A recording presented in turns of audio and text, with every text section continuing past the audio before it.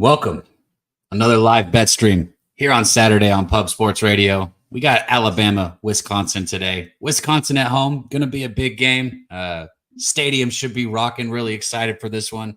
If you tuned into the tailgate, we got cappers on both sides. We got people on Alabama. We got people on Wisconsin. It's going to be exciting. It's going to be electric. I personally have not yet bet this game, which means I'll be able to find a live spot. I like that. When I come up here with you guys on these live streams, I like to be able to get in on the game.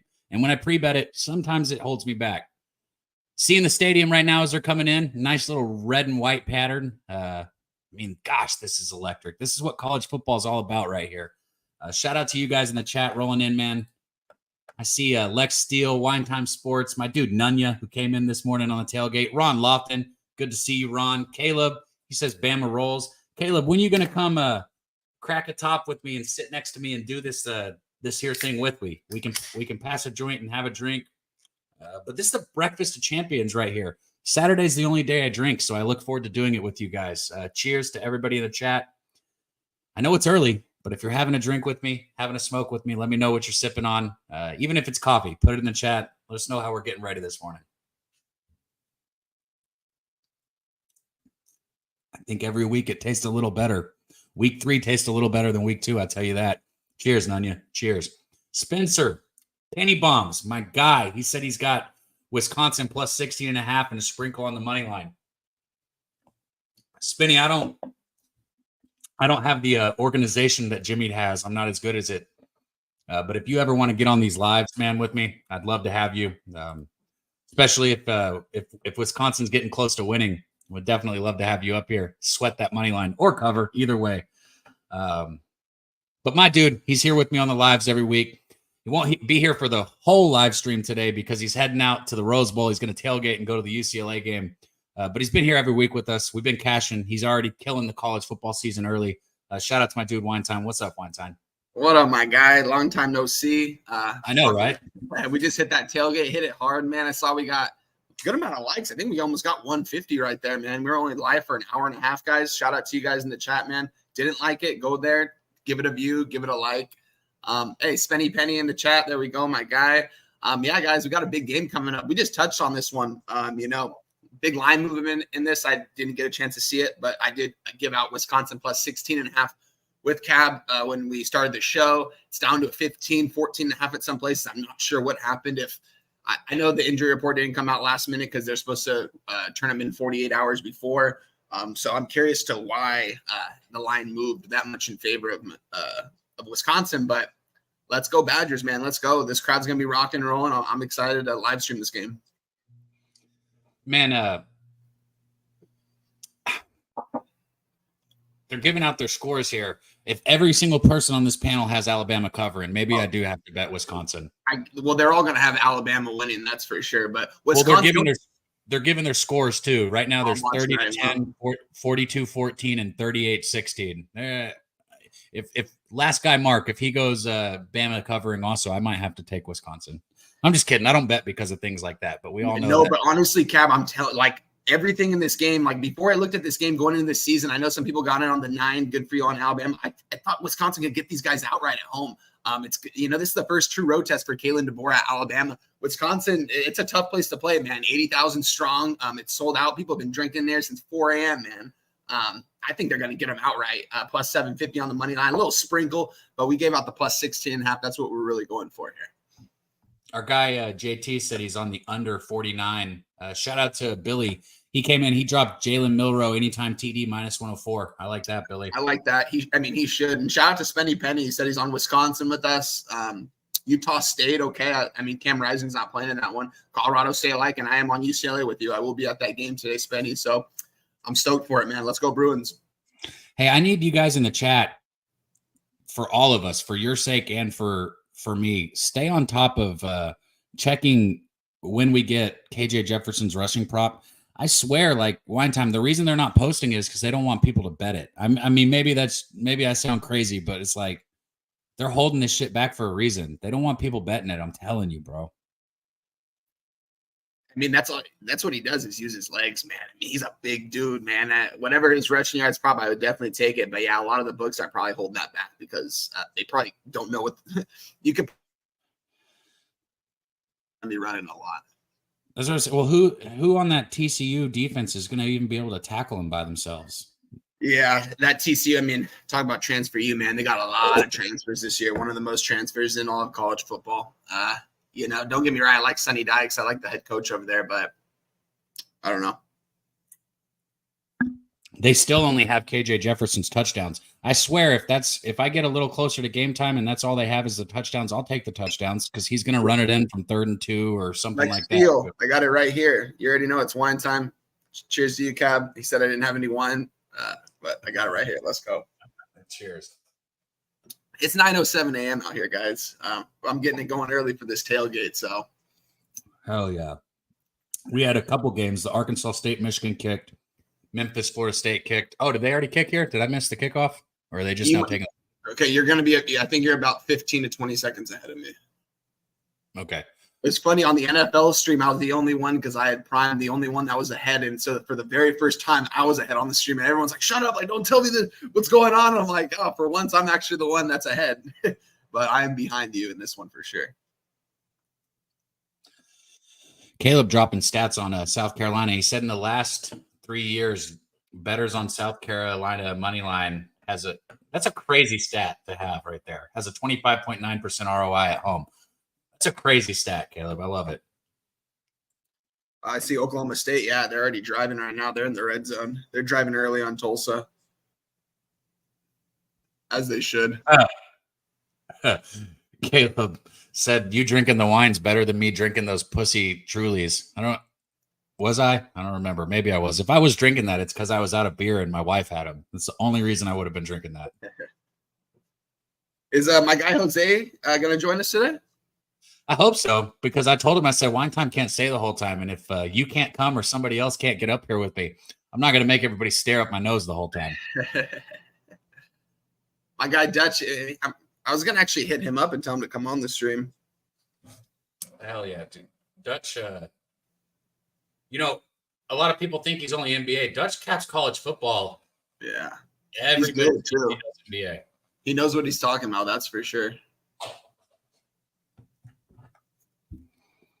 Shout out to Nasty Name in the chat. He was a little confused earlier. Boston Sauce was pre-recorded last night. He messaged me and he was like, dude, he's like, how are you on both screens? And I was like, oh yeah. He's like, last night was a pre-recorded show. That's why. Hell yeah. Well, we do have a special guest that I wasn't even sure would come or not. I always drop in the link because when he can come, I like to have him up here. And I'm sure he'll have something to say. We had his co-host with Knowledge for College, Guns On, this morning. But this guy's doing big things. Make sure you follow him on X. Make sure you follow him on social media. Make sure you follow him on YouTube.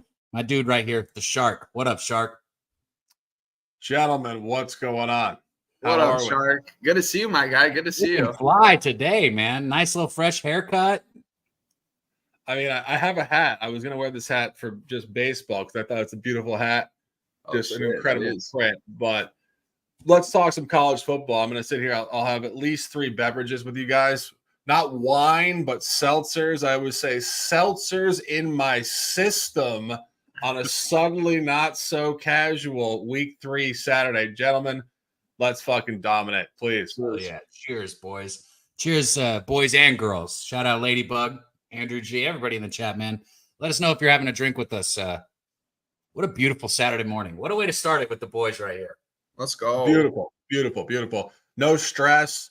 I was just sweating a little Man City money line. I laid 500 to win 100 on that. It was an ignorant bet, but they came through, and it was 2-1. It was the most irresponsible bet I've probably placed in about 4 years. But you're glowing right now. That's what it is. You won that one that you probably shouldn't have bet, but you got it, and now it worked, right?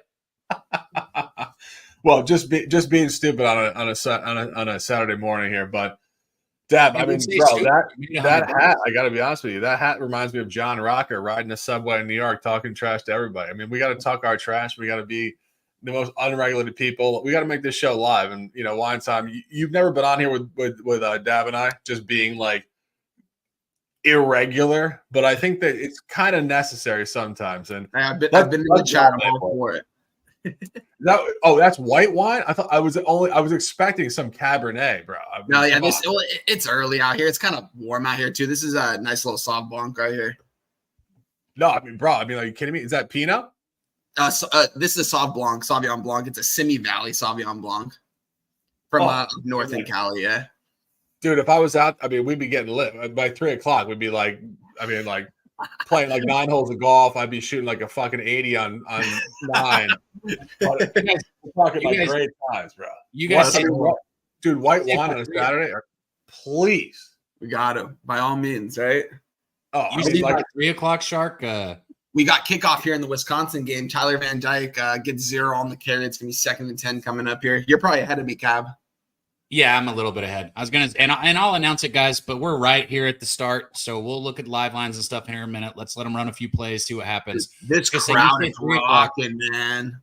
It is. Wow. You say 3 o'clock though, Shark. I get lit after my second beer because I wake up in the morning and do the college football show. Oh, good play for a first down for Wisconsin on second down.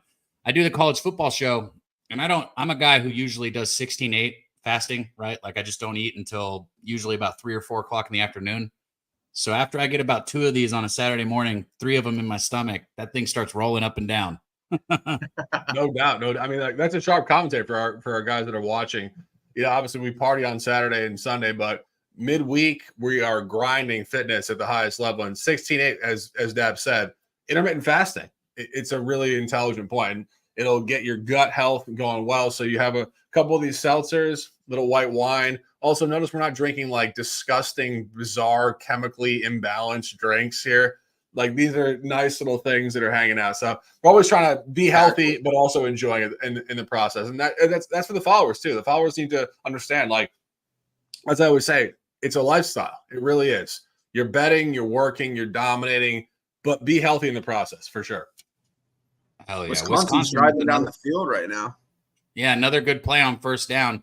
Little shovel pass out of the background to pick up a first down. So it'll be another 1st and 10. That's their second first down. But like you said, they're moving the ball a little bit. Shark, I got to get to a Wisconsin game one of these days, man. This crowd is insane right now, dude. That's one thing that I want to game against SEC. I want to do with you and Shark and the people in the chat. I want to travel to some of these like college football games. So sick. Dude, I would love to. Like, I can get tickets for A&M games. Like, I can get the tickets. I would love to go to Kyle Field. If you get here, I'll get the tickets. Like, that's my promise. Okay. All right. I know. I was gonna say one of these days we gotta like maybe do like a show live from like Southtown or something like that, dude. That'd be so sick. I'm ready to meet any of you guys in Southtown. Like, I'll be there tomorrow. You tell me drive to San Antonio tomorrow, I'll be there tomorrow. Flight for me from LAX is like $150 to San Antonio. If you from Spirit, you know what I mean? It's fucking crazy cheap through Spirit. So, dude, we don't, a lot of shows, Wine Time, are like, weekly things in that. If you could ever get in for a few days, I would literally go down there and we could do like a week-long college football show where we cap college football every day. I'd be down, dude. I know. I've thought about that. Voodoo said PSR game day in the works, man. That's what I'm talking about. We got to get together. And no, Jose, if you're in the chat, we're not all going to a UTSA game. And Cliff Yang says, is Shark pushing healthy alcohol? I mean, like, we could be totally satirical here, but we could also be mildly literal.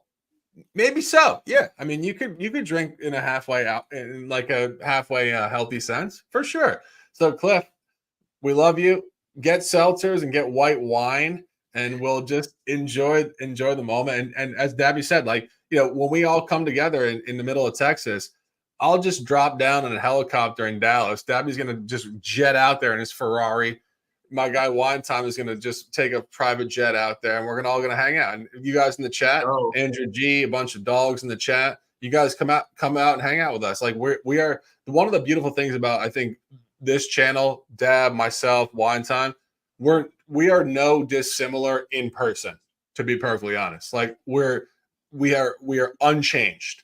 So if you guys enjoy us on the screen, you would enjoy us in person. And I think that the group meetup would be a fun time, regardless. Oh, yeah.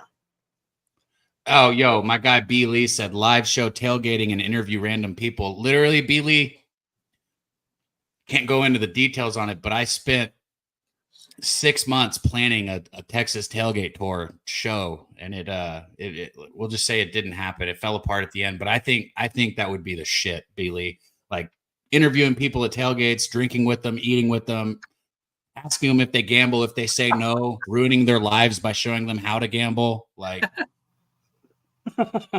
damn, big flag from Alabama. It's going to force a first down for Wisconsin, but the senior quarterback, Tyler Van Dyke, was grabbing that leg on the ground, and his teammates were surrounding him.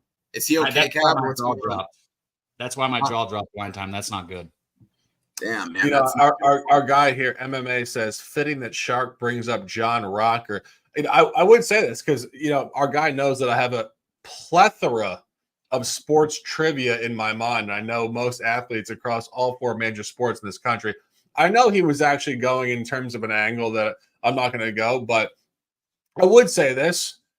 I have dated every single race in this country. And you guys need to know on this broadcast, I love people probably more than everybody in the world. So just hang the hell out, gentlemen. Please stop throwing shade at myself because I love you guys so much. And I love Dabby is my absolute top dog. Wine Time, my top dog. My guys in the chat, also my top dogs. But I know the John Rocker comment was it's the insinuation, the comment he made on the subway. And you guys, this is also, I'll just say this on the broadcast. I don't give a fuck, to be perfectly honest with you guys.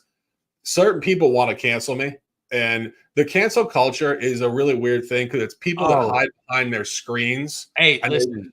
They want to incite me to say things. And they think that I'm like going to do this and that. This guy needs to literally look in the mirror and say to himself, I need to chill. This guy. I love this guy. It ain't going to happen, bro. The guy you're talking about, and you know what? I always say this. I'm glad you're in the chat. Fuck it. You're giving us a view. But he trolls Dutch all the time. Like, you're responding to somebody that doesn't do anything but troll. So just know that. Like, this motherfucker literally shows up every time Dutch is on screen to say something. And Dad, let me just make this comment. And again, this is beautiful content, but it's real talk. It's real energy between the 3 of us and the entire broadcast across what we're doing here. So go back to 2014. I'm in a bar in South Philly, and I walk into the bar, and I'm the only white person in the entire bar. And to be perfectly honest with you, I had never been in an environment in my life in terms of like being in like the actual hood, like real hood, like the Wire type of hood. And I walked in, I said, guys, what's up? What's going on? I ordered a shot, took a shot, just sat there, just chilled for a little bit. And I said to you guys, I said to my guys, I said, you guys good? Everything all right? And they were like, yeah, everything's pretty good. I started talking to them. I talked to them for 6 or 7 hours. And we're talking about like the realest conversation in the world. This is pre-Trump. This is before the world was so polarized and the whole thing. And I just said to them, I respect you guys. I love you guys. And they said to me, genuinely, I love you too.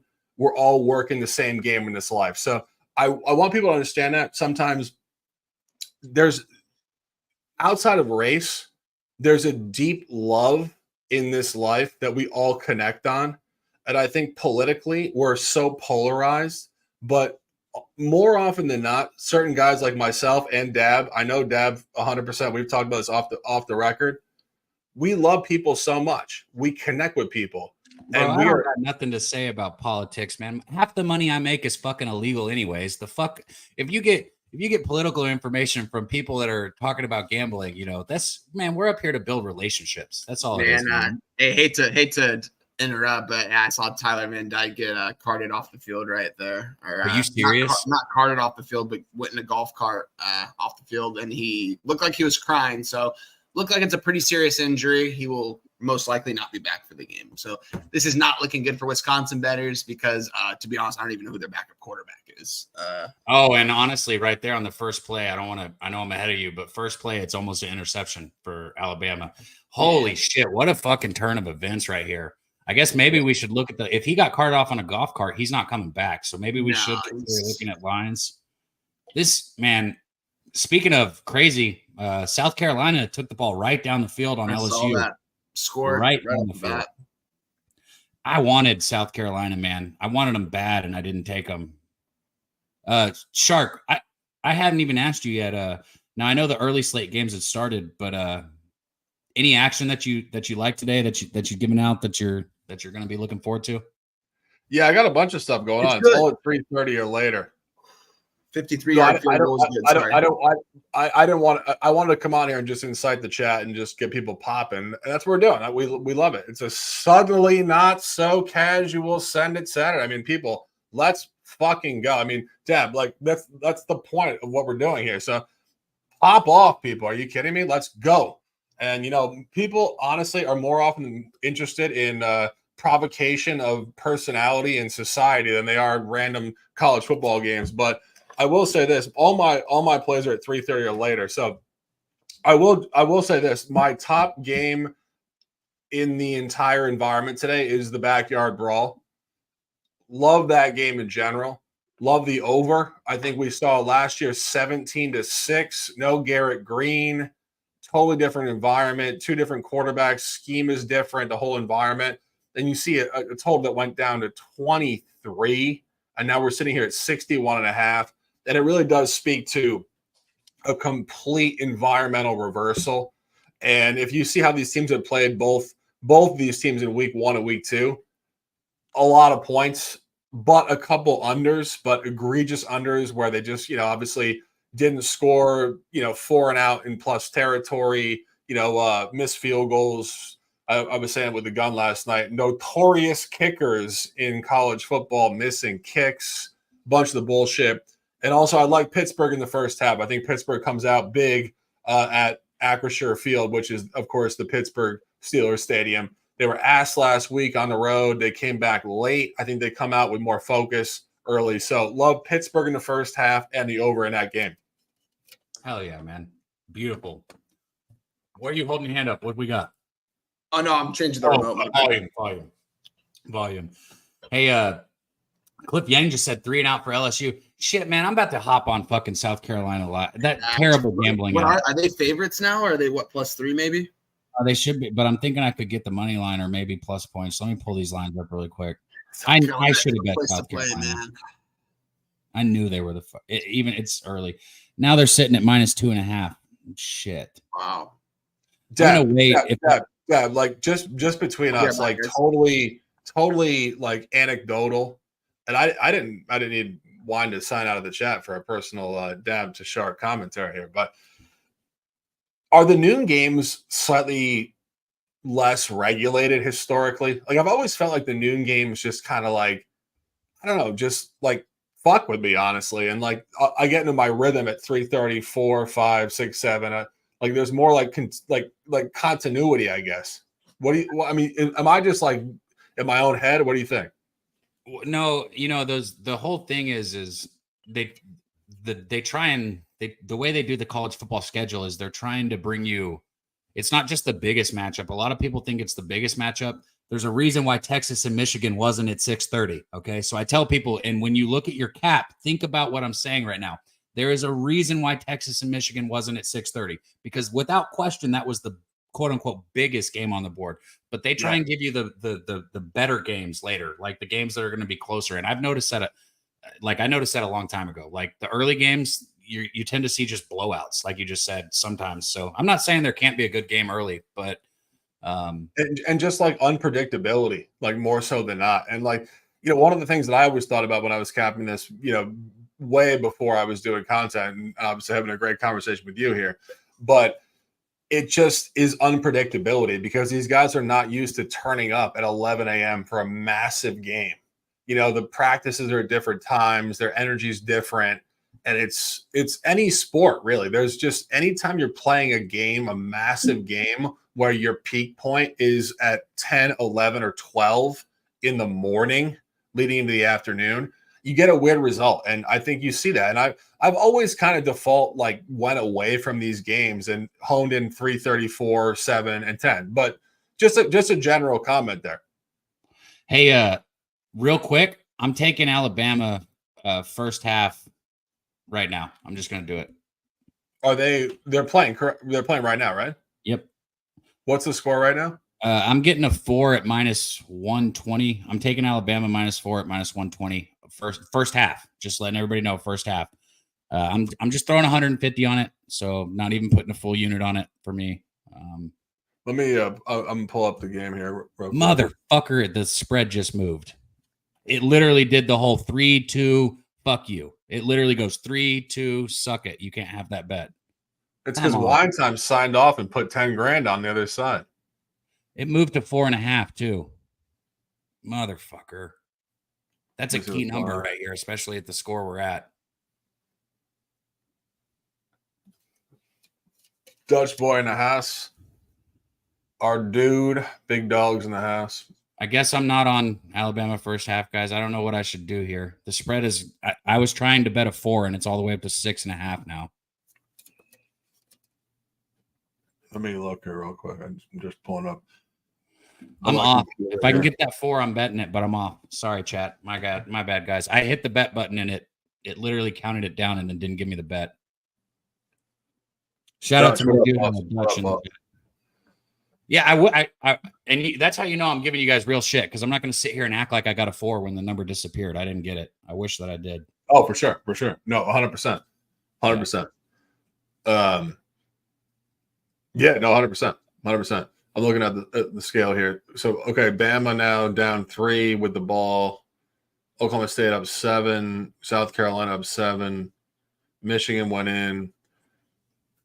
I'm telling you, these noon games are always just kind of, at least in my opinion, I know the chat's got 1,000 different opinions, and it's the chat pros, which people call them. It's the chat pros, and they always know better than we do. But the chat pros, let us know what you got in the chat. We would love to, put you guys on the screen. I mean, literally, we bring you in, but also just drop your plays and just see what's going on. Well, my dude Smoking Mirrors said he's going to take FSU and wipe my Norvell with it. That's fucking hilarious. That's good money. Yeah, Dutch was in there saying it's tough to be a FSU fan, man. I hope I'm not riding that same boat with you after the A&M game today, Dutch. I mean, I just can't. I need to look at the actual books, what kind of numbers they're taking. But I swear everybody that we fuck with is on Florida. Everybody that we do on Twitter with is on Florida. Deb, I haven't seen your plays before this broadcast, but I have A&M first half -2.5. Let's go. I'm on A&M 3.5 full game. Yeah. And I honestly just think that the first half is just a beautiful look, just numerically. You get 2.5 on a 4. Books love it. It's heavier in the first half than the game. I mean, Deb, you've been living on this in college sports for the last decade, and it's true. Like you know the split. It's really the split. It really is that first half. It's just some energy. It's like a road energy, and you saw what they did against Miami in week 1 at home. Like, this is not the swamp with Urban Meyer here, guys. This is potentially a contaminated event. So, Dad, what do you think? I agree. I think, man. So for this game here, I don't have any concern about A&M's defense, right? And we can get into the quarterback play. You got Lagway probably going to start. I think they'll run both. I think they'll run Mertz and Lagway. And the thing is with Mertz, he knows the offense. He's been the guy. That's why I think they'll both be there. Personally, I'd go with Lagway, but I think that we see PT from both of them. And for me, I guess it just comes down to the fact in this game that the line says it all. Like A&M getting up to 4.5, A&M sitting at 4. What are we cheering for? Big stop, 3rd and 5? Yeah, 4th and 5 coming up here. I mean, they're probably going to kick a field goal. It's going to be about 44 yards here for Alabama. Let me know if they make it, Kev. I got you. I think actually you're ahead of me by a split second. So you're good. You're ahead of me. Well, and I'll say this about the first half too, that you hit on, Shark. Yeah. Everybody has their opinion on whether or not, refs are in on things, whether they're not. I don't like to go down that road. I don't like to have that conversation with people. I don't like to talk about Vegas making a phone call. Not my thing. But what I will say is in the first half, I don't feel like I ever had to work. Let's go. Misses from 46. Wisconsin remains in the lead 3-0. They've got good decent field territory. Well, he did shank that. What a shit kick. Let's go. That's huge, fellas. That's huge. We're already 5 minutes away from the end of the first quarter. Let's Wisconsin needs to run this game out. They need to continue to run the ball, especially without Tyler Van Dyke in there. And they need to take time off the clock and keep Jalen Miller off the field, honestly, because they went down pretty quick. They had a couple big time plays that got them in the red zone. That crowd's rocking, man.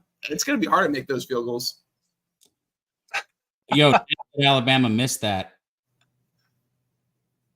Maybe I'm going to regret it, but I'm taking the 3.5 first half here. I know that there's a whole bunch of momentum towards Wisconsin here, but if their quarterback's out, that was the reason Winetime's cheering is because that was a huge stop right here for Wisconsin. Yeah, it's huge. Wait, Caps, I'm sorry, I missed it. What are you taking right now? I'm putting 150 on Alabama first half, and this time the line's not going to move. I'm doing it right now. It's 3.5. I got minus 112. The bet's in. You guys can tell because it's a commercial this time. So I got Alabama first half, 3.5. I'll be like 10 seconds. I'm grabbing another beer real quick, guys. No, you're good. LSU, I saw someone said that they had an interception. It doesn't look like it, though. Oh, it is. Yeah. Big interception for LSU. They're going to be out there on 20-yard line here. They're going to come back out on the field with their offense, try to put some points on the board. I'm on the under in that game, though, Shark. I'm on the under 48 in the LSU game, so I'm hoping that there's a scoring on that opening drive. I hope from this point on, they play a little more conservative, not as much scoring. You got anything in that game? No, I didn't bet any of the noon games, so I'm just sitting here watching you guys sweat and in-game bet. Like I was saying to Deb when you went off the air for a second, one of the things that I've always – I don't even know why, but I just subconsciously kind of felt like the noon games were just abstract because it's a weird kick time. I've always just leaned towards the 3:30s, the 4s, the 7s, and not only that, but the mid-major, the small market games and the whole thing. But I don't have anything live with you guys, but I will tell. I'm going to go on here. I'm pulling up the book right now, and I was ordering a bunch of hats last night. I was looking at a fucking beautiful Philadelphia Eagles hat, a Milwaukee Bucks hat. I've just pulled up my computer. I'm like, we got 3 computers here in the lab, and we're hanging out. So somebody said in the chat, just gamble. And I will say this, we love to gamble, but if you guys were hanging out with us in the bar, it's so much life, gentlemen. And for the chat, the reason why you're hanging out with us is because it's so much life. And you could sit there with your guys and you could look at the wall and just put out bets. But it's so much life. It's the Dab. It's wine time. It's the Shark. We're hanging out here on a beautiful Saturday morning. Dab is back, and let's go. Anybody talking about just bet, you obviously didn't fucking tune in earlier. And if you're only tuning in here and not tuning into the tailgate, well, I wouldn't say anything rude. I appreciate you being here. But tune into the damn tailgate too, man, because if you're saying just bet, listen really quick. Wine time, LSU, South Carolina under. Wine time, Texas, over 55.5. Wine time, Washington State, plus 5.5. Wine time, Wisconsin, plus 16.5. Wine time, Florida, plus 4. Wine time, UCLA, plus 3.5. I can go on. My guy Earl Sports came on. He gave us Notre Dame minus 9.5. He gave us Florida State minus 6.5. He gave us ECU money line, even money. Dutch Boy Fresh, my co-host of the sesh, he came on. He gave us Oregon State plus 17. He gave us the under in the first half of the A&M Florida game, under 23.5. Guns Picks, who you can catch with my dude Sharks. He came on and kicked us off beautifully. He gave us Tulsa plus 20.5. He gave us Tulane plus 14. He also gave us ECU money line. My dude Moose, he gave us ECU money line. He gave us Florida first half under 23.5 right there along with Dutch. He gave Vanderbilt team total over 27.5 and first half minus 6. My dude Kong Clips, who should be in the chat also, he came in, he gave us Georgia first quarter minus 6.5, full game minus 22.5, Kentucky team total under 9.5, Old Miss ATS, Miami ATS, and Texas ATS. Again, that's a mouthful. So anyone saying just bet, and I didn't even cover my bets, right? I gave out 4 bets also. We made a bunch of fucking bets. Now what we're here to do is, make a few live bets, see if we can find some good money, but also hang out, have a drink with you guys. The fuck out on a subtly not so casual Saturday morning here on the West Coast for wine time. It's only 9 a.m. I mean, this guy is a legend here. Been up since 5:30 a.m. 4 hours already. Cheers. As I always say, cheers up, fears down. The chat, don't let the fear take over you. Bet what you're thinking. Let's dominate, please. Let's go. Let's go. Big first down for Wisconsin here. I know. They're just they're going to, from here on out, they're going to play. So DJ Big Boss just texted me. He goes, I just moved on. Fucking same thing as you. Alabama -3.5%. I was like, Cab just did too, actually.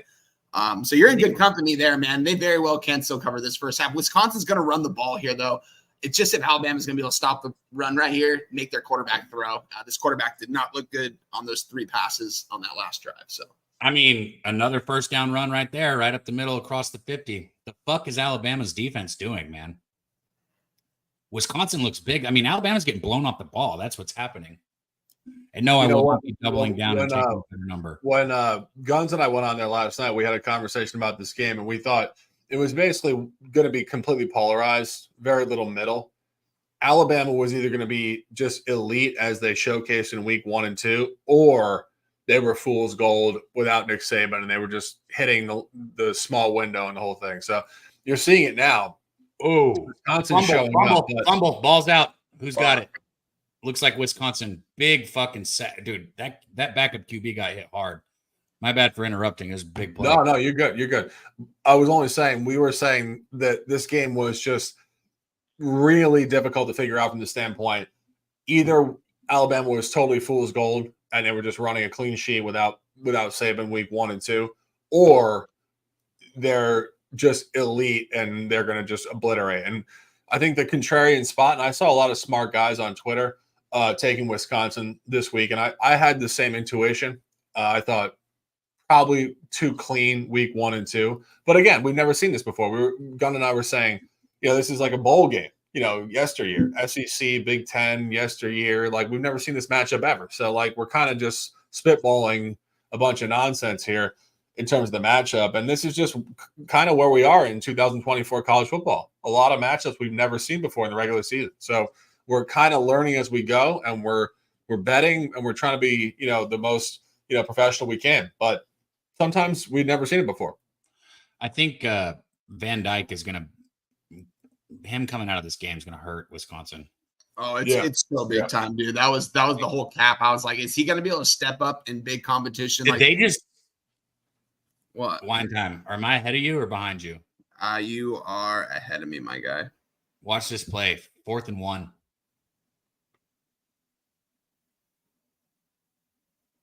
I was talking about the 3rd down play, by the way, too. I'm about to watch that right now. I know it's on 4th and 1 right now for me, about to come up. I got the phone pulled up, too. That's why sometimes I might be ahead, because I'm looking at the shit. He might have got it. No, 4th and 1. I thought he got it on 3rd down. What? How the ball was not over? Here it is, 4th and 1. Wisconsin. Oh, they do snap it, but there's either a timeout. I think Wisconsin called a timeout. So timeout with Wisconsin. They're going to use their first timeout here on a big 4th and 1 play right here early in this game. It's Bama knows what they're going to do, run right up the middle. It's if they can stop them for a yard right here. I mean, Whiskey, they're not going to – there's no way they can punt it right here. I know they have a really good punter, and they could probably punt it with – give it to them on the 5-yard line, but it's too long for a field goal here. This is going to be a tough spot. They're definitely going to go for it, though. I thought he was there, Spenny. He looked like the arm was there. The ball looked like it was at the line. I was a little confused by it. I don't know. Man, we're getting close to 100 people. Let's pump this up, man. Hit the like button, share the video. Let's get up over 100. I'd like to have at least 150 people in here hanging with us if we're going to be doing this live, because it rolls quick. The tailgate comes into this quick, but I enjoy sitting here and having a drink with you guys. Oh, it's beautiful. I mean, I'm honestly just sitting here. It's 12:40 p.m. here Eastern. Deb, you're in your Central time, right? It's 11:40 for you. Yep. And one time you're West Coast. 9:40, yeah, 9:40 a.m. out here. So we are spanning the entire geographic region of the United States here. For those people in the chat, let us know where you're at. If you're not drinking at 9:40 a.m., we forgive you, but check your own quality on that. And it really is a conversation, really. And I have a bunch of plays. Dad, we were talking about plays and plays and plays.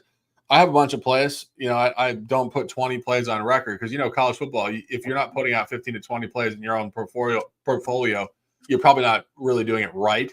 And I think just putting out what Dab has said, and this is something that I've done for the last 10 to 12 years, first half bets are pretty much my specialty. you always want to find emotional environments for teams that are coming off of spots before and reactionary to the new environment. I'm sorry. No, and Dab just hit a bet. So. Damn. I didn't hit a bet. Big fourth down stop for Bama. Helps my bet. Yeah, damn. Oh, hell yeah. But just to give you guys a couple of plays, I'll wait if you want me to. But no, go for it. Go for it. You're good. I You're good. The big play. Alabama got the ball. They stopped Wisconsin fourth down. So I hope you hit this first half, Cab. I just want it to be like a very close first half for you, so I can stay within those 16.5 points, man. How about I'm up by 4? I'll take that. I'll take that. Yeah. What are we looking at, Shark? I love it though. What are we looking at, man? For sure. And I got 4 first half plays. And again, I think it's very spot specific. It's not necessarily about winning the game or covering the game, but it's just about how a team's going to come out either on the road, at home, this, and that. Love Oregon actually in the first half on the road at Oregon State. And I know I think Dutch had Oregon State plus 16 and plus 17 or something like that. Mm-hmm. But I really think Oregon, having played horribly in their home stadium in the first 2 weeks, is going to come out here in Corvallis, juiced up. And again, you got to remember, this is a very good coach. And as a young coach, there's a lot of expectations. They were terrible last week, and they almost lost the game. And I think they have to come out on the road. And I think the line really correlates to it. You got almost a minus 10 line on a 16 for the game. So the books think this is a big first half spot.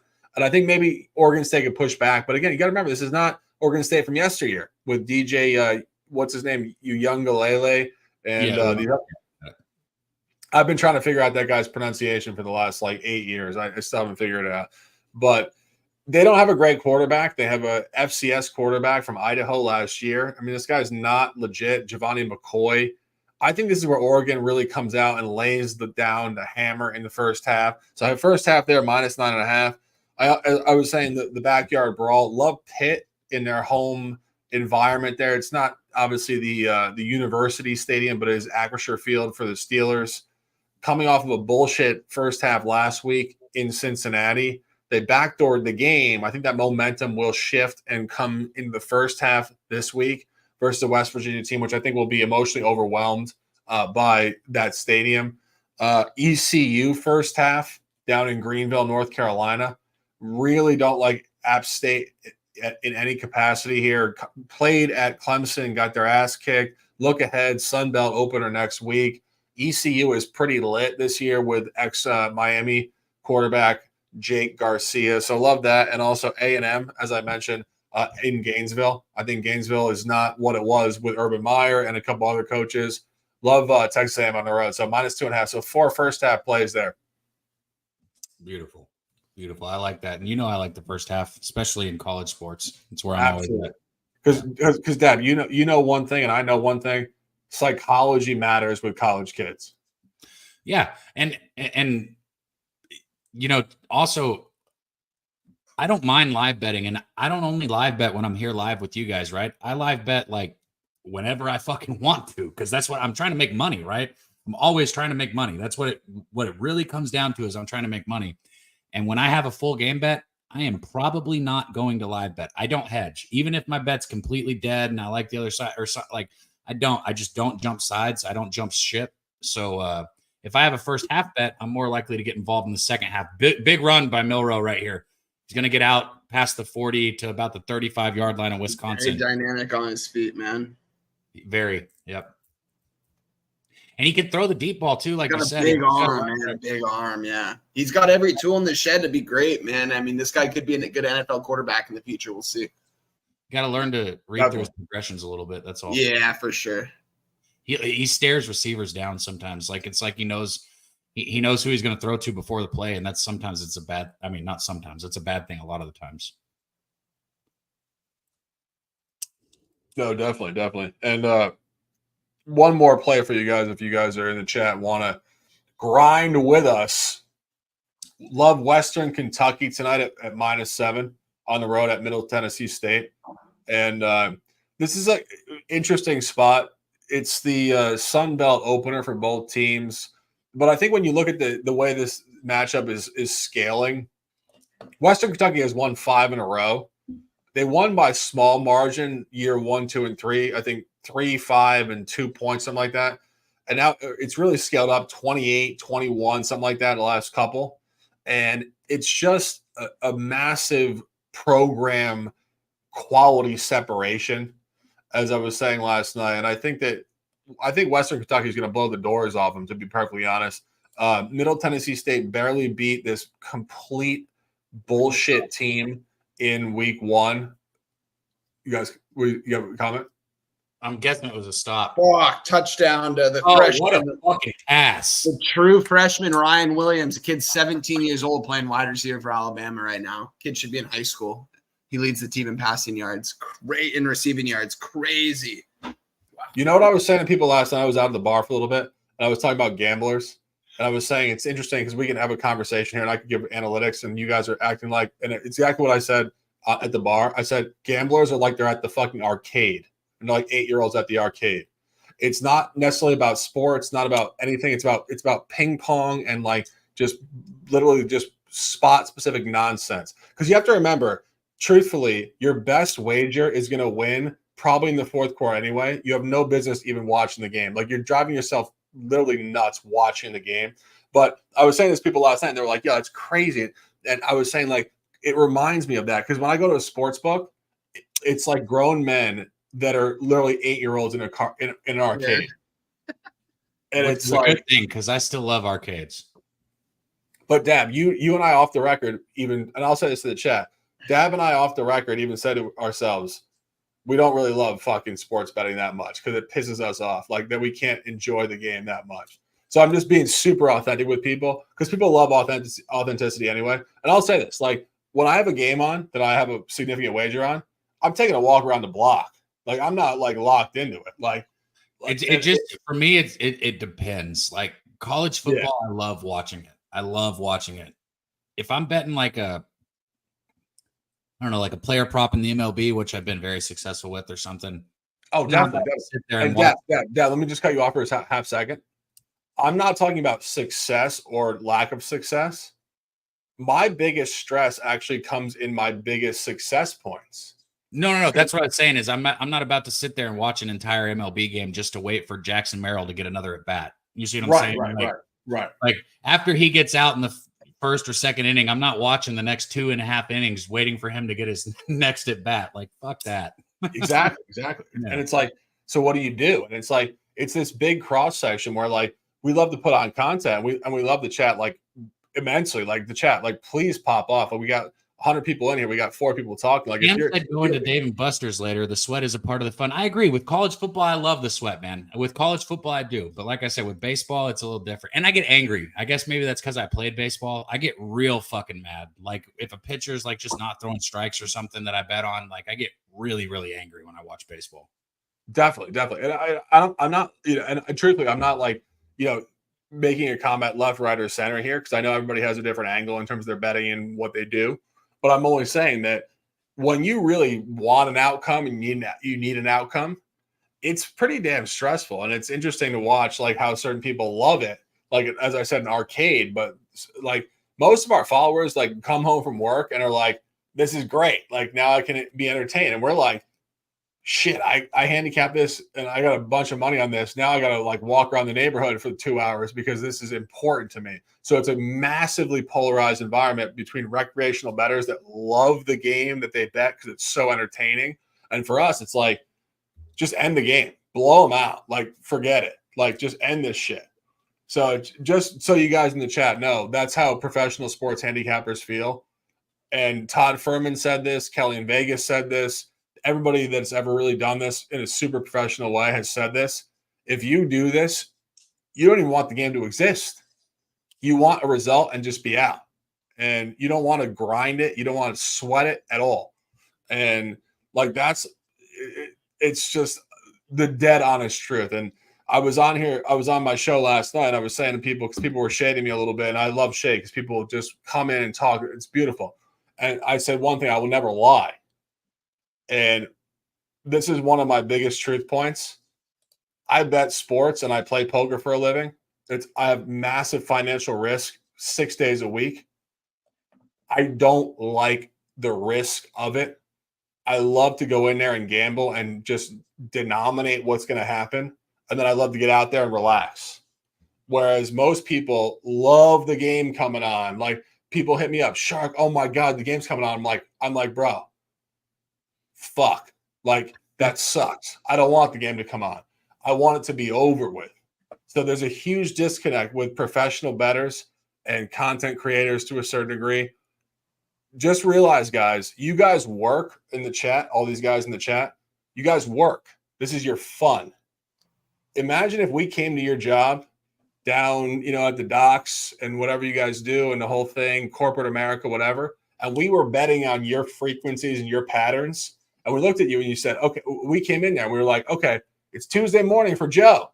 We're going to bet his over-under on his frequency of coffees because he's so stressed every day. You'd be like, this is driving me nuts. And we'd be like, and one time when I would go in there, we'd be like, this is hilarious. This is so fun. Like, because we're sports betting at 9:00. So we come in there and be like, it's so fun to bet on this guy, his frequency and his pattern, over under 2.5 coffees in the morning. You guys just need to realize, this is what we do for a living, some of us at least. So we don't love it like you guys. And this is why I do though. I love it. I know, but Dad, you don't do it for a living. You coach people in baseball. No, listen, I tell everybody this. I'm a hustler. That's what I do for a living. I find ways to make money and I fucking make it. Gambling is one of the ways I can make money. Exactly. But I don't fucking punch a clock and I don't fucking do a 9 to 5. I make my own goddamn money. That's what I do. I haven't worked for a person since 2009. So I'm right there with you. All I'm saying is that I don't love the sweat. Like I don't get like a high from the sweat. Like it's not like I, just when I drink a beer or something, I get like a high. I feel good. When the game's on, I'm like, I got to go away. I'll come back later. For sure, man. I saw South Carolina about to score again right now on LSU. Are they on the 13? Dude, I'm gonna be kicking myself all day for not taking. Me too. That's what I said on the tailgate. I was like, dude, South Carolina's. I remember we were both saying that they could very well win this game outright. I didn't end up taking them just on the under, but something tells me that South Carolina is going to get these guys 7-0 and a first. They're on LSU's 13 right now. We'll see what LSU can do on defense right here. They haven't been able to get anything going on offense. Have not been able to move the ball whatsoever. This Wisconsin game, Cab, is it on your screen yet, or is it still commercial? It just came back, yeah. After the first quarter, it was 7. These commercials for the quarters now are so fucking long. It's crazy. Dude, you noticed that too? Dude, all of these games are just like 30 minutes longer than they need to be, honestly, with all these, like the commercials are sometimes longer than the drives. It's like, I don't want that. Mitch Morber said, God, FSU looks awful. Boy, I almost took them first half today too. I am so glad I didn't. 3-0 at the end of the first half. Like, what the fuck is wrong with that football program? Rance said, who bets FSU? Boy, I'm glad I didn't, Rance. Boy, am I glad I didn't. Terrible. Cam said Wisconsin's QB looks so bad. Yeah, he looks awful, man. He looks lost. He looks like he didn't get any reps with the first team in summer camp. I mean, they just brought in a transfer quarterback that needed to get all the reps he can get. This guy's been working with the twos. They're going to have to run the ball, but I don't know if they're going to be able to run it efficiently because Bama knows it's coming. It's 4th and 8 now. They're going to have to be forced to punt it back to Bama, and Bama has been driving the ball both times they've had it. They just missed that field goal. Yeah, 4th and 8. Oh, we only have 4 games right now, right? I mean, there's probably like you got Central Michigan, Illinois, there's Boston a couple College, Missouri. Oh, we have smaller market games going on as well. Yeah. Right. I'm Looks like Texas Tech's up 17-7 right now on North Texas. Right. You could have blocked that punt if you would have just got your hand out. Damn. Apologies, Kev. I gotta run. I gotta get ready for that tailgate at UCLA, man. I'm sorry, boys. I wish I could stay here a little longer. I gotta fucking take the clothes out of the dryer. I'm gonna be heading out of here in about 45 minutes to the Rose Bowl. Check me out, guys, on X, Wine Time Sports. With the Abby Cab every Saturday morning on the tailgate, and this with Boston the Sauce and Who Bangin'. Follow me on Twitter, man. If you ever want to talk ball, need advice on anything, just hit my DM, man. Always willing to talk. If you need advice on anything, just hit me up when it comes to sports betting. You know what I mean? Especially college football. But let's get this cash today. Shark, pleasure being on camera with you. I think this is only like this. I know I've been on camera with you last year once, but it was for a short amount of time. But watch your channel all the time. I love what you're doing over there. Appreciate you for coming in. Dabby Cab, my guy, always appreciate you being on screen and inviting me on with you, man. Let's keep making this cash. Always wine time, man. I love Let's doing go, it. boys. Hey, go Bruins. Oh, what do you say? Go Bruins? Go Bruins. There you go. I cut you. Shout out to wine time, man. I love capping with him. Great capper. He actually just wanted to get that nice little screenshot of himself just like slightly in the middle of us having this great conversation here. Yeah. But that we're in here. What's going on? Man, my guy Smoking Mirrors just sent me a fucking picture. Let's see. 1, 2, 3, 4, 5, 6, 7, 8, 9, 10, 11, 12. It looks like he has 12 games going that he's watching right now, all on different screens at his own place. And he said it's a sickness. Shout out to my guy Smoking Mirrors in the chat. I dropped you a link, Smoking Mirrors. You can always hop in here. Hell, if any of you guys that I know, like I can't trust any people that could be a troll, but anybody that's always here rocking with us, if you want to come have a drink, you can. Shark, don't feel like just because it's just you and I, don't feel like you have to stay here. Like if there's a point where you have to bounce, I sit here for the whole game. So, I mean, you don't have to beg me to hang out with you, bro. You're the man. And my guy says, Shark, what game should I bet you'll be taking a walk with? I think one of my best bets, I really like Pittsburgh in the first half.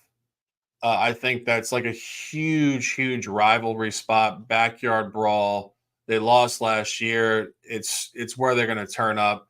So if you want to do that, and I'll take a walk. And my walk bets are usually the ones where I really care more and have a little more on it. And I'm pretty much like emotionally invested as well. But take Pittsburgh in the first half, I think. And not only that, but I think the game should go over. So you can bet both of those. And I honestly feel like that's a 2-0 board there. So Top Set said he sold Pitt first half. I can't hear walking bets without laughing right now. Sorry. Oh, I mean, the beautiful women that are doing all the walking bets. Yeah. Is that the new thing? I mean, I've been doing chest press so I could compete with it, like I was just like getting in there. Well, I gotta say, shout out to Taylor. She came on the sesh with me on Mondays back when the show first started. She's too popular to come on now, so she won't be on now. But she came on with us back early on, and I like her. She's awesome. But at the same time, those walking bets crack me up, bro. They crack me up so much. For a while, if anybody commented on it, if anybody said anything that was sexualized at all, she like blocked them and was like, "Oh, get out of here." Now she's finally starting to like be like, "Oh, okay." Like I'm like, man, you're literally jogging right now to make those things bounce, and you're getting mad at people for making comments about it. Like, get the fuck out of here. You could sit down and talk if you wanted. Don't. I mean, we all love it. Don't get me wrong. We love it. Oh, like, I know. I know. I mean, like she's pulling. I mean, what she gained like 100,000 followers because of it. I mean, like that's why I said I'm working on it myself. Look, like you guys can see, I'm doing a little chest press here, 225, 20 times. We're trying to, Dab and I are trying to get the ratio up here in our chest quotient. But I mean, like you got to give her a shout. She's very self-aware. She's great, a great marketer, no doubt. And I think, like as you said, she came on the show with you. And she's a great girl. I mean, like there's other women in the industry that are, I'd say, far more standoffish and like inaccessible. And I think Taylor is just a good human being. So there's no shade for me at all. I think she's just doing her thing. And, I'd say it's great. I think it's great. And bro, I mean, like in this life, I mean, you got to own your shit, right? Like male or woman, like you got to own your shit. So if you have it, do it and be good at it, so no shade for me there. But I know a lot of the people in the thread here and just in general love the walking bets because they are definitely. Well, let's just be honest. Any guy who doesn't love those walking bets, it's okay, but you're probably gay. Likes guys. That's what I'm saying. It's okay, but you're gay. Like I don't care. I'm just letting you know if you don't like those. I'm just letting you know the way it is. Like no big deal. But if you don't like them, you're gay. Like I'm just gonna let you know. Like that's all there is to it. It's like that the old thread like back in the day. You know how we know you're gay because you don't like Taylor's walking. Boom, Shout out to my dude Dutch, and he's right, man. I got to give Joe a shout out. As far as all the talk about females in the industry, Joe, she holds it down. Joe's a real deal. She's a winner. Joe's a winner. I'll say that right now.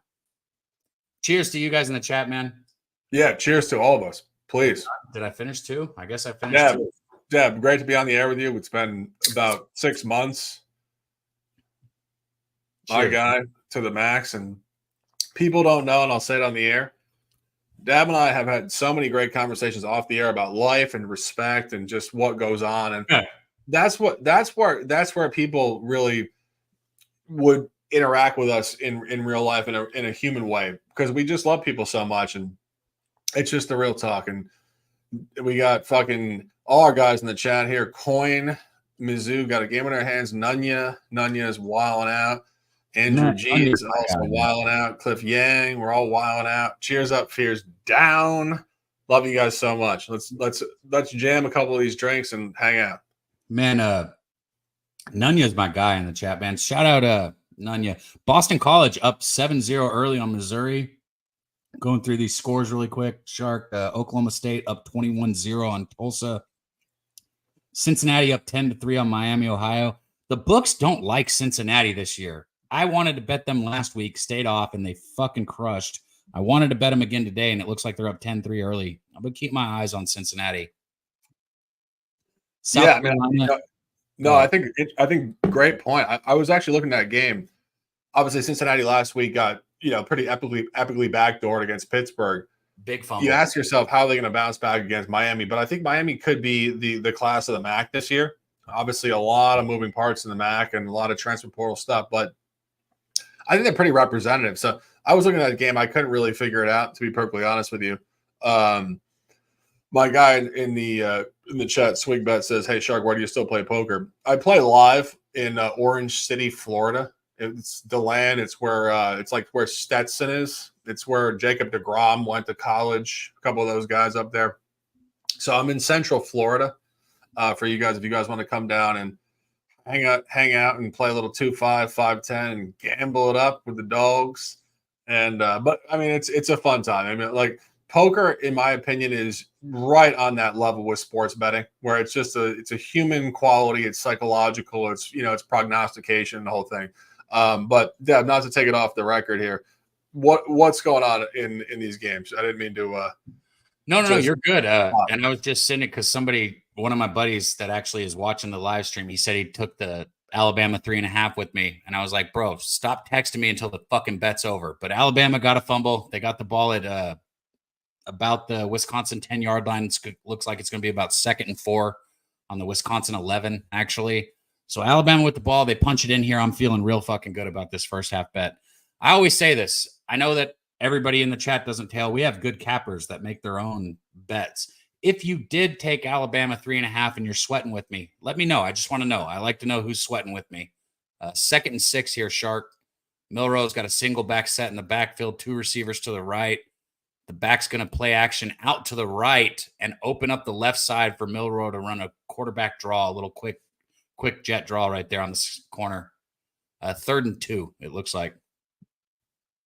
Boy, I love it. I love announcing football games. I love doing this, having a drink with you guys. Oh, definitely.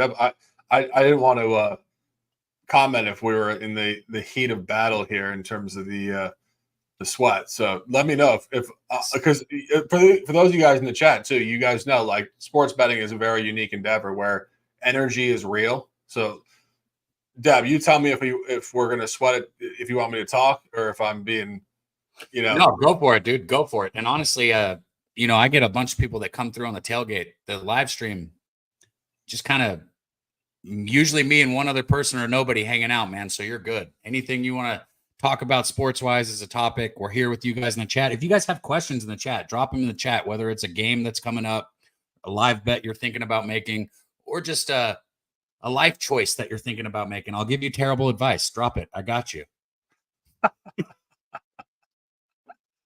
No, and that's where I made the comment, though, because I know, like, if you're sweating a live bet, like, certain times, like we were talking about walking around the neighborhood or just going for a walk, you don't want to deal with the chaos of somebody just chatting in your ear, when a big bet's going on. So that's where I was just making that point out of respect. I think anybody who's ever made a reasonable wager in the chat would definitely connect with that. And I only got 150 on this live bet I made. So that's, for me, that's not, I mean, I want to win. Don't get me wrong. $150. oh, without question. Like, I want to win, but this ain't something that I'm not going to be ripping my shirt off if I cash like I did on that one live stream. Yeah, without question. And Tyler said, I don't sweat live bets. That's funny, man. I'd sweat anything if money's on. I don't, all that matters is the amount, really. yeah, it's like my guy here says, Truth Teller says, I don't sweat bets. I think it's always about how much it means to you. You know, it's financial, but it's also emotional. You know, like, what does it mean to you in the moment? You know, as Dab said, he's put $150 on that. You know, if you have 1,000, but 1,000 might mean nothing to you if you just said, like, fuck it, I don't care about 1,000. You know, it's about how much the money means to you. And it's about your life. It's about where you are emotionally. You know, like, I had some bets going back to when I was with my ex-girlfriend where I was actually so stressed out, not because I upped my bet size. I've always bet 1,100 to win one, but because I'd be out in my new environment trying to socialize with people in a new space, and I couldn't be myself because I was so stressed out about it. And it really kind of drove me nuts. So I think it's very circumstantial. It's very societally driven. It's environmentally driven in terms of how much a bet means to you. It's not so much if you're upping or downing your bet size. It's where you are in your life, what it means to you in terms of your circumstance and what's going on. So as I said, we're trying to chat up some lifestyle here in the house as Dabby is sweating the hell out of this bet. Touchdown, baby. It got a little less sweaty. I mean, we ain't still there. We're not still there. We got 9:40 left in this second quarter. But touchdown, Alabama, right there. Milroe. Oh, and shout out to Billy in the chat. Shout out our guy Billy. He came in and dropped Milroe anytime touchdown -104. Cash that shit, Billy. Good stuff, my dude. And Alabama's up 13-3 pending the extra point right here. And love it. And good. 14-3. Alabama's got a lead. So we're in there. I saw one person jumped in there with me. I hope you guys jumped in the chat, man. These live bets the last couple of years have been very successful, especially on this Saturday show. No doubt. Who else was on here? Anybody else other than Wine Time? On the live stream or the tailgate? Just the live stream as we've been going. It's just been you two guys. Okay. Like I said, sometimes it's just me on these. So if you got to grab another drink, whatever, it's cool. In a minute, I'm going to take a piss anyway. So we're just hanging. We're having a drink, guys. Don't expect there might be a little bit of dead air here. It is what it is. We're hanging out. Hopefully you're hanging out with us. That's, roll a joint, grab a beer. Hell yeah. Whatever it is, have a drink with us. We'll go over a little bit of the later games that I have bet and Shark has bet if you guys want here in a minute. But like I said, we're hanging out. The tailgate is rapid fire. Memphis is up 10-0 now on Florida State. Holy shit, Florida State is not just bad. They're horrible. Looks like it's 4-11 for them, too, and they're about to punt. Horrible. Talk about a psychological disconnect between the quarterback and the coach. I mean, there's nothing there. Like, people thought DJ would come over from Oregon State, going back to the original conference, ACC. There's nothing there. I mean, like, I think when they were overseas in Dublin, they got beat by Georgia Tech. Georgia Tech is well coached with Brent Key, very upstart team. That was maybe surprising, but not entirely irregular and surprising. But when they came back and they lost again to BC at home as a 20-point favorite, that's where I think the alarm went off. This team is totally disrupted. And I mean, this is even more egregious. You're seeing it right now, as Dab mentioned, 10-0 in the first half here in Memphis. And it looks like the game is just going totally awry for the third week in a row, off a bye too, I believe, right? Or were they off a bye? No. They played last week. Wait, okay. No, maybe you're right. Hold on. This is week 3, but they played week 0, so for them it's week 4. You might be right. Did Florida State? I don't think they did, because they lost week 0, they lost week 1, then they didn't play week 2, and now it's week 3. So yeah, you're right. Off a bye. Yeah, you're right. So off a bye and still to come out terribly, which is even more disturbing. And just looking at these games real quick, these early hour games. But right about now is when I get just a little bit of the tipsy. What do you guys like to call it? Tipsy. I'm feeling it right about now. No food in my stomach. Third beer is about finished. It feels good. Feels good. And I'm glad to be here with you guys. I thought you were going to say right about now, the Funk So Brava, because that was the OG. I got you. Ridiculous song from the 90s that some of our guys will know, other guys will not. But what a great song that was. What a renegade song. But I was going to say, the one game that was standing out to me that I was looking at briefly, Texas Tech absolutely hammering North Texas 31-7 here early second quarter. And I thought to myself when I looked at that game, North Texas doesn't play an ounce of defense. But the thing with college football, at least in the first couple of weeks for me, you never know when things are going to totally reverse themselves and a bad team is going to be all of a sudden good, or a team that plays no defense is going to somehow have defensive, efficiency in these small windows. And I think that's also a key point on college football. It's never about like your defensive intensity. Like you don't become like Leatherhead 1985 Bears overnight. It's more so like outlierish bullshit. And like that, that like these totals oftentimes in college football just come down to the fact that sometimes these defenses are just perpetually terrible, but these guys will just not get it on fourth down.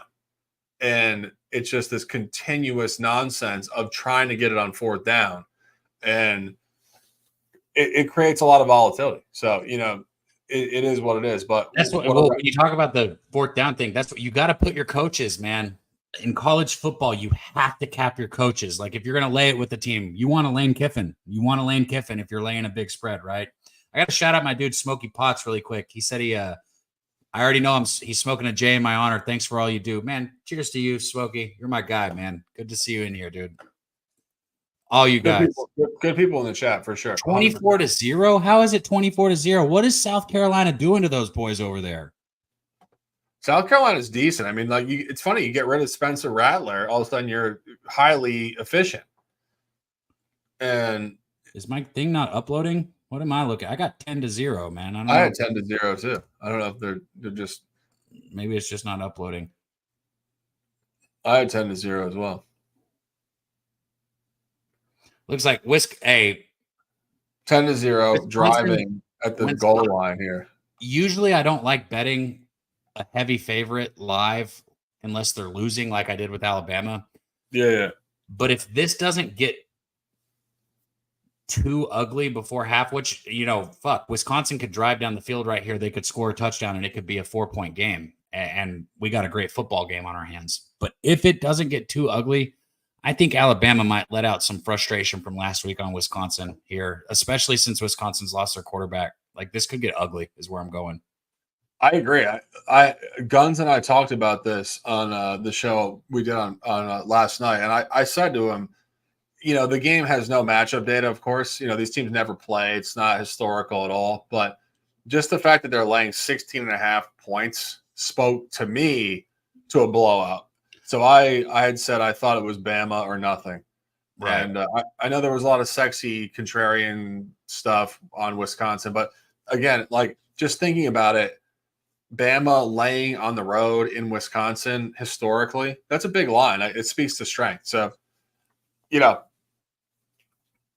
Shark, I hate to do this to anybody, especially somebody that like is guesting with me. I gotta piss so bad. I will be so quick.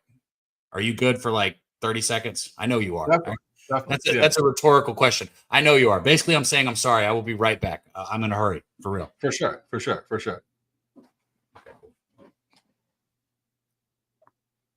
Shark's in his element right now anyways. I realized that as soon as I came off screen.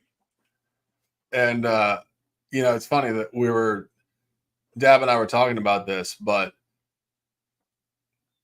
we're going to put on some music right now, gentlemen, and just jam out because this is what we've been trying to do the whole broadcast for 10 years anyway.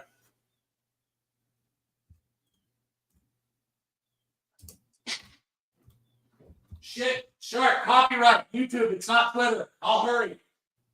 No, I got it. I'm not going to play that. I got it. Hold on.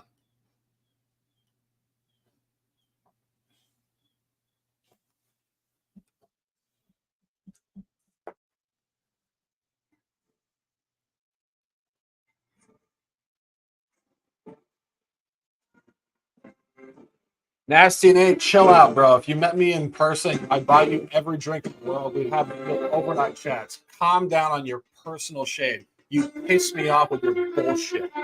Like, real talk. I'd buy you every drink in the world. I'd hug you. I'd be a godfather to your kids. I would be a godfather to your kids. That's how much I love people. So stop the goddamn shade, bro. You're a pain in my ass.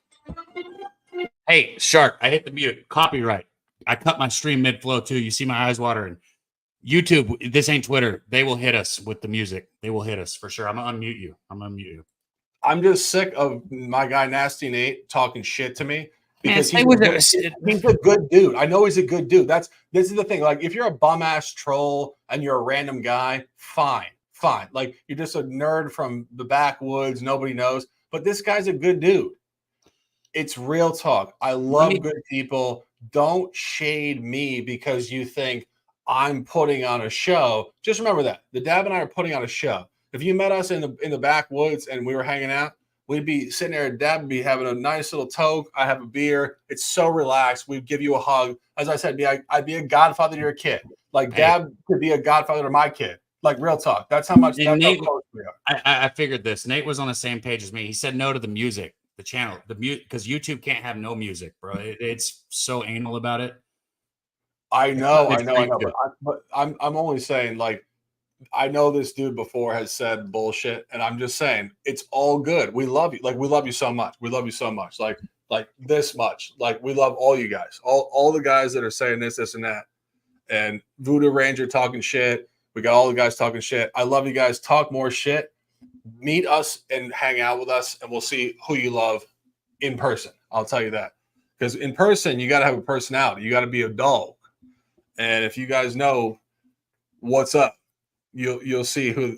And I'm not saying the Dab because Dab's my guy. Dab and I had never met, but no real things, gentlemen. If you want to go to a fucking library, hang out. But if you hang out with a shark, I'll bring you guys to the highest level. Hell yeah, man. I'm texting my dude Dutch back. And I love the chat. We're just vibing with the chat. We love the chat. And we're just vibing with you guys. Big time. Just punking my dude JT. He said good energy. That's what it's all about, man. Good energy. I know. And Truth Teller says Shark is just annoying. It's a beautiful thing. You know, it's a beautiful thing. Notice the positive ones, man. Don't fuck the negative shit out there, man. I'll tell you one thing, and I think I told you this in the private chat, but we have a lot of trolls on Pub Sports Radio. And when I say a lot of trolls, I actually think and I'm not calling you one of them, Truth Teller. Truth Teller's my dude, but I'm saying we have a lot of them, and some of them are the same people, just on different accounts. Like fuck the negative energy, man. I'm not. Jimmy will ban them. Some other people ban them. I'm not banning anybody. Say whatever the fuck you want, as long as it's not racist or sexist or something. Like, I don't care. Like, other than that, I don't care. Talk all the shit you want. You're just not going to get the time of day from me. That's all it is. Oh, I agree. And I think that it's pretty much because this noon slate is pretty pedestrian and we're hanging out. So please let us know what you guys think. We love you guys. And I was just saying to my guys, and it's the truth. It's the absolute truth. If we were in person, it's a bear hug. It's beautiful. And it's a great time, but let us know. Dad, talk to me. I was just hitting my dude Dutch back, man. He might pop on here with us. Shout out Mally Mal in the chat, man. That's my guy right there. He said it's a bloodbath. I hope North Texas gives up. Let me pull up these scores real quick. I know this Alabama-Wisconsin game's looking good for me personally. Alabama's got the ball with 5:56 on the clock in the second quarter. 1st and 10, nice little 4-yard run.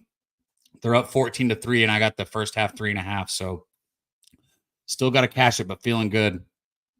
LSU is losing. They have the ball 3rd and 9 on South Carolina 26, but they're down 17-0. No points on the board for LSU. My dude Mally was talking about the Texas Tech UNT game. Texas Tech is crushing them 45-7. Michigan up 21-3 on Arkansas State. To be honest, I thought they'd be up a little bit more after getting their ass kicked by Texas last week. Oklahoma is up 28-0 on Tulsa. Boston College up 7-3 on Missouri. That's going to be a good football game right there. I'm very interested in that football game. Yeah, That's you got about it. Bill O'Brien up there. I mean, Bill O'Brien, oddly, like, talk about enigmatic. Great coach somewhere, awful coach otherwise, berating Tom Brady on the sidelines with the Patriots going back to 2010. And now great college football coach, but he wasn't a great college football coach before. So I was looking at that going back to week 0, and I was thinking to myself, how is this guy going to translate to the college game again, coming back from the NFL? And it seems to be great, but I think, he's got this great quarterback, this kid Castellanos, and he's super athletic. He was good last year. I think he's a 4th-year player. I think you're actually just buying continuous quality with this BC team. I mean, Dad, what do you think? Like you said, continuing quality. I mean, it's just nobody expects anything from them year in and year out. They cover, and now they're finally getting up there as a ranked team and still not getting a ton of respect. I mean, yeah, I think there's value on Boston College. And shout out to my dude Dutch. I keep bringing him up, but he covered the ACC. He broke down all the teams in it on Pub Sports Radio. You can still go get those breakdowns for knowledge for what's going on right now. And he said he was high on Boston College, and I laughed at him. I literally was like, dude, you're an idiot. And I guess he wasn't. I guess he was right. So, or at least he has been so far. So shout out to him for that. Yeah, I mean, and honestly, it really is that. It's Bill O'Brien back in college football. And, it's the same thing with Jed Fish up at Washington. He was a quarterback's coach for the New England Patriots. And the, bizarre connection there between Jed Fish and Bill O'Brien, both quarterbacks coaches for the New England Patriots at one point in time. And, I mean, people remember Bill O'Brien berating Tom Brady on the sidelines going back about 14 years. But the guy has a hell of a lot of balls, I'll say that. And, when you go into a locker room, I made the comment about the West Virginia coach. I didn't like his conversation with Pat McAfee before game day in week 1 against Penn State. He seemed like a surfer dude, like just too chill. Like some of these coaches, like Bill O'Brien, I want the fact that you talk shit to Tom Brady. Jed Fish, same thing at Washington. Arizona last year. Arizona ran off an 8-0 sample on ATS in the Pac-12. I want the fact that you're a shit talker. You're a big dog. And some of these coaches are the guy and some just are not. But I think Bill O'Brien is the guy, and I think he plays incredibly well in college football. I think psychologically he just has a great ability to motivate. I think just in general, what he does with players hits bigger with kids that are 18 to 23. And I think that's what you're seeing. I mean, you saw him play up to FSU. They're 2-0 ATS. I mean, they're going nowhere otherwise, really. Look like, and not to change topics because I want to respond to what you're saying, but I always update this. Yeah, whatever. 3rd and 2, Wisconsin got the football. They threw it way deep down the field, but there's a flag on the play, so it looks like it's going to go on Alabama. Hey, I'm fine with Wisconsin taking up all the time and marching down the field and scoring. We got that 3.5 for a reason. They can take it down there and score, and you guys can have your Wisconsin full game. I'm fine with that. No bullshit, no fumbles, no shenanigans. None of that. We got 3:11 on the clock here in this second quarter, Shark. It was offsides. That was the call, by the way, offsides.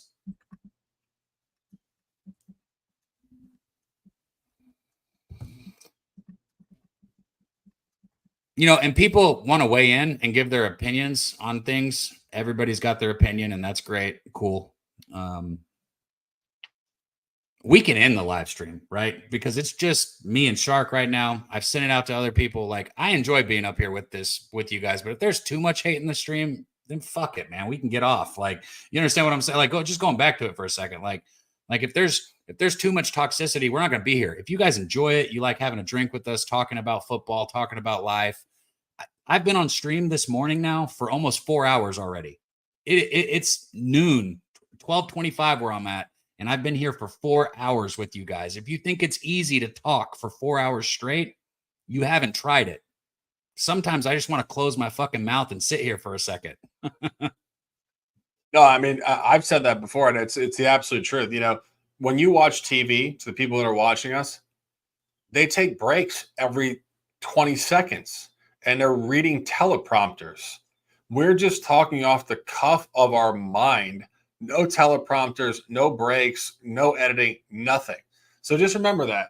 We love you guys so much. We want to put on a show for you guys and interact with you guys. So if you want to talk shit to us, do it, I guess, if you want to do that. But just realize what you should be talking to people on TV who are edited, reading teleprompters, pre-written scripts, taking breaks every 2 minutes. The Dab and myself, and Dab's been on here for an hour plus before I was even on here.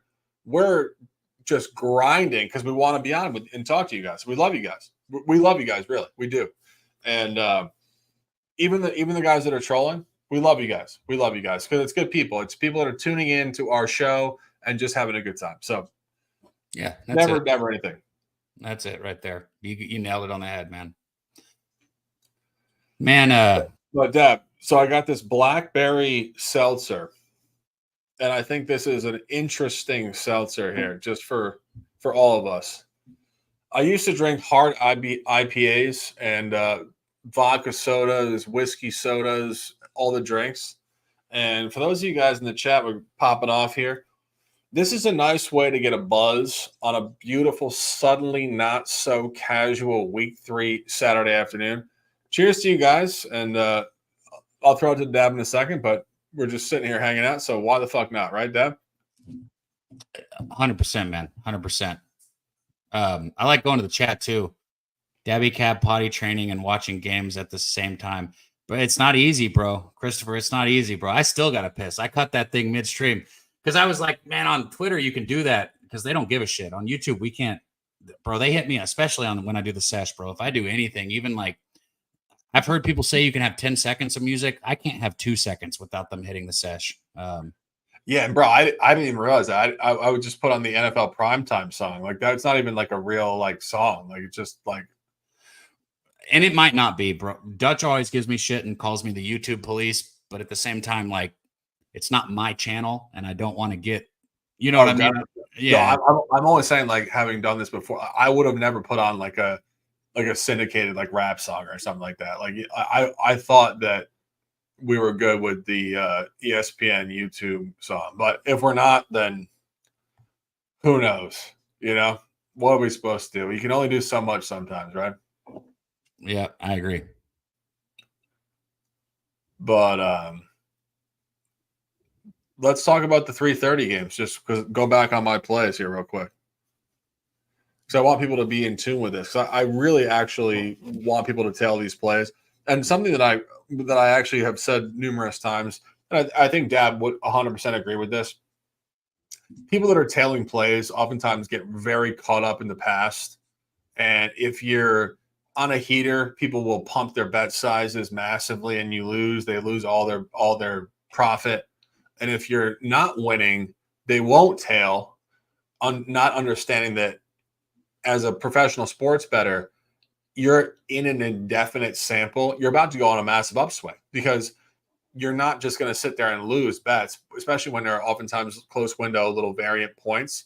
So I always say this to people, when top guys like myself and Dab are losing, that's when you want to jump on. You don't want to jump on a person when they're hot, because that means that they're probably on a little bit of a peak at the top. You want to buy low on people. So I just want that's the same thing with teams, right? I mean, it's just the same thing. You want to buy. Well, that's the same thing with stocks. It's the same thing with fucking anything in life. You want to buy low, buy low. You want to buy low, you sell high. You buy low, you sell high. That's it. That's everything, Shark. So I couldn't agree with that more, man.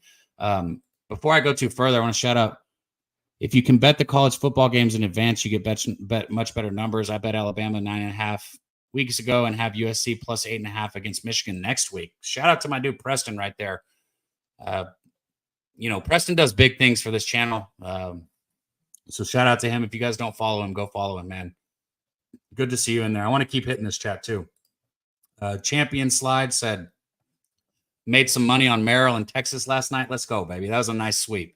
We need to keep that going today, man, but I'm glad you cashed.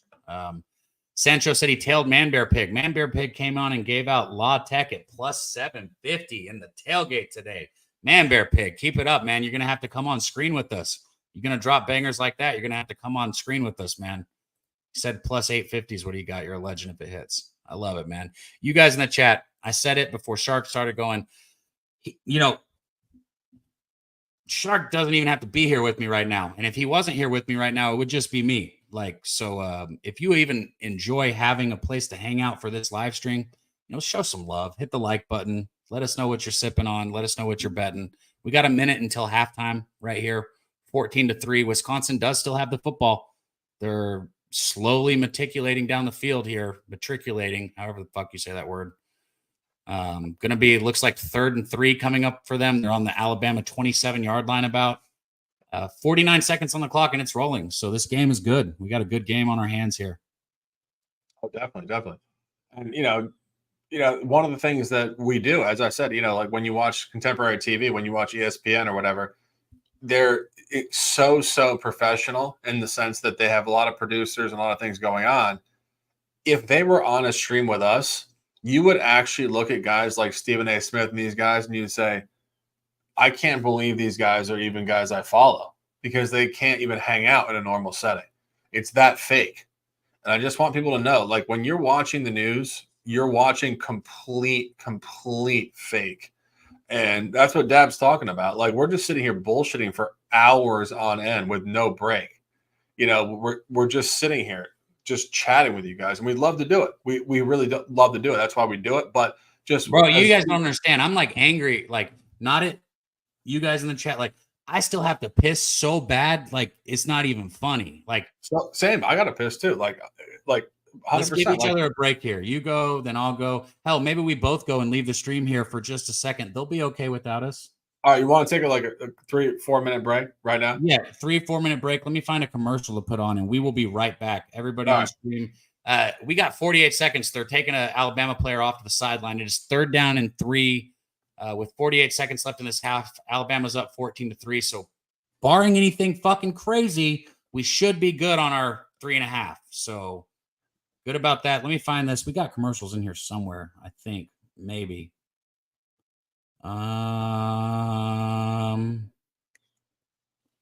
You're about to get LJ if I don't find a commercial, boys. You're about to get the LJ rap. Fuck it. You get the LJ rap. All right, Shark. We will be back in like 3 to 4 minutes. And we'll talk halftime bets. Where did that LJ rap go? Now I lost that. There we go. We'll be right back.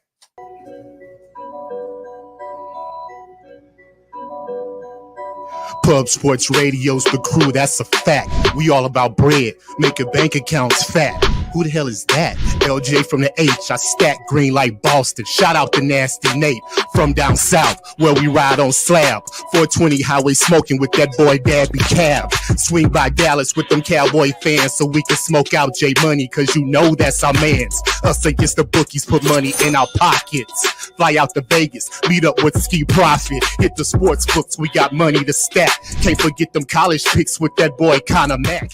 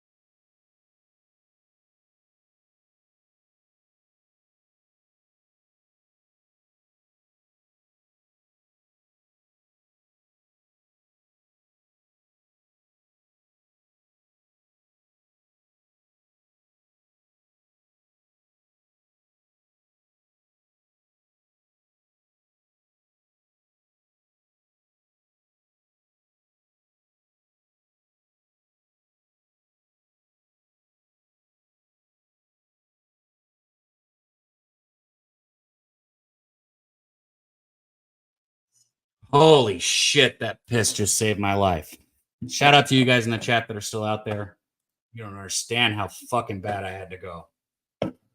Jesus Christ. We're back here. 19 seconds on the clock here. Left in this second quarter.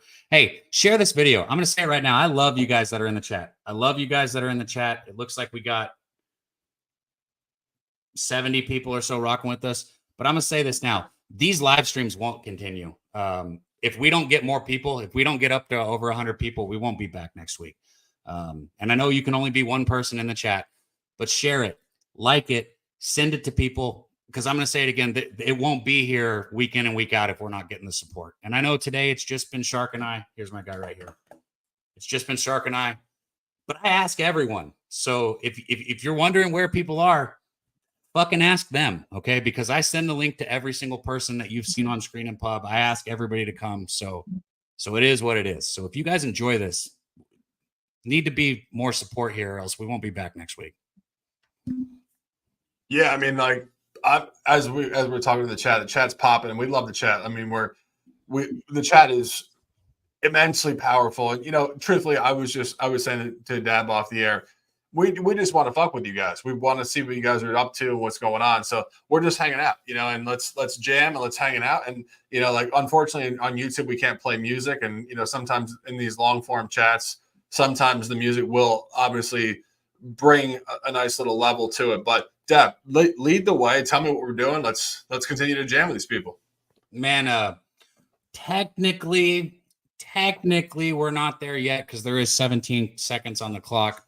But in a 14-3 game, I would like to think we can cash this. Alabama scored another touchdown. You are right. Cash that shit. We can say it. 19 seconds on the clock. 21-3. Alabama must just got a pick six. I didn't see it while I was taking a piss.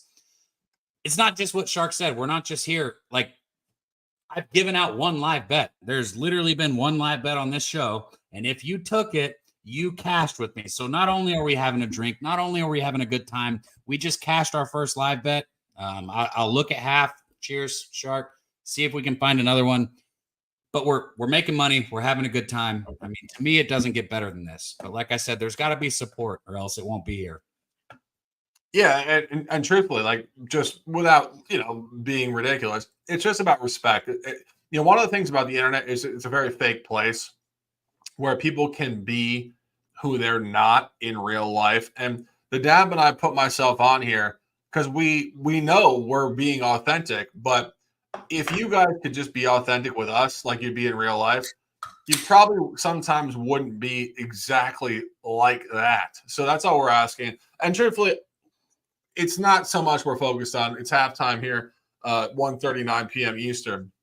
Just a little commentary point. The Dab and I having a drink. Dab, cheers up, fears down. My guy at the highest level. And let's fucking jam. No way around it. Cheers. I just cracked another one. Told you, I go to town on these Saturday morning with you guys. I got to order some more beers here. Christopher, you can, if you got to pop off screen for a second or anything, I'll be fine. I'll be here when you get back too. No, I'm good. I'm good. I'm good. I mean, I've sat in the air probably 8 hours in a row at one point. Our guy, Steve G just said TDSC, and Tom Leach said LSU's trash. Man, LSU is bad. Oh, it looks like it got closer though. See, I hadn't looked. So 17-10, or did SC just score again? These college football games can flip in a half second. I mean, way more than pro football. Like, I got to be honest, like, coming up in my game, like, I came up from the New York area. I always follow professional football. And, like, you watch an NFL game, if a team's up that big, like, you don't expect them to come back. But, like, college football, I mean, it can flip in a half second. I'm not telling anything, like, super crazy, but it really is wild sometimes in terms of how these games can flip. Particularly, second quarter, third quarter, fourth quarter. Am I not wrong? No, you're absolutely right. Right. Like, sometimes you just see a game and you're like, in your mind, you're like, there's no way this team has a chance. And then all of a sudden you look back and you're like, wow, they literally it wasn't even like, the Patriots 28-3 Super Bowl where it, like, methodically had to happen every play, like, for everything to happen correctly. Like, in college football, it's just very loose like that. Like, they can just come back, like, no problem. Like, Like there's interceptions, no problem, turnovers, bullshit plays, whatever, and it is what it is. But I agree completely, man. Our guy Saturated dropping the 38 days until NBA, Sharky. Oh yeah, no doubt. Love that. And appreciate everybody in the chat. Like, Dab and I are sitting here kind of just bullshitting because, like as Dab said, we're basically hosting because we love to be here with you guys. And that's it. Like we don't really have anything else that we gain from it other than the fact that we love to be with you guys in the chat. So we love you guys. Pop off in the chat. Tell us if you think we're terrible. Tell us if you think we're great.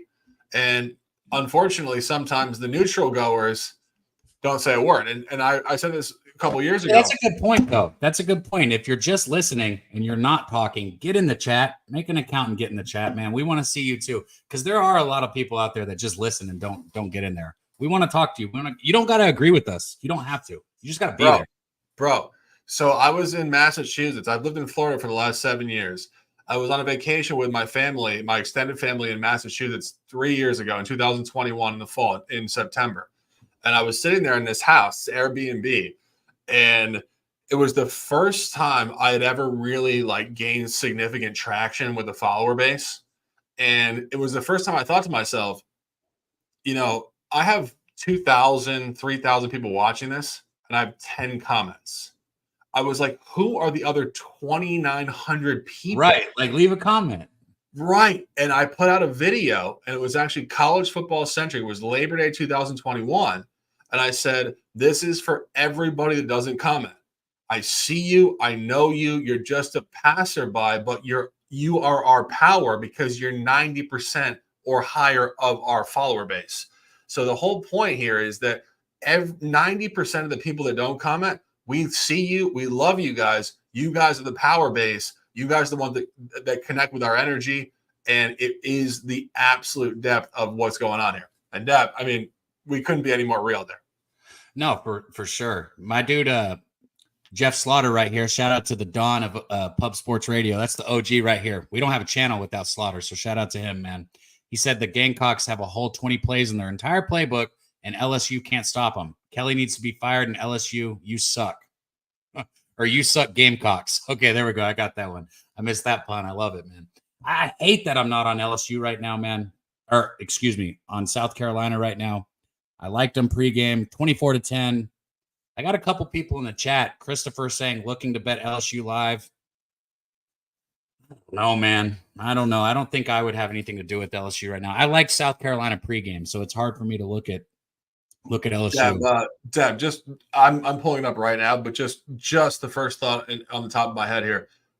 When LSU was poor in Vegas to open the season against USC, did they make a move in the second half? Do you remember? I feel like that was a good game the whole time. Kind of throughout, just whatever. Yeah, I feel like that was a good game throughout. Yeah. If you're asking about Kelly's halftime adjustments, he's all right with them. Right. That's what I'm saying. Where people are talking about, this and that, LSU going to come back. And I was looking at that game and I was thinking to myself, I mean, first of all, I would say this, and I think it's a very, very nuanced point in terms of sports betting across all sports, basketball included, and also maybe baseball in terms of bad bullpens and stuff. But when you see a game that's super high scoring, the deficit is not as wild as it would be if it was a really defensive oriented game. So if you saw a 24-10 game and this was the 85 Bears versus some other team in the third quarter, you have no chance of coming back. But some of these games, it can flip real quick. We're looking at 34 points here and LSU is already kind of driving to a certain degree.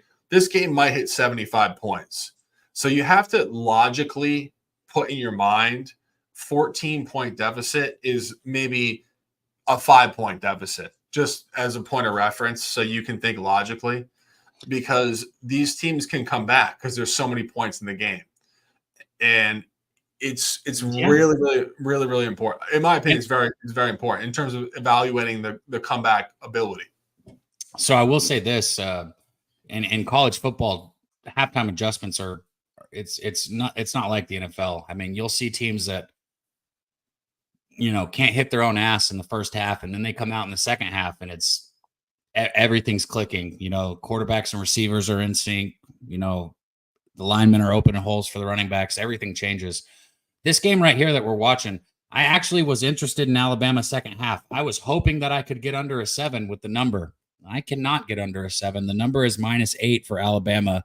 The total in the second half is sitting at 21.5. And I'm being completely honest here. I feel like both are a coin flip. I wanted Alabama under a touchdown. I think the best bet for the second half, if I was going to take second half action, would be that -8 for Alabama. I think Wisconsin's in a really shitty situation here without their QB. I think Alabama is going to take out some frustration from last week, playing bad competition closely up until the end of the game. And then the total, 21.5, right? Sitting at this total. My knee-jerk reaction is over, but then is Wisconsin even going to score again is my question, right? Is Wisconsin even going to score again? And if Wisconsin does not score again, I think 21 is where this sits, because I think Alabama puts up probably between 17 and 21 points in the second half. And I think Wisconsin puts up between 0 and 7. So that's where I'm at. Would you be interested at all in either of these halftime bets, the side +8, -8, or the total at 21.5? Let me just refresh. I was actually looking at something else. Let me just refresh the board here real quick. What was the point you were commenting on there? Just that I did want Alabama second half. I actually thought it would be a good bet, but I thought it would be under 7. They got that number sitting at a -8. So just continue to blow them out. Just continue to blow them out. Yeah. So which is what I think happens. Yeah, I agree 100%. And that's what we were talking about before. We thought that this bizarre scheduling with Bama coming over to, Wisconsin with like a bowl game, but like totally overmatched. But I would say this, just looking down the board here, I do like LSU second half. I think LSU could come back, and I think they could come back and win and potentially cover, to be perfectly honest, because as I said, there's so many points in the game. I do think the second half under is probably a better look than the over. I don't think this pace is going to continue. I think they might score here. It might be 24-17, which of course is 41 points trending to 82. I think you're going to see it under point in the second half. And I think the best look in that game is probably LSU second half for those of you guys who want to bet that. Looking at other games, Michigan is right on the mean. Illinois is playing terribly against Central Michigan, which is just standard. Florida State's awful. La Tech is probably egregiously surprising. NC State. I would suggest that NC State probably has some access to come back in that game. I like NC State to come back at home against La Tech. And I think that, the fact that Texas Tech is up 52-7 against North Texas is wildly egregious. I think the best bets, in my opinion, here second half, LSU second half, and what was the second one I said? North Carolina. Yeah, I think North Carolina State to come back. Yeah, and I think NC State is actually the best bet of the entire board in the second half, actually. Well, chat's dropping in here. Touchdown LSU. So this game, 10-24 looks pretty ugly at half. 17-24 is a completely different looking game. So that's what I'm saying. Like, they're only favored -6 in the game. That's within range 100%, like without question. For sure. And I think you're going to see them push back right to that mean. I think the mean is probably sharp. Again, this is a matchup SEC, ACC, SEC, but they haven't played in a long time, as far as I know. It's funny because when I read, I try to stay unbiased, but when I read the chat, well, it started with our guy Slaughtery. Where did that comment go? He said, how about book it with Trent, give it out North Texas, fade Trent and get rich. Look, I swear to God, and maybe I'm wrong, but he has to lose on purpose, right? Like, there's no way he's that good at losing. Like, you know what it is? You know what it is, Deb? Like super real talk. He is just the champion of recency bias. He looks at what happened in the past and he says this has to repeat itself. North Texas looked pretty good the first 2 weeks, right? So it's all about what happened in the past has to repeat itself. And I've always been fundamentally the polar opposite of that in my handicapping. look at the law of averages, expect it to go the other direction. Don't let recency bias affect you, is what you're saying, basically. Precisely. Yeah. Every single one of my plays, and I've said this on the air, and people in the chat have watched me now for 7 years, sometimes with you, oftentimes by myself. I've always said to myself with people as well, I'm basically the book. I'm the book. Like, I'll take a loss when the book take a loss. Like, Miami Dolphins were favored against a team that had beat them 10 out of 11 times. So, if you want to be like a fish and just say, like, the books know nothing, I'll take the loss, because the books never are making a team that was getting their ass kicked for 3 decades, basically, just because it's arbitrary. You know what I mean? Books always know. And sometimes it goes awry, and sometimes you don't win, and that's fine. But the point is, stay the course with the book lines. You're the book. I'm the book. I'm the book. And the book lines today are all over every one of my plays. And the thing that it just makes me comfortable, because, Dab, I mean, let's be honest, right? The books are the billionaires, right? Not us. That's true. Yeah. And that's why I think with these live shows, there is opportunity at live betting. Like, I'll use pitchers as an example in baseball. I always say you're either progressing or regressing. There is no in between. You're not staying the same, right? Precisely. And the books give us these numbers, whether it's LSU -6 and you're saying you like LSU's, second half, or whether it's a total at, 53, I don't know. And then we only see 3 points in the first half of that football game. Well, the odds are it's going to go over in the second half if they put that total at 53 and we only had 3 points in the first half. Everything is either progressing or regressing. There is no staying the same. Exactly. So, and I can't say that enough with betting. Like, if you have that mindset with betting, especially live, like, fuck content, fuck the shows, fuck all that. I'm talking about money. Like, you want to make some money in your account, you've got to have that attitude. Everything is either progressing or regressing back to the mean. Okay. Without question. That's the key right there. This is like, we're getting here, like, the halftime hour of the noon games, but this is the core centric point to winning sports bets, way outside, as Dab said, of being a fan, enjoying it, sprinkling parlays, drinking shots, hanging out, which people are doing. We want them to do that. Please never change. But if you really want to make money, I'll get a shot on that topic. If you guys in the chat, if we get a new member or a dono, I'll put this beer down. I'll go grab me some tequila or some vodka, and I'll take a shot with you guys. Go ahead. My bad. I'm just saying I'll have a shot with you guys. You don't. No, you're a dog. My God, like, this is where we're getting in our flow here. I mean, like, I'm with it. I don't have any hard liquor in my house, and I could order some right now. I haven't drank hard liquor in like at least 2 months, but we got a bunch of guys hanging out here in the house. BJ, Chip Pilar, what's going on, brother? BJ in the house. Chip, we got Slaughter in the house. Slaughter's the dog, as Dabby always says, the Don of the enterprise, and great person. And I'd love to meet all you guys actually at one point in the future. But what we're really talking about here is the significant difference between being a bettor that expects continuous positive results in your bank account and just being a bettor who wants to have fun. And I think that's a beautiful thing. Really, I think it's a beautiful thing. I think some people just want to come home from work, throw a parlay, say, you know what, I might make $700 today. I might not. It's basically a bar tab. That's what a lot of people, and it's interesting. This is a conversation, and will offend some people in the chat, I know, because they only want to hear bets. But God damn it, I've been up here for 6 hours now. We got to talk about something. Look, how do I say this with how you just said that? It's content and bets are two separate things. And that's what's hard to do, to get up here and create content. There are so many people out there, and some of you in the chat might be this person, and that's fine. I'm still glad you're here. They want to put $100 on 10 different parlays for the weekend because they have $100 that if they lose, they're okay with losing it. And the truth is, that's the majority, I think, of the people betting. They don't know what they're doing. They're getting into it. They want to play the lottery, but instead of actually buying a lottery ticket, they want to do it with the parlay in sports. And I get it. I got no problem with it. That's cool. And then there's people like Shark who want to bet, $1,100 to win one, right? You're betting, $1,100 to win $1K, doing it for a living. And it's hard to appease everyone up here. It is not the easiest thing.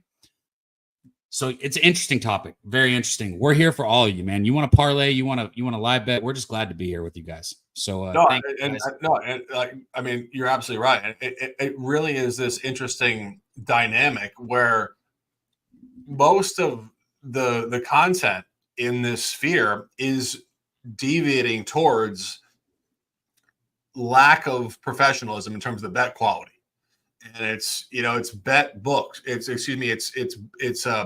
like book bets. It's like parlays. Like you watch all these different people that are putting out content, and like I would be the first person in the world going back in my life about 10 years that would totally fall into the trap. I'd be like, wow, there's a lot of beautiful women that are putting out content. They're putting out these great plays. Boing, boing, boing, boing. Yeah, I'd be like, this is amazing. Like, this is amazing. Like, I'm doing a bunch of stuff in my life. This is incredible. This is exactly what I should be doing. And that's exactly what the books want you to think. Well, you should be doing same game parlays. You should be betting all sorts of money line, inflated odds, all this stuff. Dad, talk to me. Well, shit. And I want to get to the dono and the member, which I'm about to, because you guys are most important. But I got to piggyback on that.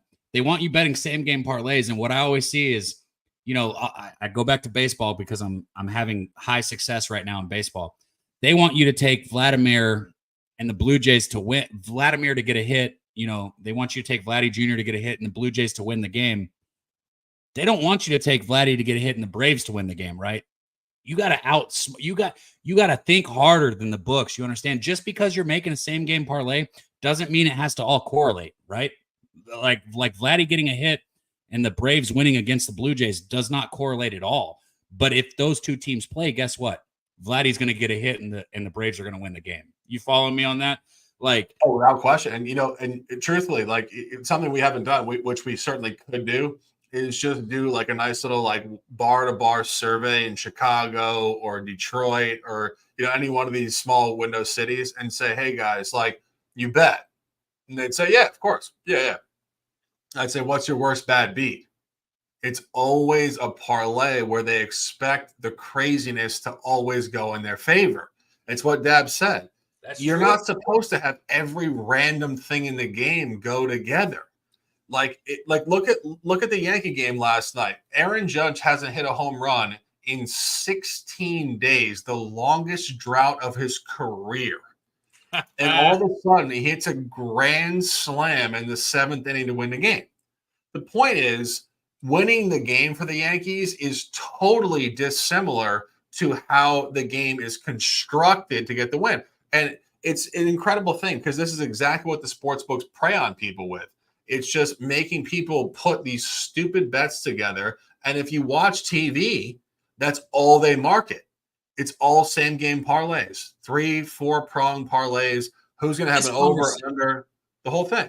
Yeah, this conversation I think doesn't need to die yet. But before I continue with it, I got to give Cameron a shout out, man. He dropped that 990 dono. He said, Bama roll tide, shot time. Shout out to you, Cameron. Thank you, my brother. We appreciate you. Right after that, my dude Smokey Potts came in, became a new member. Smokey's my guy. He's a good follow on social media. Also, make sure you follow him on X. Shout out Smokey. And then he said, grab that tequila, Dabby. Long overdue. Been a Pub Sports supporter for a while. Appreciate the realism from you both and others on the channel. We do this for money, no doubt. Told you guys I'd take a shot with you if we got it. Shark, this is going to take 10 seconds. My bottle is like 10 feet away. I'll be right back, dude. Let's go. Waiting for Dab to get a bottle here, which will be a great endeavor. We appreciate you guys in the chat. Sancho, Chip Pilar, my guy, Steve G, Sancho, Man, Bear, Pig, terrible pick 6, unlucky break. And of course, we're sweating the early card here on a beautiful week 3 Saturday. Dabby Kev in the house. Talk to me, brother. Oh, Smokey Potts. I'm so sorry, man. I was giving you a good shout out. Then I just saw you put it in the chat. You said I'm a Sox fan too. Ouch. I'm sorry. You mean Red Sox? Oh, he means Red Sox because you were talking Red Sox. I was thinking White Sox. Oh, with the Judge grand slam last night. I know. Man, everybody in the chat, look, I was talking earlier about how we need to get more people, and that's the wrong angle. I was wrong when I said that. We don't need 500 people live. I need 50 members in here with me. Fuck 500 people. If I have 50 members in here hanging out with me, that's what it's all about. So shout out to you guys that are members. I appreciate you. You make the channel run. So if you enjoy this, that's how you keep it going. Get a membership, donate a membership, put it in. Thank you. Look, I grabbed the Tito's. I'm sorry, Smokey. The Casamigos was sitting there right by it. But dude, bro, I got no food in my stomach. It's 1 o'clock in the afternoon. I've got 4 beers. Gonna go with the Tito's. Shout out Tito's, by the way. Made right here in Texas. We need some. You see that, Austin, Texas, right there? We need some sponsors here at Pub Sports Radio. Anybody knows Tito's? Get in touch with them. Tell them I will drink this shit like water. Anytime for them. Tito's. Very good. Dad, I don't have any hard liquor, but give me the cheers. Give me a cheers. I got you. Here's to tits, clits, and bong hits, my dude. Let's go. Let's go.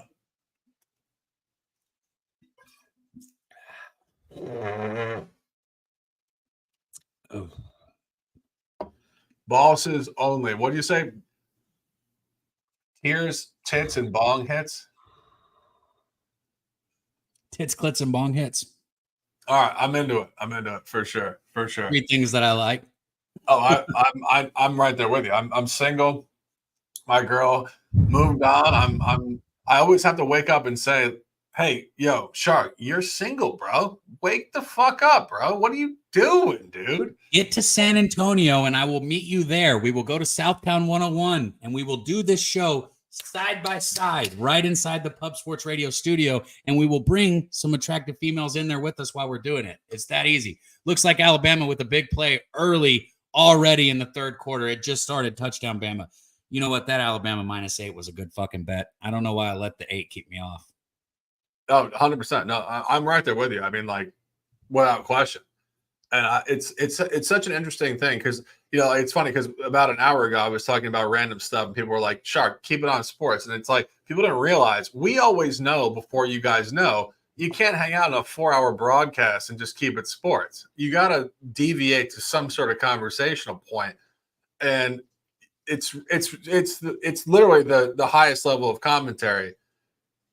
Life stands above sports, but sports are life. Sports are the psychology of life. And that's why people love sports so much. That's why the fan bases get so high and low with their guys, because they follow them and they follow them emotionally. And it's a bit of a rush for their own life. And Dab and I are sitting here talking about it. It's pouring rain in Florida, literally like a monsoon out here. I was going to order a gallon of vodka to hang out with Deb. But Deb, tell me, I'll host you on this. Tell me how amazing that Tito's buzz is. Oh, bro, look, there's a reason why when I went in there, because I'm a Casamigos guy, right? Like I like tequila with my weed. Okay, I'm one of those people, Shark. I tell everybody this. I do not do anything half-assed. I don't drink because when I drink, I don't stop. You know, people like to say, "Oh, I can drink you under the table." No, you can't, because I'm 100% when I do things. I don't know how else to say it. So when it comes to drinking, like sometimes Tito's is a good fallback for something that, you know, I know it's still 40% alcohol by volume, but it feels like a little softer than the Casamigos. I think Casamigos would have tore my stomach up right now, but yeah. Casamigos, I think, has a little more like burn just naturally, just the palate of the actual alcohol, right? Okay, that's hilarious. I thought you were getting trolled. Shout out to the chat, man. That's fucking funny. I thought you were getting trolled because Wiz said, Shark, you like some gay parlays? And then he put game. What the fuck? What are you searching, Wiz? Same gay parlays. I mean, you know, like Manti Te'o is actually on NFL Network right now. And who is the linebacker for Missouri that was the first non-heterosexual guy that played college football? I don't remember. The chat would know. The chat would definitely know. The chat would know. See what he thinks about you guys? No, I'm just kidding. What's the name? I know the chat would know. We got a couple hundred people in here. I know they would know. So here's a question to the chat. Who was the first gay college football player. He was a linebacker from Missouri, I believe, and he went to the league and kind of went to the league, but didn't really. I don't know, but this is the beautiful thing about when Dab. Oh, Michael Sam, exactly, Michael Sam. And I knew it was Michael. I knew it was something like that. I mean, wouldn't every gay man in the history of the world have two masculine first names as their name? I mean, if we're being honest, right? Like, talk about the ultimate paradox. Michael Sam. It's like John, like John Michael. Like, like, how could you not be gay? Like, you were born to be gay. I mean, like, and truthfully, like, it's just one of those things. Like, this is a topic for the sesh. This is a topic for the sesh on Monday morning. We're on here for four hours. What are we supposed to do? Right. It's beautiful because people want to fucking hang out, and Christopher Tatum is our guy, and he's probably the second cousin of Jason Tatum. I'm sure he shoots the J beautifully. Viper in the house, big dogs in the house. Who else? Jason James. Who are the other gay athletes? I'm trying to think who. I don't have a list of those in my head, if I'm being completely honest. I just have like perpetual trivia, so I'm going through it. I'm just trying to figure out if there was at least another guy that had two male names. I don't know. I mean, come on, like okay. So we'll go this direction. Let me ask you a question. What do you think of the ridiculous persecution of the WNBA on Caitlin Clark? Oh, I'm the last person that you should ask. That's one thing you'll get out of me. I know you have a good opinion on this. Don't be PC on my ass.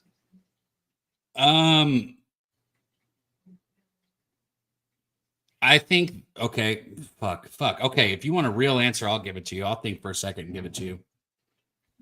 I think that if you don't see from a grander scale what the WNBA is doing with Angel Reese and Caitlin Clark, you're an idiot. If you're buying into the whole, oh, Caitlin Clark or oh, Angel Reese, you're an idiot. They're both key fucking fundamental factors to what is going on. Angel Reese is every bit as important as Caitlin Clark is. Whether you love Caitlin Clark or hate Caitlin Clark, this is done by design to get eyes on the WNBA, and it's working. So shout out to them. It's working. So shout out to them. But to act like one side is right and one side is wrong, no, you're missing the whole point. The whole reason that whole thing was started was so that they could get eyes on the WNBA, and it's working. Sorry, my words are slurring. No food still. I will keep taking shots, though. You guys keep the donos and the members coming. Every donation, every member, I'll take another shot. Fuck it. I got another bottle of Casamigos out there. And you know what? This Alabama. Dab, I'll sit here. I'll sit here and drink with you until the broadcast ends, because truthfully, I truly enjoy this conversation. And everybody's hanging out in the chat now. We're popping off. I don't have any vodka in the house. I stopped drinking hard liquor a long time ago because it just popped me off too much. But the pop off is actually a very, very good thing sometimes. Yeah. Especially for guys like Dab who just don't even drink. So it's like you gotta like get the energy going. But chat's popping off, Studs hating on CC. I mean, it's true. I mean, like, if we're being super honest, if I'm gonna I'll give my take too, because I think we're gonna segue. I think the hate is just as important as the love is. I think it's all done by design, personally. No, I agree with you 100%. I think that, you know, one of the fundamental things about sports media in general is that they're always about sensationalizing narratives, and hating is the way to sensationalize narratives with people. And, you know, when you've seen Caitlin Clark just get completely shat on, which is totally unnecessary. Like, she wasn't even provocative. Like, she didn't come into the league and stir the pot.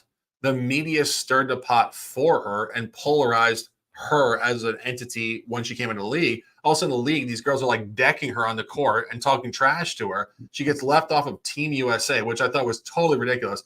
If Christian Laettner is on 92 Dream Team, how the hell is Caitlin Clark not on the contemporary women's basketball team? But we're just hanging out. Hey, can I ask you this? Since we're having conversations, let me ask you this, though. If it was a dude, do you think people would care, right? Because if it's a dude, we're going to say, fuck that, man. Toughen up. Hit him back, right? Hit him back, right? If it's a dude, do people care as much? Because if I'm a veteran in the league and you're a rookie who's coming in and making noise, you got to believe you have a fucking target on your back. Like, I'm not sitting here saying like and I know late hit is a NFL or college football term or a football term. So I know late hit's not, but these plays that happen like that are like extraordinary, right?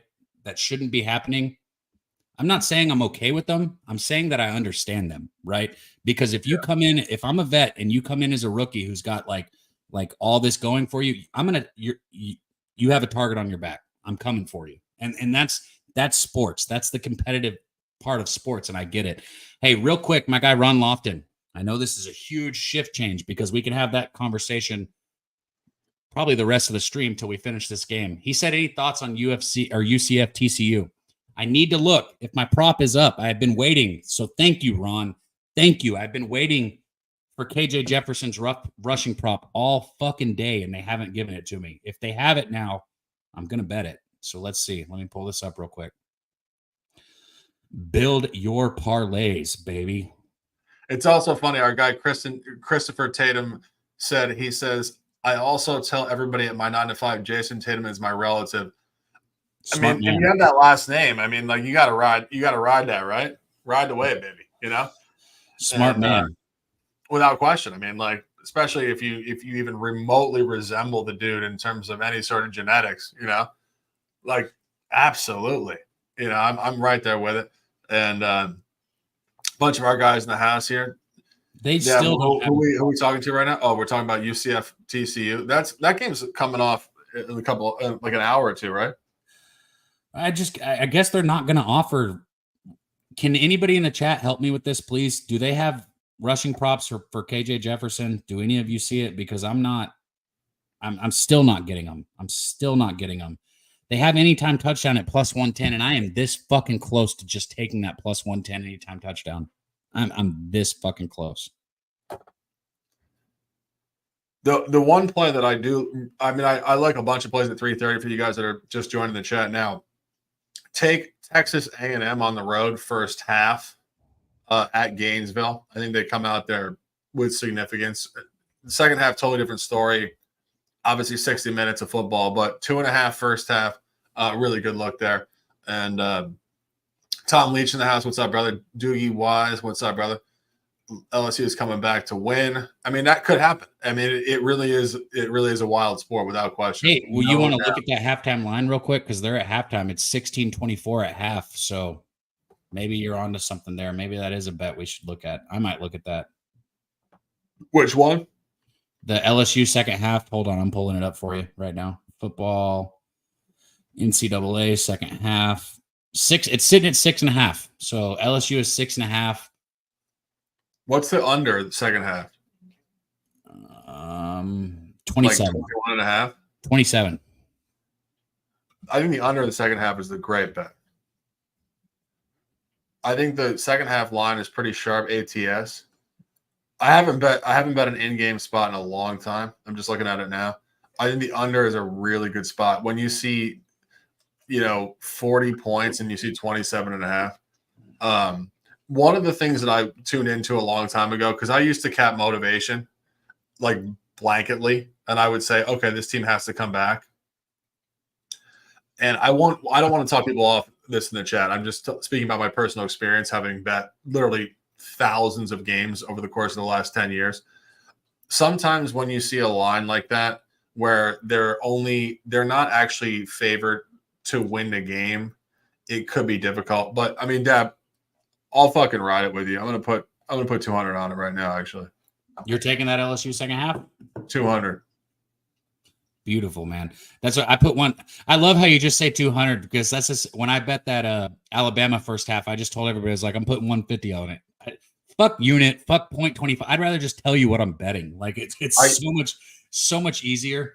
Yeah, I mean, no, I'm going right now. We're on some bullshit ass fucking. Fuck it, bro. I'm not going to sit here in the sides. I'm throwing 100 on it, but I'll join you with that LSU. I haven't been watching the game, and hold on, maybe I won't do this.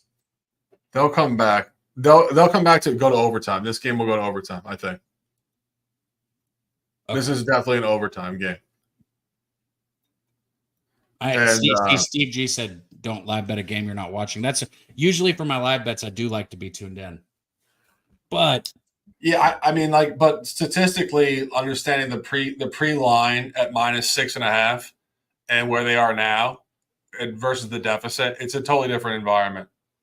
I agree. So it's not so much about watching the game. Like I mean, like honestly, outside of the box here, like you could bet like a Russian soccer game in the second half if like the better team like played terribly in the first half. I agree with that. Our guy, Old E said, fuck TCU, go Knights. I didn't give you a side on that. I guess like I don't have an opinion because I haven't watched Central Florida this year.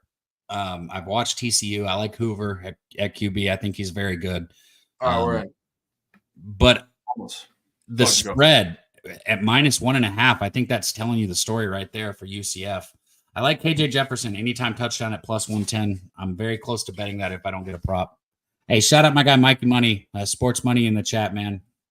Came in, dropped in, said shout out to the chat. Shout out to you, bro. Good to see you in here, man. Oh, hell yeah. Our guy. Under in the TCU game. You know you can come on here and give it out if you want, Mike. You're more than welcome to come give it. Come on, Mike. Come on. What are you doing? Don't sit in your house and be a JV all-star here. Come on. Bring it in. Let me drop in the link real quick. Hold on. Mike knows I love him. I'm just fucking with you. Mike is the elite guy. I love Mike so much.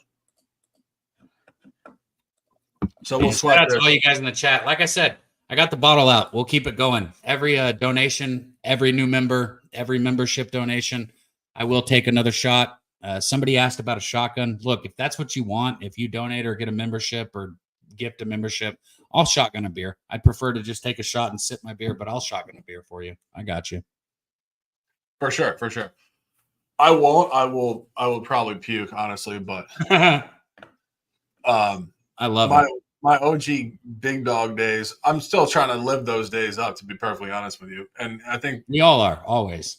Oh, we are. I mean, Deb, you and I, we're the all-stars. I was going to say we're the college all-stars, but we're not. We're the life all-stars. Like, if you're sitting out here on this broadcast drinking fucking vodka on a Saturday afternoon, we're winning so much harder than pretty much all life. And we should bring on Mike. Mike has indefinite energy. I was talking to Mike last night about some stuff, and he's around. I just ordered a 12-pack of Bud Light, so we'll get that delivered here during the broadcast. Yeah. And I didn't order vodka because, Dab, I got to be honest with you, vodka will put me into a different universe. But bless us all with all of that. Let's fucking party, baby. Let's go. Hell yeah. I'm texting Dutch back real quick one more time. Oh, what's Dutch up to? What's going on? He might hop on. Okay, word. Yeah, bring him on. What's going on? I hit him. Shout out you guys in the chat, man. Nunya, Truth Teller, Mike, everybody rolling in, man. It looks like Wisconsin's actually moving down the field a little bit, 28-3. They're using a lot of time. Wisconsin knows this game's over. Their goal right now is to keep it respectable because, like I said, college football is different. 1 loss, 2 losses doesn't mean you're out anymore. You got 12 teams. Win your conference. That's number one. Win your conference. True. Potter said he wanted to see Danny snort some mushroom. That sounds like, I mean, that sounds like what I would do if the world was about to end. And I would just be like, all right. I don't know if I'd even do it then. I'd eat them then. Yeah, because if I was going out, like it was like the last like 3 days, I'd probably what would you do? Like that's a great question. If you knew that it was like the last like 4 or 5 days, bro, what would I do? I'll answer that. But I'm spending so much time on this stream having to fucking pee right now. You guys don't understand. I got a little girl's bladder, okay? I don't drink. So when I start drinking, like right now, I'm on my 5th beer. I've already had a shot. I got to pee every 20 minutes. And like that 20-minute mark passed like 20 minutes ago. So now I'm at 40 minutes. And I feel terrible every time I bring it up, Shark, because I don't want to leave you. But I got to fucking pee so bad. My eyes are turning yellow. Let's do another 2-minute break. I'll take a piss too. Good call. Okay. Right there. Let me find I would like to play a commercial for Pub. And guys, we're not done with the show. We're taking a piss. No, we're just getting wound up here. I got a 12-pack coming. We got Dabby's fucking hanging out on vodka. We got all this conversation going. I'll make you guys in the chat a deal. My phone says that there is 64 people live right now. We will not end the stream. Well, I will not. I can't speak for Shark. I will not end the stream as long as the numbers go up. Usually we end as soon as this game's over. As long as the numbers are going up, I will stay here with you guys and stay live. That's my promise to you. But if I can't find a commercial, we're hearing LJ again. I gotta piss so bad, Shark. It's so bad, man. I gotta piss too. I'll be right back. Hell yeah, man. Hell yeah.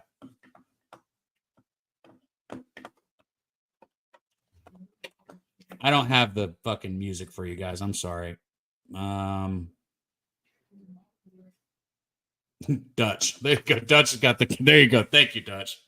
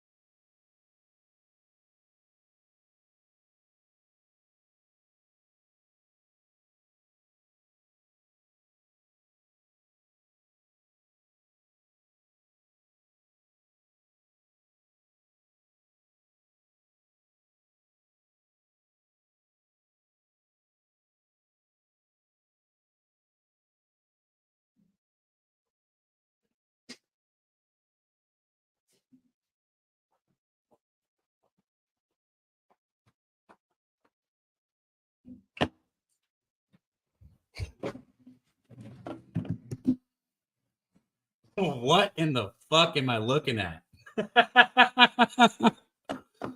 Holy shit. What is on the screen right now, Dutch? What the fuck?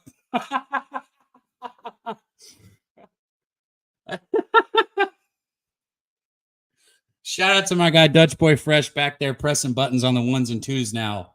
He knew I needed help. He knew I needed it, and he showed up. That's a real friend right there, man. I appreciate you, Dutch. This is what you get from him.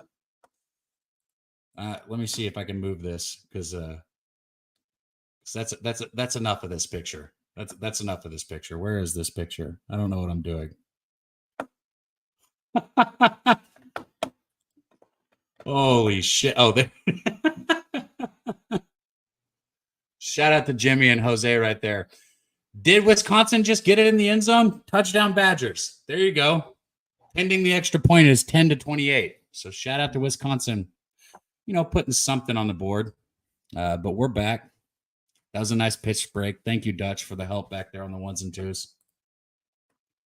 I got my Bud Light coming. I'm following it on DoorDash right now. Should be here shortly. Beautiful. My dude in the chat said LSU is driving. Love to see it. They will. They will. For sure. It's the spot without question. Especially the momentum in the second quarter there. Dust, my dude Dust in the chat said, just 2 Cowboys hanging out. That shit's too funny, man. Oh, I know. Extra point is up and good. So we got 10-28. Wisconsin, making it a little closer, I guess. It was on 4th down, though. So they did get pushed to 4th down right there. Shout out to you guys in the chat, man. Nunya, Manbear Pig, Cliff. We're up to 67. I said it's 64. As long as it keeps going up, we'll stay here. So I guess we're moving in the right direction. Damn, I'm gonna have to. I got like 3 shots of this vodka left, and then I'm gonna have to switch to tequila. I haven't, dude. Hard liquor is such a project. It really is. Like, but it's such a beautiful high. Like, it's like a wild high. Like, I'm jealous of how you're feeling right now because I know exactly how you're feeling. I only got a little of this in me. I need more. I need a little bit more. That's what I'm saying. Like, I know how you're feeling. I'm jealous of you. Like, because it's such a great buzz. Like, I'm ordering this bullshit ass beer. I'm just trying to keep myself sane because I got to record in the morning the NFL show. Like, if we were just partying right now, I'd be like, let's fucking go, whatever. Hey, you still know how I'm feeling? Hold up. No, I don't know that.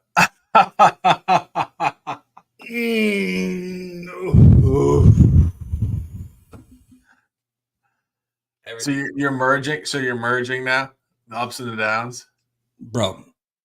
My whole life, it's been baseball, music, and weed. Those are the three things, bro. Those are the three things that always come back. Dude, you know I love it. I love doing this on the air because people now know like how we like just vibe out. Like people need to know like Dab and I have like hour-long phone calls and just like literally just whatever, like just complete BS. I'm turning red like a tomato. This shit's good, man. This shit's good. This buzz real good. Man, shout out to you guys in the chat still rocking with this, man. Like I said, I'm going to make today interesting. If you guys keep pushing the numbers up, because I'm going to be honest, the numbers are a little bit lower today on the live stream just because, you know, it's not this week 3 is not the best matchup wise. I think gambling wise, it's beautiful. But as far as like big game wise, it's not as big as Texas, Michigan, some of the other stuff we had. But as long as you guys keep pushing this number up, I will stay here live with you. The way you push the number up is you go to Pub Sports Radio on Twitter, you retweet the live stream, you send it to your grandmother, you send it to your degenerate drug dealer, you send it to your brother. I don't care who it is. You hit the share button and you send it to somebody. Actually do something. It takes action. Action is what it takes to grow. And without you guys, we have nothing. So thank you so much for what you do. Share this video and let's keep it rolling. First and goal, LSU, Dougie Wise says. Shout out to you, Dougie Wise. Fucking go. Yeah, it is a beautiful day to make some money, young native Tino. It is a beautiful day, man. I don't know, Robert. You tell me what it was because we're not watching the same thing. Yeah, I'm watching the screen here, just hanging out. We're gonna be enjoying this as soon as I get my 12-pack here of Bud Light. I'm buzzing hard, bro. I don't got no food in me. By the time this ends, it'll be outside of the fact that I know beer has fucking calories in it, so I technically broke my fast. I'm going to be at, let's see, if we end this in an hour, I'm going to be at 18 hours with nothing but beer in my stomach. Same, actually. I haven't eaten since like 7 o'clock last night. Fuck it, who cares? I gotta hit this. Hold on. The beer just got here. I'll be right back. Yeah, I got you, man. I got you. When you get back, I'll pop you on. Let me hit this real quick. Guys, it is so fucking easy. Pubsportsradio.com. Okay? You type that in on your phone, on your computer, whatever. Pubsportsradio.com. Then you go to contest, right? We have a UFC contest every single week on our website that is free. I'm going to say that again. FREE. It's free. You don't got to pay a fucking dollar. All you got to do is click it and sign up, and you have a chance to win $100. Go to pubsportsradio.com, hit the contest, and sign up for the UFC contest. I don't know dick about UFC, okay? Not a thing. I don't know anything about it. And I got 6th place one week out of like 80 people that signed up, 100 people. So you can win. Even if you don't know anything about UFC, you might as well sign up and try. It's free. You just click the button, you pick your fighter, how they're going to win, and then you get paid. It's that simple. One more time. Pubsportsradio.com. Sign up for the UFC contest. It's free. Every week we do it. Sometimes we bump it up to $200. This week it's $100 for whoever wins. Looks like Milrose going to... Oh, he did get sacked right there. Sacked for a loss on a 3rd and 4 play. Wisconsin getting the ball back. A little bit of energy. If you have Wisconsin full game, you're not dead. You're not dead. It's an 18-point game right now. Wisconsin kicks a field goal, scores a touchdown. The spread's back in play.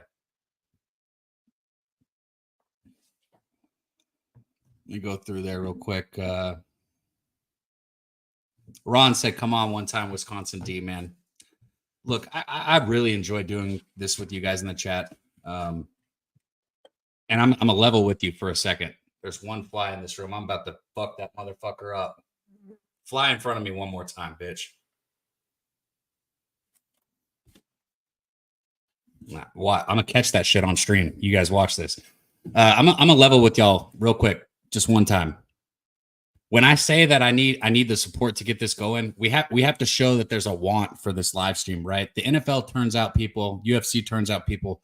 College football, especially on the 11 o'clock slate, you know, some people aren't so interested. So we got to show that there's a want for this to keep it at pub, because I want to do it with you guys. I just got to be able to show that you guys want to do it too. So if you can help keep pumping it. Shark, there you are. What up, my dude? I went to the door to get the beer order, and the guy decided to take a lap.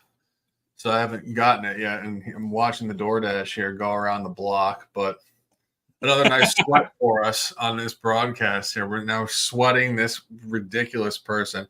And I swear, some of these guys, like when they deliver beer, it's like, can you just go to a store and come to the house? Like, how hard is it, right? Dad, like what? Like he literally did a lap. He was like literally like a circumference around the area, and I'm like, dude, just pull over and drive directly to the house. Like it's like hello.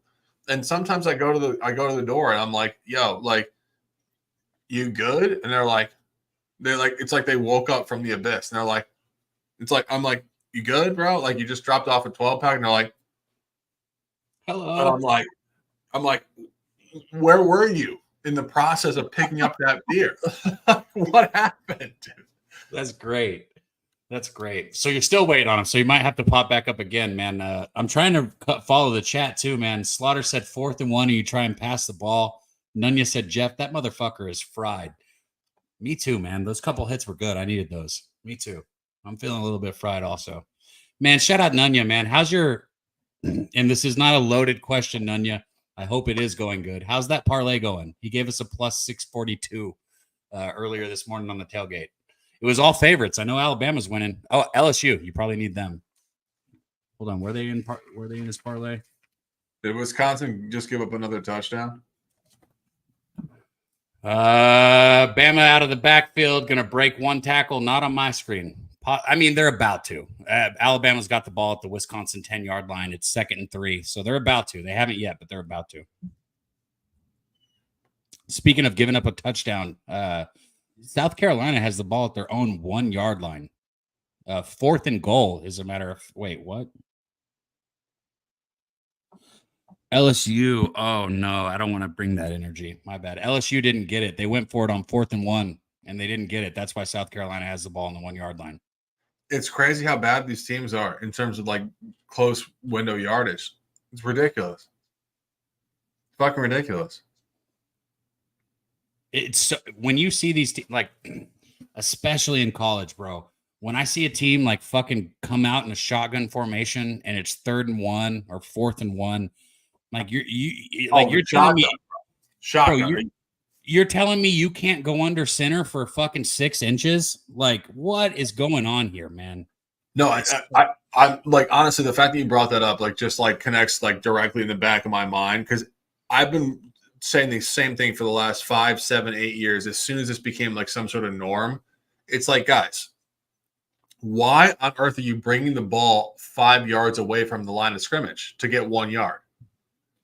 You know, like, what are we doing? And it's honestly schematically so unintelligent. You need, like you said, you need 6 inches, and you're setting yourself back 5 yards. Like, right. It's ridiculous. Like every time they set up in that scheme, I'm watching. Whenever I'm watching, I'm like, at what point did this become normal? You know, like really, like at what point did that become like a thing? Because it just defies all logic, you know. I got some stuff coming in the chat. Had him for a safety. Nunya's dropping the whatever the hell that is. I know that's what LSU says. I don't know how to say it. but I know that's what they said. They say they're in LSU. Go Tigers. Yeah, did they get the safety? I'm trying to pull it up here, man. Damn, you're right, Shark. I am buzzing already. 1 shot, 4 beers, and no food will do it to you. I'm on my 5th one, but I am buzzing already. Shout out to you guys in the chat, man. If you're wondering why I don't just take shots just to take them, it's because I'm gonna hurt later. You know, I'm 33 years old. Like too much drinking hurts, but as long as you guys are dropping donos or getting memberships, I'll keep going. I will take it for the team, and I'll keep drinking. So any membership, any donation, I'll take more shots with you guys. Yeah, and also like you can't just drink indefinite alcohol, like hard alcohol, like and just not get like fucked up. You know, I'll do the best I can for donations. We are getting old. I mean, like I don't know, like I'm almost 40 myself, which blows my mind. But like I always think it's a proportion to like where you see yourself later on. You know, like I was saying to my parents like two or 3 years ago, and I was saying, the biggest brag in life, in my opinion, is not making a lot of money and having the best friends. It's about becoming a centenarian, which is living to 100 years old. Like that's the biggest brag, when you just outlived every single person. And it's like you ask yourself, how the hell am I going to do that? Well, it's having good personal habits along the way. And of course, one of those is drinking vodka with Dabby Cab and having delivery Bud Lights. So hey, 2 things, Shark. 2 things. 1, I'm a man of my word, Aldi. Membership means I take a shot, so I'm about to. I'm a man of my word. Bro, you guys, if somebody wants to come in there and donate 10, I'll do the best I can. It doesn't mean I won't fall down on stream, right? This is live. Like anything could happen. But I'll do the best I can. So I'm by the way, Deb, who is the dude? It was Moose that used to just like drink like a ridiculous like 3-pronged like triple. What was it? What was that? The boot, Das Boot, and that's what good. What was that? Was it beer or liquor? It was beer, but it was like it wasn't just a chug. People who have tried chugging understand this. It was 2 Guinness tall boys. 2. Okay. I'm gonna say that again. The boot holds 2 Guinness tall boys that Moose chugs on. Moose will be here with us live next week on Saturday. He doesn't have any baseball games to go coach, so next Saturday you guys better be ready because Moose is gonna be here, and I want to see Das Boot. That thing is fucking amazing, bro. It is so much fucking beer. 2 tall boy Guinnesses, and he goes. Correct me if I'm wrong. Didn't he drink it just straight, like no break? Correct, like just a chug. Yeah, he chugs it, no break, no. And you know how in that movie Beer Fest where they're like, oh, you gotta turn for the bubble. You know what I'm talking about? No, I don't actually. I've never seen that movie. Okay, so it's so much beer that when you turn the boot up, there's a bubble at the end of it when you're chugging, and if you don't turn the boot, that bubble will hit you in the face. Moose's actually has the bubble with it. His boot is so big, there's a bubble in it. Shit is hilarious, man. Next week he'll be here. And I got to take a shot now too for Oldie. So shout out Oldie, man, my guy. Where was it? Somebody else said something I wanted to hit before I took this shot. Oh, it was right here. I got to look down here. By the way, cheers to the chat. Cheers to you guys hanging out with us. We love you guys immensely. I was making a couple comments about people earlier.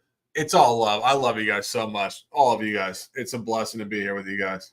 Hell yeah, man. No matter who you are, if you're in the chat, we appreciate you. It was Rippin' and Sippin'. First off, Rippin' and Sippin'. I've never seen you in the chat, but I love the name, bro. I love the name. Rippin' and Sippin'. What a fucking dope name. He got the gifted membership from Oldie. And all I can say is if you get a gifted membership, do us a favor. Renew it. Also, Rippin' and Sippin'. I want to see you in the chat now, man. That's too good of a name for you not to be in the chat. So cheers to my guy, Oldie. Cheers to Rippin' and Sippin' for getting the membership. Tito's down. It's not good. I mean, it is good for liquor, but it's not good. The thing about like hard liquor like that, it just hits you. It hits the back of your head. You know what I mean? Like the like stupid beers. Like our guy in the chat, Doogie Wise, says Bud Light is like piss water. I mean, nobody ever said that Bud Light was like a, it's not a delirium like tremens. If you guys drink like elite beers, Delirium Tremens is like an elite beer. But I will say this, Bud Light is just it's a nice light beer. You know, like you don't really like to feel this is totally piss water. overwhelmed. Here, this is piss water. You want piss water? Here you go. I got piss water. Well, what's even worse than that? Like Keystone Light, Miller High Life. You know, like we gotta. You can't bring up a topic like that without me not wanting to go down the rabbit hole real quick because we got football to get back to, and we're about to. Keystone Light, chat. Let me know.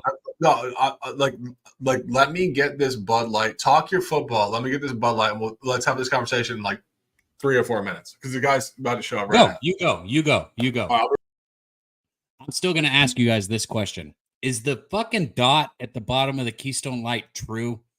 Because I've seen different colors. Okay, so for anybody who doesn't know, here's what the storyline is. Supposedly, the closer to the bottom of the barrel you get, the darker the dot gets that they put on the bottom of the Keystone. So they'll put like blue, orange, red, like whatever. They'll put colors on it, right? Why do they put that dot on there? Is that shit true? Let me know. That's all I want to know. LSU, did they score? Shout out Doug Wise, Trap God. Let me pull up my scores. Looks like Coastal Carolina is getting out early on top of Temple, man. I'm going to say it again. Coastal Carolina, McCall's gone. Coach is gone. All this and that has changed. They're not anybody anymore. And all of a sudden, they're covering spreads again. You better pay attention to Coastal Carolina. Missouri's up 24-14 on Boston College. Oklahoma State is beating the shit out of Tulsa 38-0. LSU, did they score? Because I got 16-24 right here. Did they score? Did LSU score? Somebody in the chat, let me know. Ron Lofton, my dude, shout out to you. He said, when I drink, it's usually a Heineken. I love green bottle beer. I think things that are probably not true, but a long time ago when I was like an idiot and I was a little kid, somebody told me that green bottle beer has like X amount of hops. So you're getting more of a weedy taste to it. So I've always been like, whether it's, Stella, whether it's Dos Equis, whether it's Heineken, it don't matter. If the beer's in a green bottles, what's that one? Hard Rocks, or what's the Rolling Rocks? Rolling Rocks. All green bottle beer is good. I'm telling you right now, all green bottle beer is good.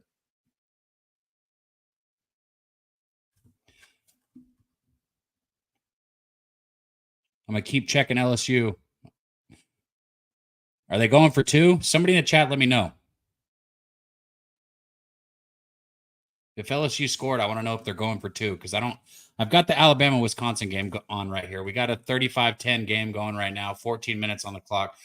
Oh, boy, it looks like the QB for Wisconsin just got stripped on a 2nd and 14.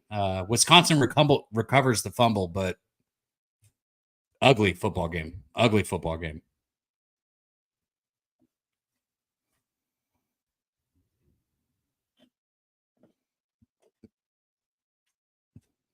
Boy, I feel that vodka hitting my stomach. Shout out to the members. The only reason I feel that is because we got new members. So shout out to you guys. BJ, Wisconsin's been done since their quarterback went down. Yeah, that's what you dropped right after that. As soon as they lost their QB, this shit was... The only reason I live bet Alabama was because the QB went down. For anybody who's wondering or anybody who tailed, if you're trying to there was no key analysis to that. It was Wisconsin lost Van Dyke. I thought they were fucked, and they are. So, because that's the thing with Wisconsin and a lot of these schools like Wisconsin, whether you're talking about, I don't know, Purdue or Iowa, can they get a quarterback who can fucking move the football down the field? It's always the question with teams like Wisconsin. I feel my shit starting to slur. My words are starting to slur. No food, couple shots, few beers. Good times. Good times. Ron Lofton said, my alcohol choice is indica, green all the way. Look, man, I'm as green as they come. I'm as green as they come, Ron. I'm going to be honest with you. Every Saturday after I get off this stream, there's a point, because as soon as I get off the stream, I stop drinking too. I literally don't drink except for when I'm sitting here with you guys on Saturdays. And as soon as I get off, I'm like, man, why did I have that many drinks? My head hurts. It's the same shit every time. So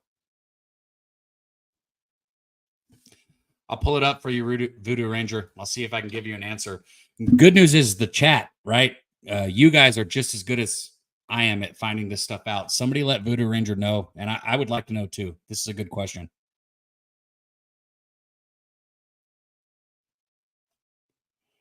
What? Of course man, shout out to my dude Silent Bob. He just said if I ever need his degenerate ass on, let him know. Of course I need you, Silent Bob. I'm gonna text you that, but I need you. We both live in Texas, man. You brought that steak over and cooked it. Come sit next to me. We'll do this shit live together.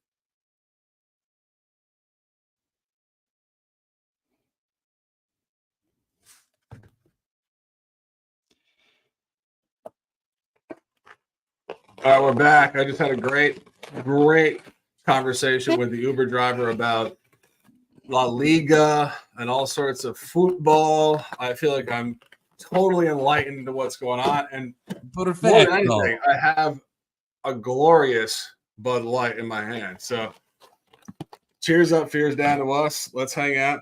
And beautiful things in Central Florida here. A lot of people just they don't know professional baseball and basketball. They don't know gambling because it hasn't been legal as long, right? Hard Rock Bet the first time about a year ago, and I had to actually go through different proxies in New Jersey for the last like 3 or 4 years with FanDuel and DraftKings. It's been a huge ordeal, and but my guys in the chat. Jeff in the chat. Who's my guy here? Mug Dogs, Shark. Yeah, I'm reading the chat too. My reading's getting a little bit slower, and I'm never sure who's talking shit or who's not. So I got my wrong burgundy eyes, right? I got to read first and make sure it's not something I'm not supposed to highlight or read. Silent Bob, that's my guy Caleb. Man, it did stick. Shout out to Jeff for getting Caleb that name. He just texted me, said he'll pop on stream anytime. I want to get him here live with me, man. Ripping and Sipping showing up for the chat too, man. It's good to see you. I love the name. Mug Dogs Moneyline. I said it earlier, guys. I am a man of my word, okay? I have a lot of flaws. I'm not a perfect person. As a matter of fact, I'm the opposite of a perfect person. But if I say something, I fucking do it. If I'm going to be somewhere, I show up on time. There's just certain things that are instilled in me. I told you guys, as long as the chat keeps going up in numbers, I will stay live. And since Jeff Slaughter's in the chat, I know I have his approval from this because he would say, hey, what the fuck? If not, I will stay live with you guys. As long as the number keeps going up from 64. Right now we're at 75. As long as it keeps going up, that's the deal. I will stay live. Even if it's 24 hours from now. I don't think people completely understand what I'm saying, Shark. As long as the number goes up, I will stay live. And I am a man of my word. I got 2 ounces sitting right here beside me, so I'm fucking fine. I'll be here as long as I can order food. I'm good. I mean, I'm pretty much on the same wavelength. I mean, like, one of the things that people I think have watched you for a long period of time and they've watched me, but not together, is that both of us have hung out on the air for such elongated periods of time. We're such a beautiful paradox of not caring, but also caring so much at the same time. And I think that's like the beautiful thing about myself and Deb. And we just care, and we're gonna be here for you guys. So I'm sitting here. That's why I ordered a 12-pack. Like, cheers to us, bro. Like, I'm not fucking around. Let's go. I'll cheers that. I'm gonna be sitting here kicking I should have taken that LSU second half. Not even saying I should have taken it because I think it's gonna cash. I'm saying I should have taken it just to be sweating it with you. I didn't, but I should have. But they did score. I didn't want to sweat it. Are they tied at least? It's 24-22. So LSU scored a touchdown. They missed they went for 2 and missed it, but it's 24-22, third quarter, 6 minutes, 17 on the clock. South Carolina's 3rd and 15 right now. So it looks like LSU's about to get the football back. A lot of what you said has been showing so far early in this second half. So that's a good and place. Also the under, as I said. Hey, Doug Wise said, I tried to get y'all paid today. Man, you're the man, Doug Wise. My Saturday show, the tailgate that I do, I want to give a voice to everyone, because sometimes there's this allure that like people are special. And I'm going to tell you right now, nobody's special or everybody's special. It's one or the other. Dude, that's what I said. That's what I said. You're either so big or you're so small, but you might be in the middle always. Yeah. So you get it. Yeah, we're on the same page. My whole point, Doug, is I would love for you to come on and give us a best bet on the tailgate. Any of you guys in the chat. I'm not kidding. I want to see you. I want to see you on screen, win or lose. It's going to be all respect and it's going to be all love. So if you ever want to come on, Doug, I'd love to have you. Again, Ron? Definitely. Okay. No, I mean, Dab, like, you know, with the chat, like, you know, I will say this, and I know that, you know, a lot of the content guys know this. The chat actually is so amazing, because a lot of people just are dudes that would shoot the shit with us at a bar, but they're not going to come on here and like tell us what's going on. You know what I mean? So it's like, it kind of just exists for what it is, where like you and I are so blessed to be on here and have this conversation. You know what I mean? You know, I hear you. I'm not laughing. I'm laughing at Ron, because the chat, I'm listening to you and laughing at Ron. He said, I have a face for radio. Ron, you've been here long enough. Okay. My rule is you have to show your face to get on screen. However, if you don't want to, or even my guy, Nate, who, see, this is such an awkward thing. I was going to say looks fine. That's judging. What am I up here judging dudes, how they look now? Nate looks fine, but he won't get on screen. Ron, if you want to get on without your camera on, you can. Most people, you have to turn it on. Ron, I'd love to have you on just to hear that voice and hear that voice. Give us a couple bets. No, I mean, like, and that's what I'm saying. Like, it's like, you know, so many of our guys in the chat are like just incredible conversational people. But I know, like, when I first started doing this on air type of stuff, and Deb, I think you'd probably agree.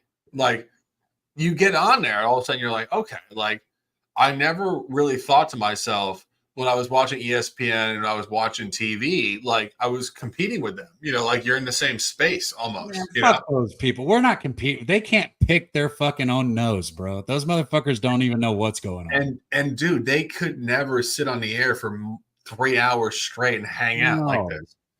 Bro, if they had 3 beers, they'd be like, oh, my wife doesn't like it when I drink 3 beers. Like, those motherfuckers are nerds, bro. That's just without question. Except for the ex-athletes. There's a few ex-athletes that get on ESPN. I respect what they have to say. Give me a couple here. You don't want to hear my couple? Because I don't watch that shit, bro. I genuinely don't. Like, so you don't even respect them then? If you don't watch them, you don't even care enough to respect them. No, I don't. Like, no, I don't. No. Exactly. So, but if you even had to say like the ESPN athletes, could you even name one? Robert Griffin III. You know, he got fired. Which is why I respect him even more. There you go. Because he was wearing the pink suits and the whole thing. And he looked so fly. He was like fly. He looked crazy fly. But he actually got fired, crazily enough. Like, the ESPN is a walking door. It's a revolving door. Literally. Like, there's no sustainability of the brand. Like, they have no idea what they're doing. Like, the most ridiculous thing that happened going back, I think, like on, I don't know, 2 days ago, their old Sports Center host, this girl Elle Duncan, they were talking about Tua getting. See, I'm forgetting we're live. I swear to God, I was so close to being like, is she hot? Well, she's like, I mean, she's like decent. Like, I mean, like. Dude, I've been on. I'll say anything lie. I don't care. Like, you're like Shark's like, I'd bang her. Dude, I say anything lie because the thing that I realized a long time ago with media is that when you stop giving a fuck, you win.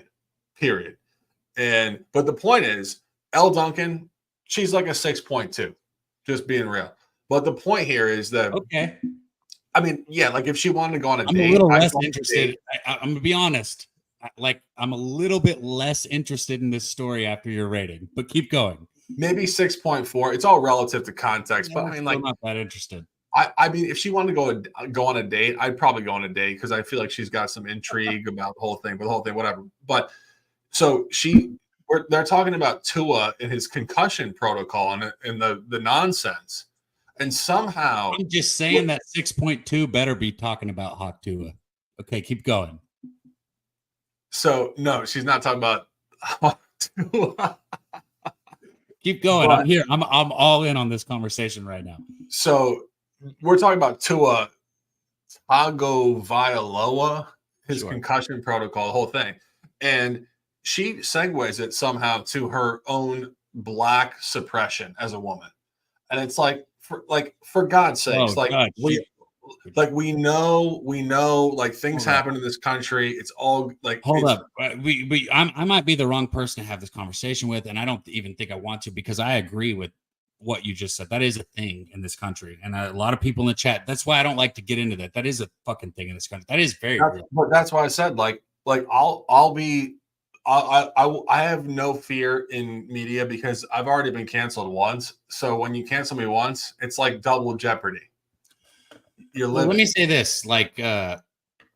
Actually, I would rather not have that conversation, but I will say this. I'm a confusing person, right? I'm not a Republican. I'm not a Democrat.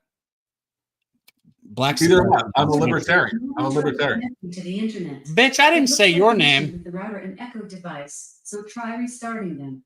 Unplug both of them, then plug the router back in. Wait 30 seconds. Once the router is back on and connected to the internet, plug in the echo device. Shut the fuck up. How about that? Word. Wow.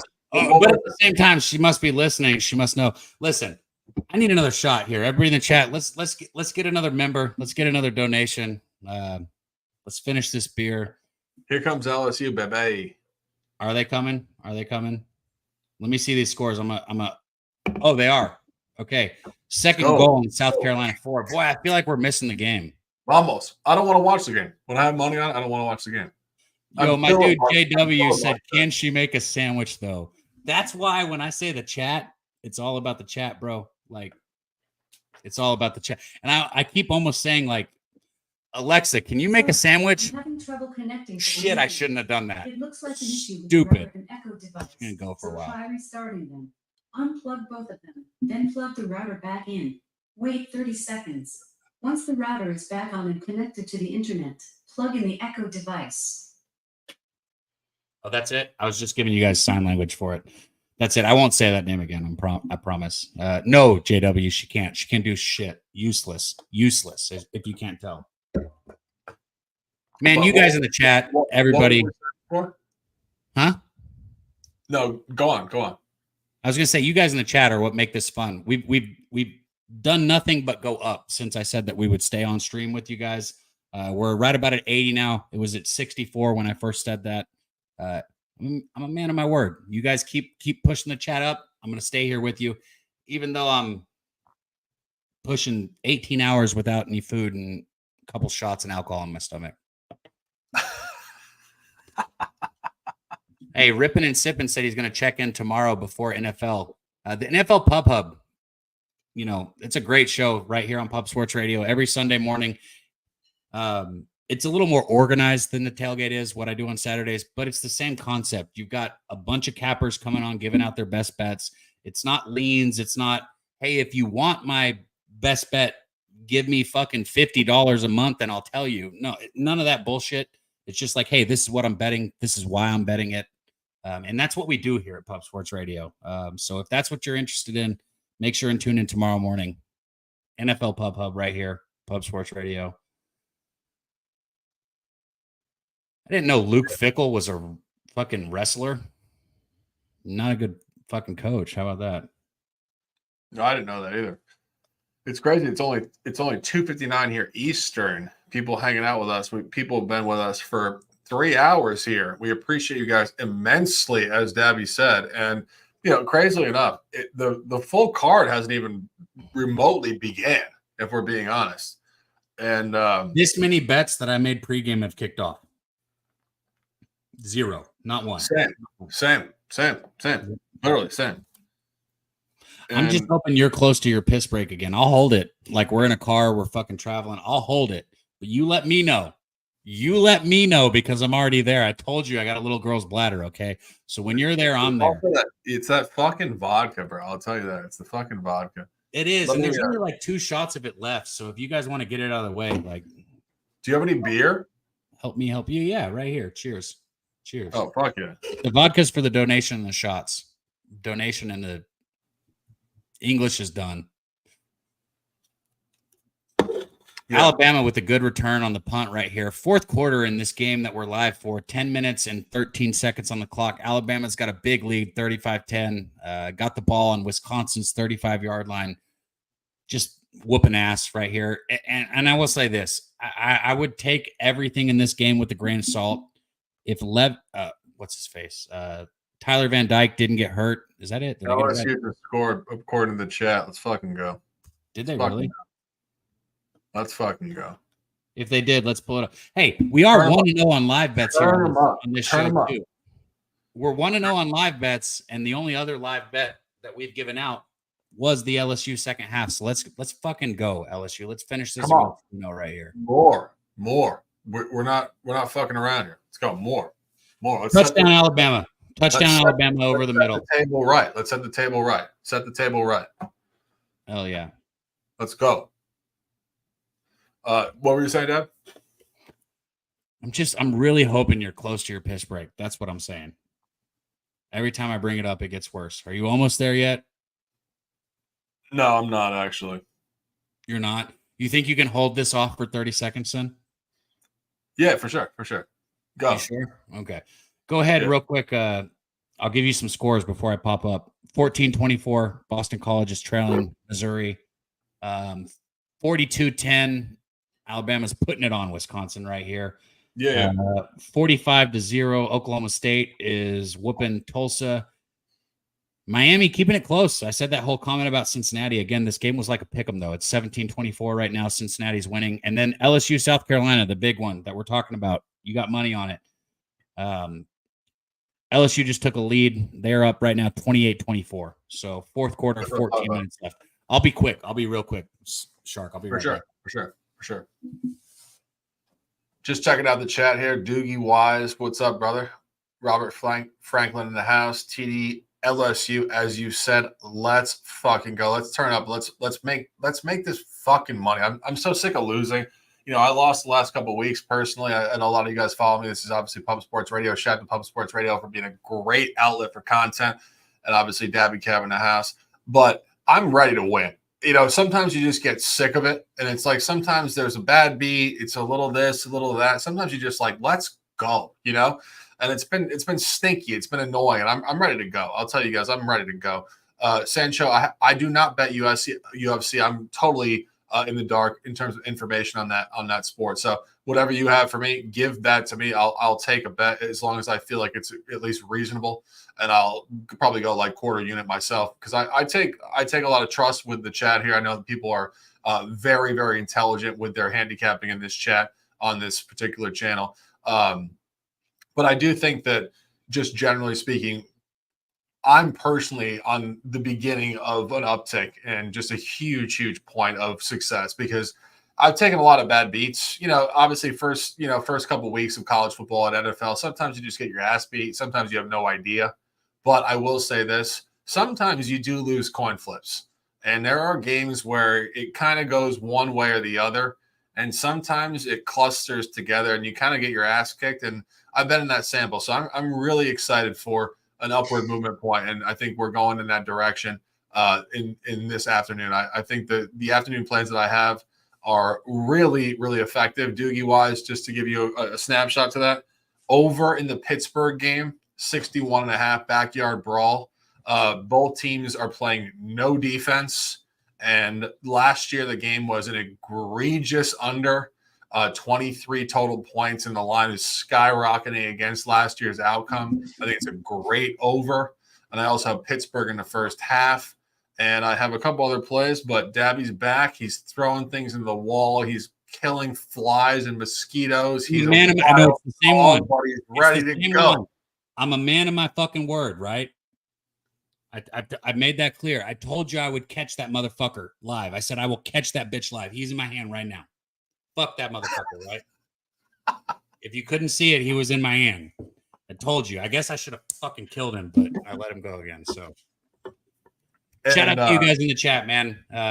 Wisconsin's got the ball here at 3rd and 6, 42-10, getting that ass beat. This game's about over. LSU's about to hammer these guys, aren't they? They probably are, man, because I knew that I should have fucking joined that live bet. But I'm rooting for it. Either way, I'm rooting for it because we cashed that bet. We're not only on here talking about fucking life and asking questions and having intriguing conversations, we're also cashing live bets. It's the best of both worlds. It's everything. You guys in the chat have been fucking rocking, man. We hit that 80 mark now. We're up to 80 people. Look, it doesn't have to be a huge game. I'm not unrealistic. I know that it's not going to go from 80 to 100. Okay, I get that. But it was at 64 when I made the comment that I would stay live with you as long as it grows. And right now it's at 80. So, like I said, as long as you guys keep growing, we'll stay here. Without question. And the chat's just popping. I'm confused right now because it says 64 right here. Let me refresh. I thought we were at 80. You know, and Dad, let's just say this again. People that watch but don't comment, we see you too. And we see you guys so much because I know it's like we're at a bar. You don't have the energy to, you don't want to put your face on record. You don't want to put on with us. But we see you guys. We see you guys who are not commenting. And those of you guys who are commenting, comment more, bring us more energy. We'll push back on the energy, and we love to do it. So, Deb, lead the way. Let's continue this beautiful conversation. What's going on? How's the vodka hitting? I'm drunk, maybe is the word. I was gonna say tipsy. I mean, I don't know when you quantify being tipsy versus drunk, but I'll say this to cut you off just because it just has to happen. Not in that conversation, but just because it's right on point. If you say you're drunk for sure.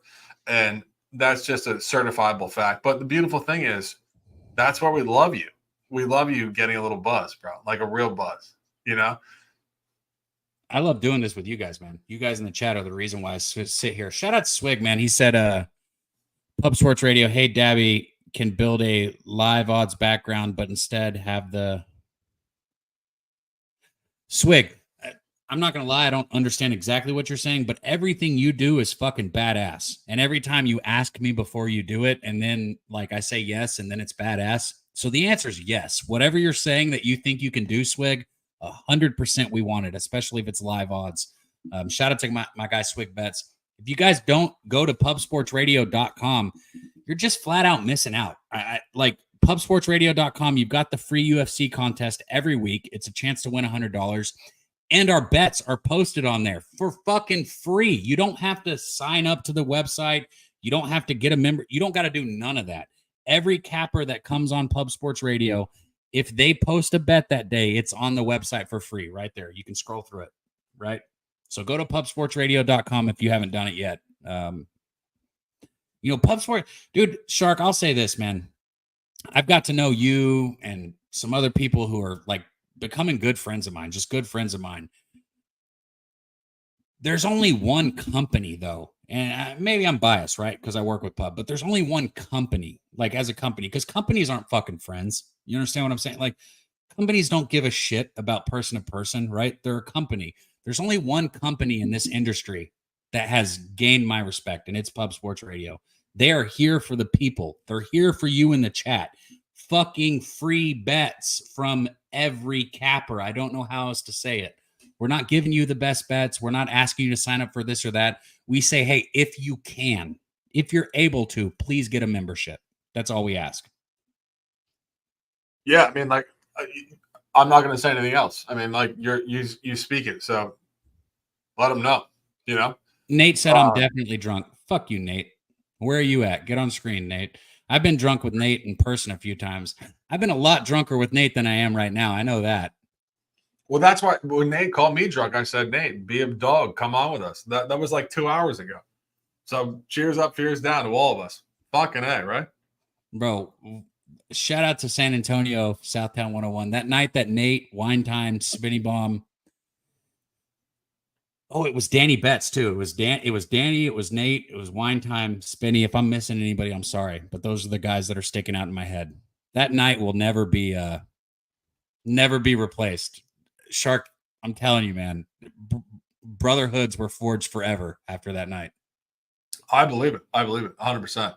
I should probably switch screens. If I'm going to stay live, I should switch games because almost Arkansas, Alabama, Wisconsin's done. Oh, definitely switch games for sure. No, I agree with you 100%. I mean, like, I know you guys have like an incredible camaraderie, like without question. Hey, one thing I'll tell you about Nate, and again, I got to remember, we're live, but I'll say this: he's my boy, but he talks shit, and that's what my real homies. That's what they do. They talk shit. I'm gonna tell you right now. So when you were saying that earlier, I almost came on and I said that. I was like, hey, you got to know Nate to know that he's whatever it is, he's gonna say it because he's gonna talk shit, bro. No, and honestly, I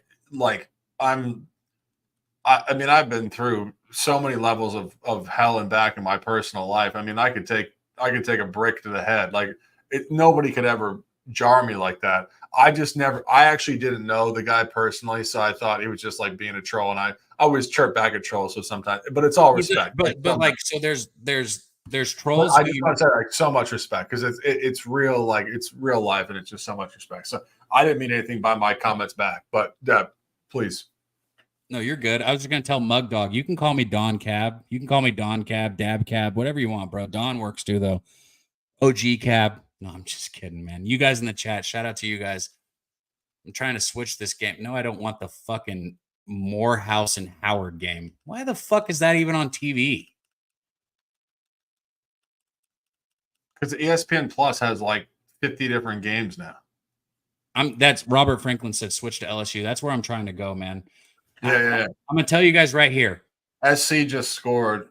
This is why I don't watch games. This game right now we're still up on viewership from the starting point. Oh, there we go. 29-30 though. But LSU's getting the football back. If they score a touchdown, they're gonna go. Can I bet this game live? Oh, I can, right? Yeah. Holy shit. This is exciting. Hold on one second. Let me pull up this live line. 29-30. South Carolina's got the lead. I'm taking this shit live right now. Hell yes. It is -2.5 for LSU. Somebody in the chat tell me, do I take it? Do I take this 2.5 or definitely. no? Book it. Definitely. They're going to win. All right. 100%. All right. Right now I'm 1-0 on live bets. I put 150 on that Alabama first half. For full transparency purposes, I know $50 ain't shit, but I'm ending this live stream on live bets unless we do another game. Positive. So with all that being said, I'm taking LSU -2.5 at $100. I'm just putting 100 on it. My next bet, which I think you guys want to tail, this is a pre-game bet, pre-flop bet, as people like to say. Oregon -9.5 in the first half. Take that, ride it to the fucking wave. And truthfully, you just want to back this Oregon team on the road in Corvallis, which sounds so counterintuitive because you never want to back a road favorite in Corvallis. But this is different. This is early season. It's not cold. It's not prime time. It's not where the Oregon Ducks, the Oregon State Beavers have functioned great for years in these November 20th games in prime time, the whole thing. Just take it. I'm not going to go into a whole diatribe about it, but that's my first official play, and it's a banger. So let's fucking go. I love that. My face, if you saw my face, was to the play right here. Of course there's good energy here, but holy shit, this stadium is electric right now for this. When we talk about this game, this Saturday not having the best college football games, like this LSU South Carolina, the Florida A&M game, like there are some really good games on that just aren't being, pushed as like Texas, Michigan. I'm gonna be honest, this is a 10 times better football game than Texas, Michigan was. Sorry, Big Show. Oh, definitely. Literally, my next thing was going to be to shout out my dude Big Show. Here, I've had enough. Let me have a little bit more. Hold on. The problem is, I don't know how it's the Big Show thing actually goes. I've never actually heard the real one. I've only heard the imitation of it, Big Show. That's why I don't know how to do it.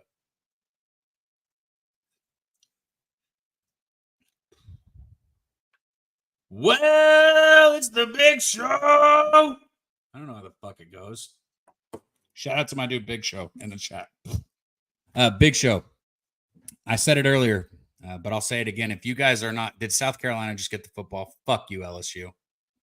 LSU just fumbled the football. Unbelievable.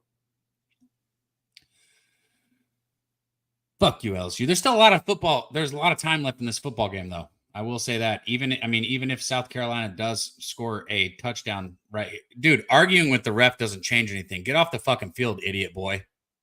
Fucking unbelievable. Get off the field, idiot boy. Your words don't change the fucking call.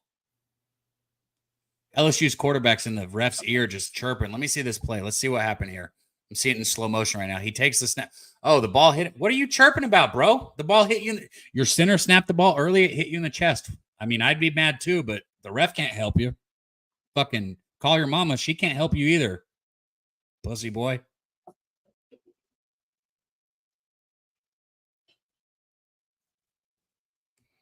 Even if South Carolina scores here, Shark, you said you thought this game goes tied. You literally, I remember your exact words were you said you think this game ends tied.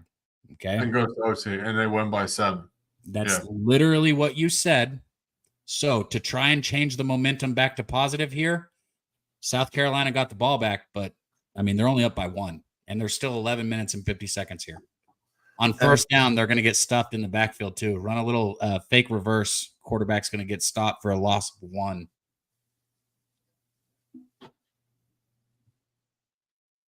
Yeah, no, I mean, 100%. I mean, like,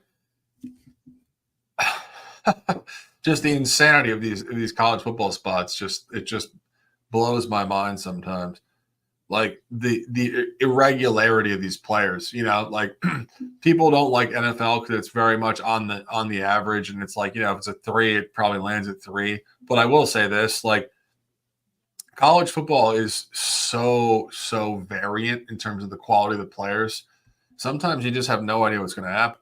And let's push it back. But fucking, I'm so far behind right here. The chat said it's they said 3rd down. I saw that. I got 3rd and 10. It's about to be snapped. But then somebody just said 4th down, incoming field goal attempt. So there you go. Look, if LSU holds to a field goal here, your defense walks off the field and they say offense. Figure it the fuck out and put some points on the board right here. Yeah, that's incomplete. Incomplete. Had to throw it out of bounds. Yeah. So 4th and 10 coming up. South Carolina didn't gain a yard. They got the ball right there in LSU territory. Didn't gain a yard. Field goal units coming on the field. Holy shit. I get a little bit more excited to bet when I drink 2, which I know is bad, but I'm sitting here. I'm like, I just took 2.5 and look at what just happened. Should I go grab a money line now? I'm definitely going to jump back on because I'm not going to cover the 6.5. The 6.5 is totally dead. Kick is up and good. He drills it. So it's a 4-point game here. South Carolina is up 33-29. We still have 10:34 on the clock. I'm going 250 on money line here. Money line here? All right, let's get this shit, man. Enough of this fucking ass bullshit. My line's still clear after that kickoff. What's the score? Is Florida State going to lose today? I haven't even checked that score. Is Florida State about to fucking lose to Memphis, bro? Unbelievable. They're terrible. They're terrible. And minute 49 left. They're losing 12 to Memphis. DJ Uiagalelei has basically made himself like obsolete in terms of any sort of like draft position. Like he's just a useless quarterback, really. Caleb, I hope you're here with me next week, and I hope you don't ever tell me that I should have hopped on cock again. Now, besides that, shout out to my guy Caleb because he came in the tailgate. He gave out South Carolina ATS, and he gave him out money line on the tailgate pregame. He's very high on him, so shout out to you. But hopping on cock, I don't like that. I don't know if I like that. We'll save that. Who were we talking about earlier? Michael Sam. We'll save that for him.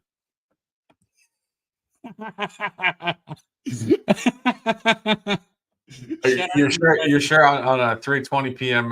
card here, pre 3:30 slate, you don't want to hop on some cock. That was not what you were looking for here. Fornication of self, basically. and we're all sweating it here. My 6.5 is going to total trash, but the slate is opening up here, and we're gonna jump off here at the 3:30 slate. I'm not sure how long we're gonna be out here, Dad, but I got a big slate going at 3:30. No, you're good, bro. And I've told you this from the start, Shark. I hope it's just you and I, so I'm sure like the friendship and all that makes you feel like you got to stay. You don't got to stay here, man. If you got to bounce, you're more than welcome to bounce anytime. Yeah, no, I'm chilling. I'm having a good time. I'm not in any rush. Hell yeah. But just making the point that at some point I might bounce. It's not necessarily the next like 10 minutes, but yeah, like at some point. Look, here's the deal. I'm a man of my word. If the chat goes up, I'll stay here. Right now, it's not going up. So when this game ends, we're out of here. Good said he's watching Washington State game here in 10 minutes.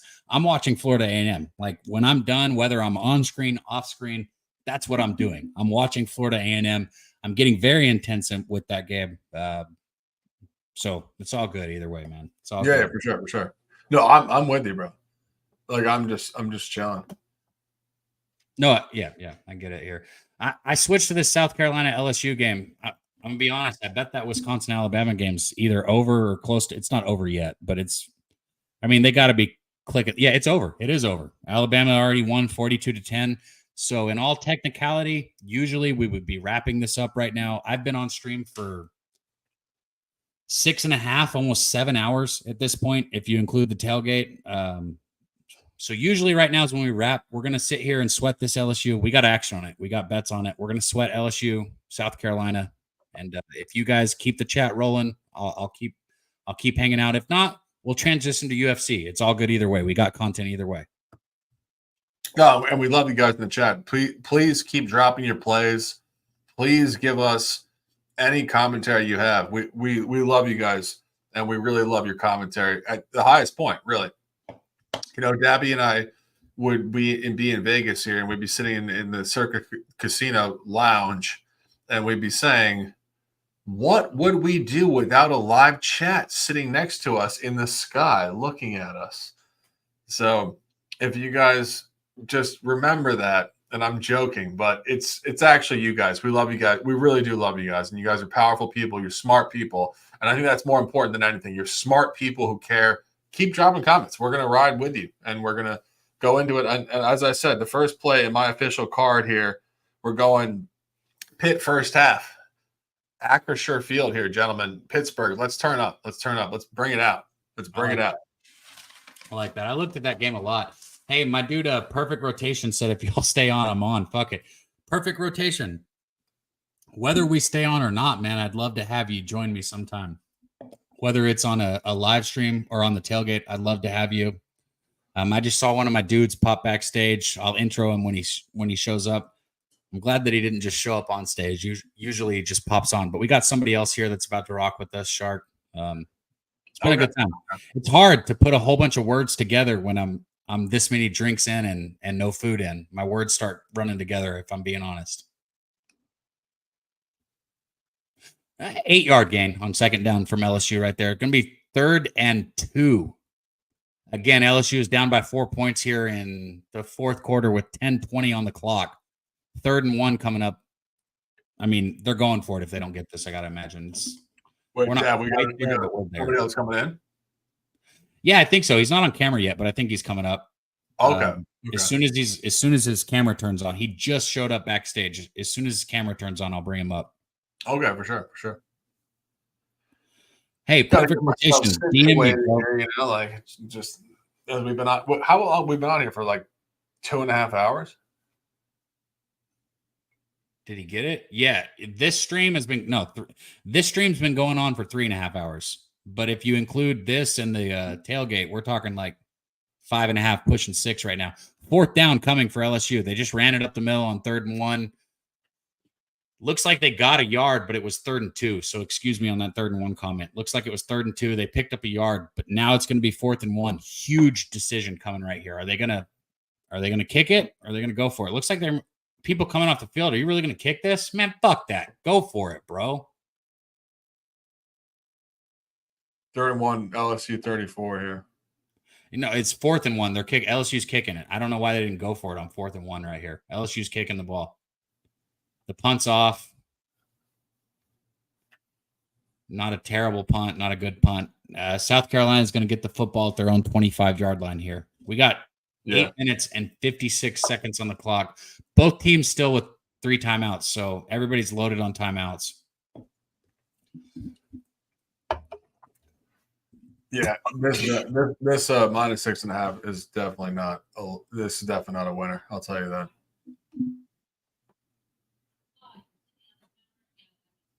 But it's all good. Whatever. Well, you got the money line too, though, right? No, I didn't play it. Oh, okay. I'm gonna play it. I think if South Carolina punts this drive, and then we get the final drive, we're gonna get probably plus 100, something like that. Hey, Andrew G, see, he gets it. He said another hour, 6 timeouts. That's what I'm saying. There's 6 timeouts in this football game left. There's still a lot of time left on this clock. No, I'm only saying -6.5 live is probably shit. Well, you got the -6.5 second half, right? That's what I'm saying.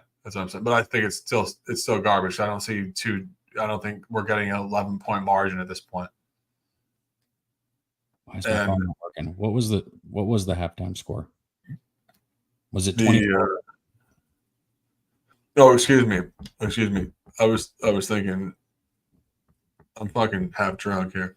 13-9. If we score, yeah, we could cover this actually.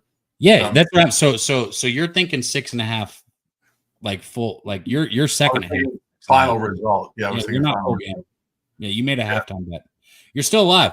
You're still alive here. You're a whole. Hey, I'm gonna put it into perspective right here. You're a whole touchdown better than you thought you were.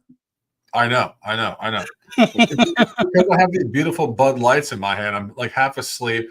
Dad's drinking vodka. The chat's popping. Robert Franklin's drinking fucking everything with us. Says, I'm going to fuck with the Pittsburgh first half. We love it. Let's go. Let's turn up. Enough bullshit. Let's go.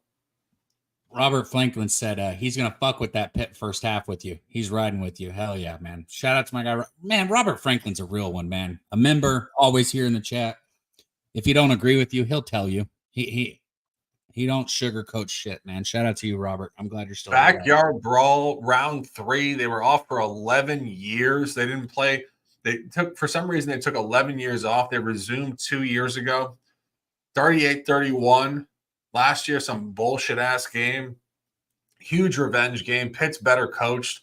Pitt's coach was an ex-coordinator for Michigan back in the day. This West Virginia coach, I mean, I got to be honest with you. I took a loss with West Virginia in week 1 against Penn State. And I saw the coach, his commentary on the Pat McAfee show. You know, Dab, you're so into psychology and stuff, as am I. This West Virginia coach is just he's like a wide receiver in Hawaii. He's just chilling out. He's being paid $3 million a year. His quarterback is whatever. It's whatever. They're so relaxed. This is where Pitt will lay it down. That's why I had the first half, and I also like the over in the game, as I said, because I think they're just going to be playing big time, throw the ball, just open field football. I didn't bet that game, but I liked Pitt also, so I do like it. I know the chat's rolling with you. Our guy Perfect Rotation said he's on Pitt full game, so he's right there. Swig Betts said take South Carolina money line -166. Swig, that's up to you. I don't want to give you bad advice. That's up to you. I took a live bet on this game, and I don't hedge myself, so that's up to you, Swig. If you do have any, did he catch that? Oh my God. How do you let him catch that? Big play for South Carolina, but there is a flag on the field. This flag is going to decide the game right here. I don't mean to be that dramatic, but this flag could decide this football game. So we're about to see what this flag is. I'm not. If they're trying to they're showing us a replay. I'm not seeing what the penalty is. Dude, these refs are just it's not necessarily they're wrong, but they're just so determinate in the result. Right. Oh man, that's a good way of saying it. You can make it. That's like a holding. It's always been my example when I go to penalties. Who are we calling that on? LSU or South Carolina? I'm so curious what this play call is. No, it drives me nuts watching. It's not only college football, it's professional football too. Are we bringing it back? Like, I still don't know because there's a LSU player hurt on it. What the fuck is the penalty call? Can somebody in the chat tell me? Like, I'm getting frustrated watching this right now. Like, what happened? I want to know. I know, bro. Like, that's what, like, honestly, like, I stopped watching it, especially when I have money on the line, because it just stresses me out. I'm just like, let it fucking do what it's going to do. I guess the penalty's on South Carolina. Again, I can't hear it, but that was a huge dude. That might have just saved those our live bets. That was a huge penalty call right there. Because that was a great play by South Carolina, but it's gone. Don't matter. So we're clean now, potentially? Yeah, we're good. They brought it back. Chat's saying they brought it back. I might be a little bit behind, but as soon as I can give you an update, I'll tell you where it is. It's going to be 3rd and long. I know that. Or I guess it'll still be 2nd down, excuse me. But it'll be 2nd and very long. Cliff Yang, Mud Dog, Andrew G, Swig Bets, all you guys, man. Steve. Norvell is trash, man. Norvell is hot garbage. Him, fucking why did Napier, Billy Napier? Fuck Billy Napier. I hope A&M beats Florida today and Napier gets fired also. I have A&M first half for those of you guys coming up in the right now, actually, -2.5 first half. I think A&M comes out in a row pretty well here. South Carolina, deep in their own territory after that penalty. Let me see what down it is. So that was a 15. It was they called pass interference on South Carolina. I finally can see it because I'm looking at my phone. So that brought up a 2nd and 22. It looks like they did pick up about like 8 yards, but it's going to bring up a 3rd and very long right here. Still 7 minutes, 30 seconds on the clock. So a lot of football. If LSU can get a stop here, a lot of football left, man. No, I believe it. I'm I just don't ever watch it, so I'm just like sitting here kind of like in purgatory. I usually just like go for a walk, and I used to have a dog, and my dog was like the cutest little thing, and I used to take my dog for a walk. I'd be like, ball's on the ground, deep. LSU's got it. South Carolina fumbled, and unless they're going to say he was throwing the ball, and I don't think he was. There is a flag on the ground, but LSU just recovered the fumble at the South Carolina 12-yard line. Let's fucking go. Let's fucking go. Looks like the penalty is on offense. Penalty is declined. First down, LSU. Let's go, baby. Let's go. Let's fucking go. Let's go. You guys got to understand something. $250 doesn't make or break my day by any means. It doesn't even get close. That's usually what I get. It's more so just like it's like the relentlessness of just energy going the right direction. I was about to say, I want to win this. I won my $150 bet. I want to win this. I want to win my $100 bet. I don't like fucking. That's it for me too, because it's momentum. It's getting in the right direction. Because you guys, and honestly, and Dab's making such a great point, but you guys have to understand, like, things just happen in directions. Like look at Aaron Judge. He didn't hit a home run for 16 straight games, and then he burst out with a grand slam in the 7th inning out of nowhere. In a game that gave the Yankees the lead. There's more to that. There's a ton to that. Huge play, Shark. Let's go, man. Against the Red Sox, gave them the lead against the Red Sox, but exactly. LSU is going to go to the end zone incomplete. You make a good pass right there. That's a touchdown. 100%, like without question. Throw the ball, dude. Throw the ball. Make a good pass. All right, what a football game we have on our hands here. And they're showing the replay of the fumble. It was clearly a fumble. His arm was going forward, but not with the ball. The ball came out before his arm started going forward. A fumble every day. Absolutely. LSU down to -145 is what Swig said. It was -175. That one play, that's a false start. So there you go. LSU just literally fucking right in the fucking foot. You got the ball at the 10-yard line. You're jumping off sides. Come on, motherfuckers. All right. Oregon just started. Let's turn them up on the road. Let's fucking go. That's the other play I have with significance in this window. And Texas A&M is about to start too. Love the road team roads splits here coming up. Andrew G said 250 dab is his name. That's my go-to number. I don't know why. 250. It's a good number. If I don't know what it's a quarter. You know, it's a quarter. It's a quarter. That's it. It's a quarter. Yep. You said it. It's a quarter. It's my go-to number. I don't know why. I just know you. Like I know, like just like you said, you had so many commentary points to me off the air. I just know like how you just fuck around. You know what I mean? Like just a quarter, just boom, bang, give it to me. I know it, and I don't mean like that. You know what I'm saying? Like no, I get it. We're on the same page because that's how I like. It's easy. It's easy conversation like with the bookie type of stuff. Same way I do it with fucking Bud, bro. Oh, what? You just want a QP? All right, I got you, bro. Yeah, exactly. 3rd and 11. Big play going right here.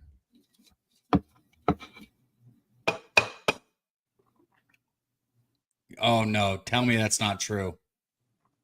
The chat's ahead. It is true. It's got to be true because there's the interception. South Carolina down the sideline, across the 50, the 40, the 30. Yep, touchdown, South Carolina. Fuck you, man. There is, however, a flag on the field. There is a flag on the field. I did not see it. I don't know what it is. Oregon's about to score here. Watch. Already? They're about to score. How is there a flag on the field in this game? Bro, flags are so fake. No matter what they call here, flags are so fake. Oregon's about to hammer these motherfuckers. Like, what are they calling, bro? What is this penalty? Who is it on? I don't know. I'm not watching. Personal foul on South Carolina. Really? First down, LSU. What the fuck is going on right now, Shark? This shit right here, bro. Are you kidding me? Are you kidding me? They reversed everything? Bro, that was just a pick six that was 100-yard interception, and they just called I think that somebody in the chat let me know. I think they called roughing the passer, I know it was a personal foul. I can't hear, so I'm only going off sound. Holy fist fuck, dude. Wow. Apparently, the chat is saying it's rigged. That must be an LSU backer because this shit, wow. Was it a bad hit? Like a helmet's helmet? I'm watching right now. Bro, I didn't see anything. Oh, my God. I didn't see. Yo, Shark, look, I want to win my bet, okay? Same, bro. Same. I don't even know what they called. Can somebody please tell me what they called? Like, what was the call? Oh, he did hit him. Holy shit, what are you doing? Bro, the play was over. So it was a legit call? 100%. Number 5, Sanders. Look, that was such a late hit that he's saying he was trying to block for his fucking guy that was returning the interception, but he hit the quarterback. Wait, so South Carolina does see, that's why I need you guys in the chat. So it's South Carolina football, but they called the fucking run back. So they called that an illegal block? The fuck is going on right now? LSU has the ball. I'm looking at the score sheet here. No. I'm telling you right now, South Carolina just ran first down. So they didn't give LSU the ball back, but they called the touchdown back. So South Carolina has the ball 2nd and 6 at the 13 at their own 13-yard line. Oh, okay. So they didn't call a late hit. They called an illegal block, I'm guessing. I wish somebody in the chat could tell me what the actual call was. Sorry to put that on you guys, but I can't hear it. 3rd down here coming up for South Carolina.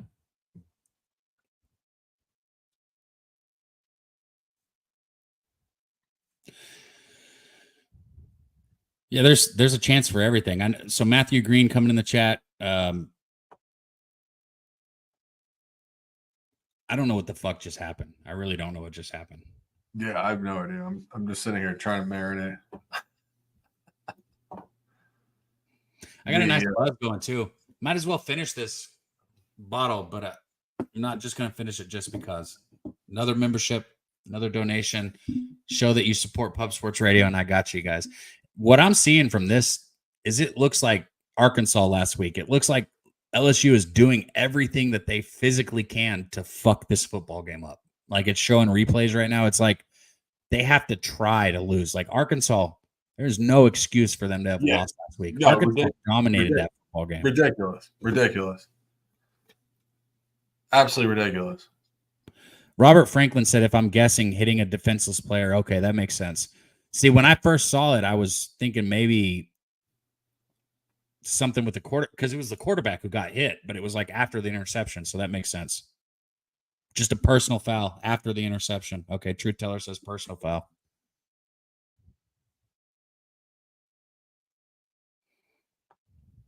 Here we go, Shark. 3rd and 2. Let's go, man. I want to win this fucking bet. I want to win this fucking bet, man. I want to end it on a good note. Damn, bro. False start. Back them up 5 yards. Instead of 3rd and 2, we're going to be looking at a 3rd and 7 here for South Carolina. They are deep in their own territory, too. We got 4:45 left on the clock in the 4th quarter.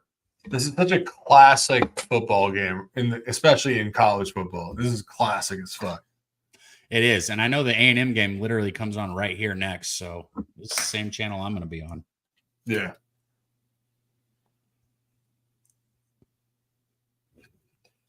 I'm going to take a piss. I'll be right back.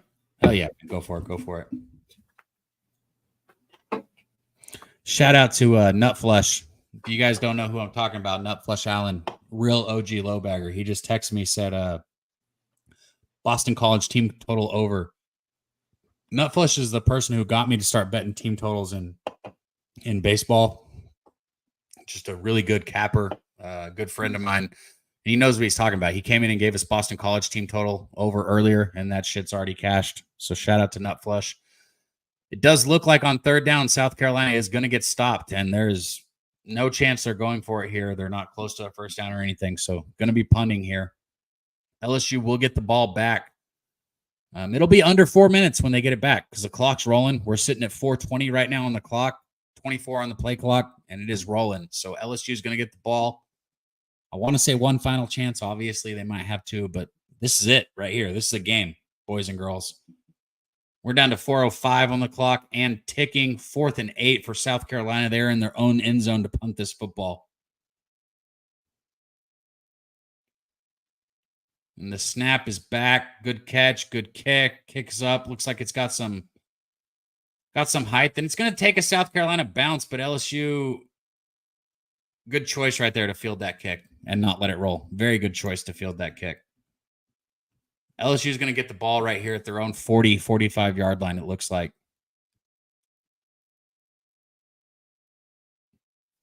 What a fucking morning we've had, man. You guys that are still here in the chat, thank you. Thank you for still hanging with us. Thank you for rocking with us.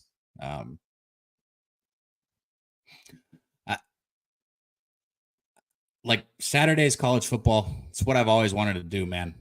Oh, shit. I just saw backstage. Got my guy right here ready to rock with us. He's been here, both Saturdays, giving you guys some winners to clean your day up. Make sure if you lost anything at the beginning of the day, you can win it back, or maybe if you won, you can double up. One of my favorite college football cappers, one of my favorite cappers, but when it comes to college football, without question, one of my favorite cappers. My dude right here, C-Mac. What up, C-Mac? Cabra, Cadabra. What's going on, my man? Trucking, C-Mac. Today has been a day, bro. I love doing this shit, man, but we're almost 4 hours into this stream. Trucking. I don't know what to say. I like it. Where's Guns at?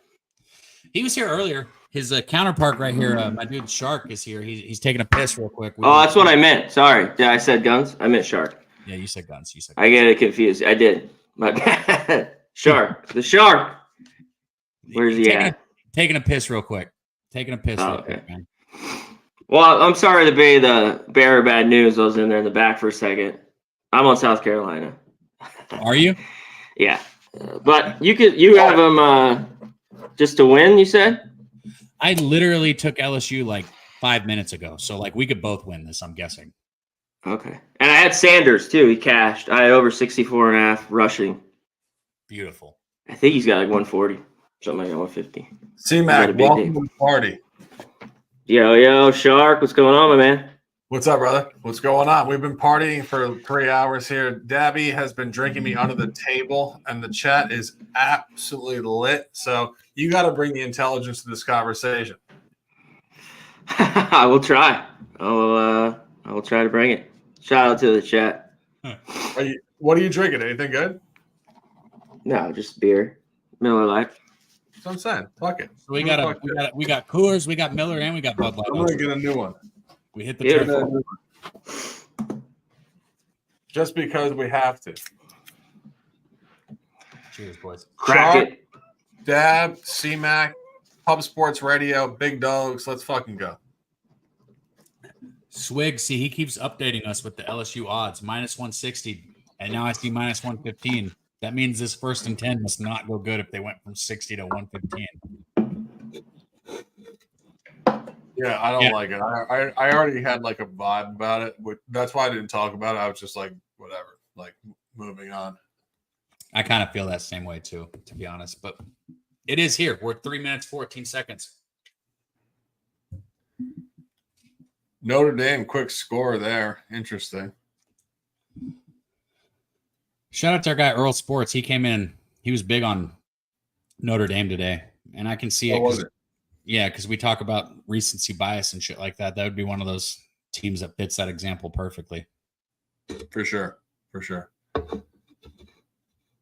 No, I feel like it continues to be the story with college football where the only thing you're looking at is basically just like what happened last week and just expect the reverse. That's it. Like these kids are going to get their ass kicked and then come back, focus. That's it. See, this is look, you get negative comments, but you get positive comments too right here. What a fucking story. Matthew Green said story time. I remember a Vegas trip. My last night in town, I was down around $5,000. Ended up parlaying Shark's NBA picks from his original Twitter account. He said, I think I had 300 left. Anyway, Shark went 4-0. He said he left the trip a winner somehow. He was down $5,000 and he parlayed your picks and went out a winner. Shout out to you, Matthew Green. And good shit. That's good.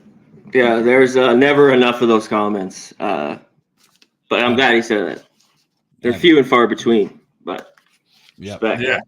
I mean, like we were sitting here getting like our ass kicked in the comments for about 3 hours, but you know, it is. What happened? What happened? Dude, just like every big play at the end of every fucking football game, there's a flag on the field. So I don't want to say LSU just got the ball down to their own to South Carolina's 10-yard line. Huge pass play, but there's a flag on the field. No, definitely. And you know, offside defense, penalties decline.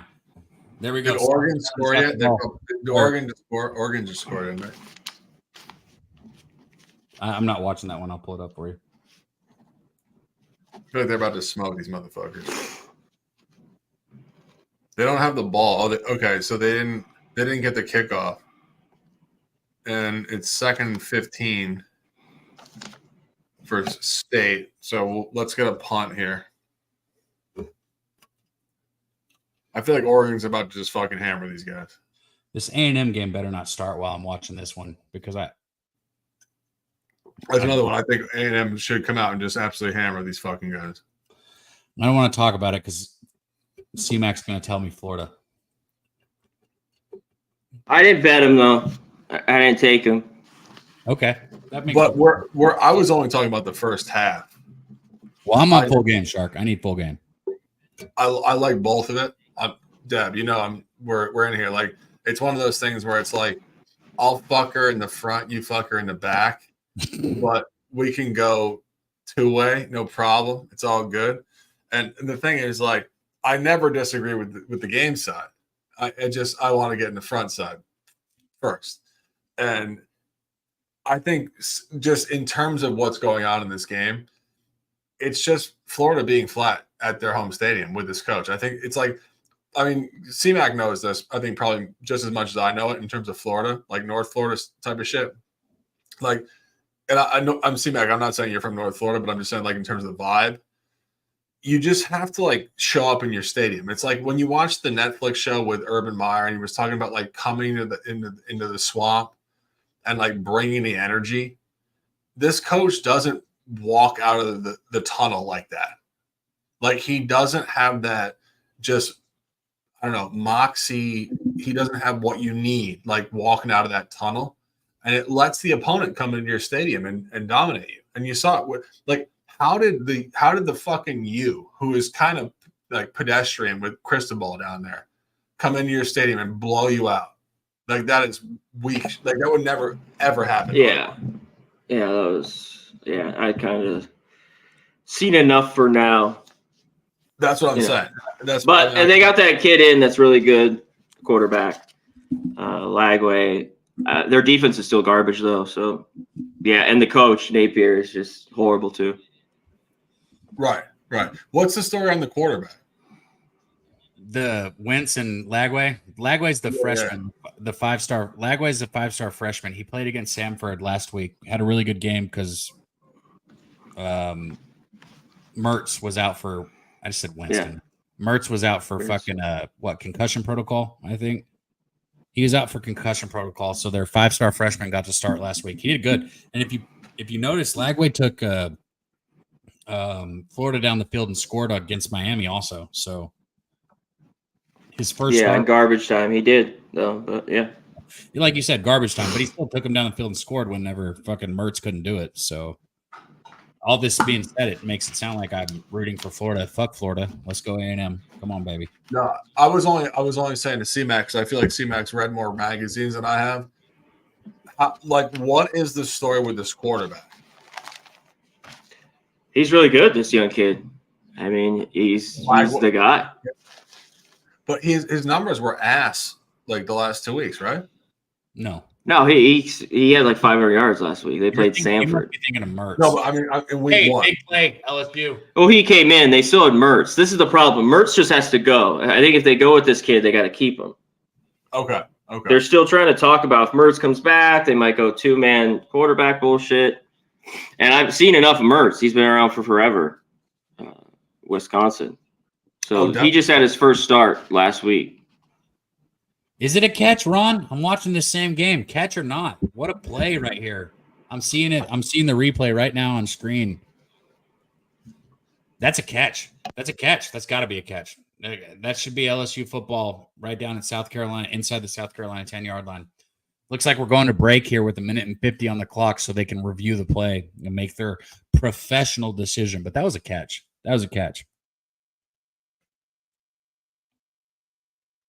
Wow. C-Mac. So I just hit LSU Florida. The other big rivalries, LSU Florida. A&M Florida is not a rivalry, but Oregon State, Oregon. Did you look at anything in that? What do they call it? The Civil War. Did you look at anything in that one? Yeah, I'm on Oregon State. Beautiful. Yeah, Shark is on Oregon first half. Sharks, yeah. Yeah. They have the talent to blow out. For real. This was a little bit just going off just classic in Corvallis. I know it's not at night, but I still think they have enough defense in this one. But, if Oregon gets clicking and gets wrong with the athletes, they could win big, but I just don't buy it. I haven't seen it. I watched the little bit of the first game where Montana State they played, or Iowa State. That was close. Yeah. And I watched the whole Boise game. So it's just been sloppy play. But we'll see. That's why they play the game. I agree. I'm never hostile on the commentary. I just thought that it was basically going to reverse because they have to show up. It's like a couple lackluster spots, like not historical rivalry spots, Idaho, Boise State, whatever the fuck. And they go on the road and it's like, all right, now you got to show up. But, again, it's college football. You never know. And that's the beauty of it to a certain degree. You just never know with college football. And I'm just watching this. West Virginia just scored, but that's beautiful for my over. It's just a wild card, and here comes A&M. Let's fucking go. It's just a wild card. It's a crazy game. A&M. The game started. Wild ups and downs. Saturday. A&M's driving right now. The game's on, bro. I can't keep watching this game. Stream's over. No. A&M. I don't even know what they did. It's college football. It's all over the place. It really is all. It's all over the place. Marcel Reed rushed for a 32-yard gain is what happened. Was what it looked like. A&M is driving here at midfield. I can't watch this game until this fucking LSU game's over anyways, right? Okay, so there we go. Oregon State is about to make a field goal, which is good. And also, my bet is only first half, so you can win the game. Just let me have the first half. C-Mac, you know what's funny is sometimes I ask you like, hey, what do you think of this game or that game? But dude, I tune into Hitting the Books.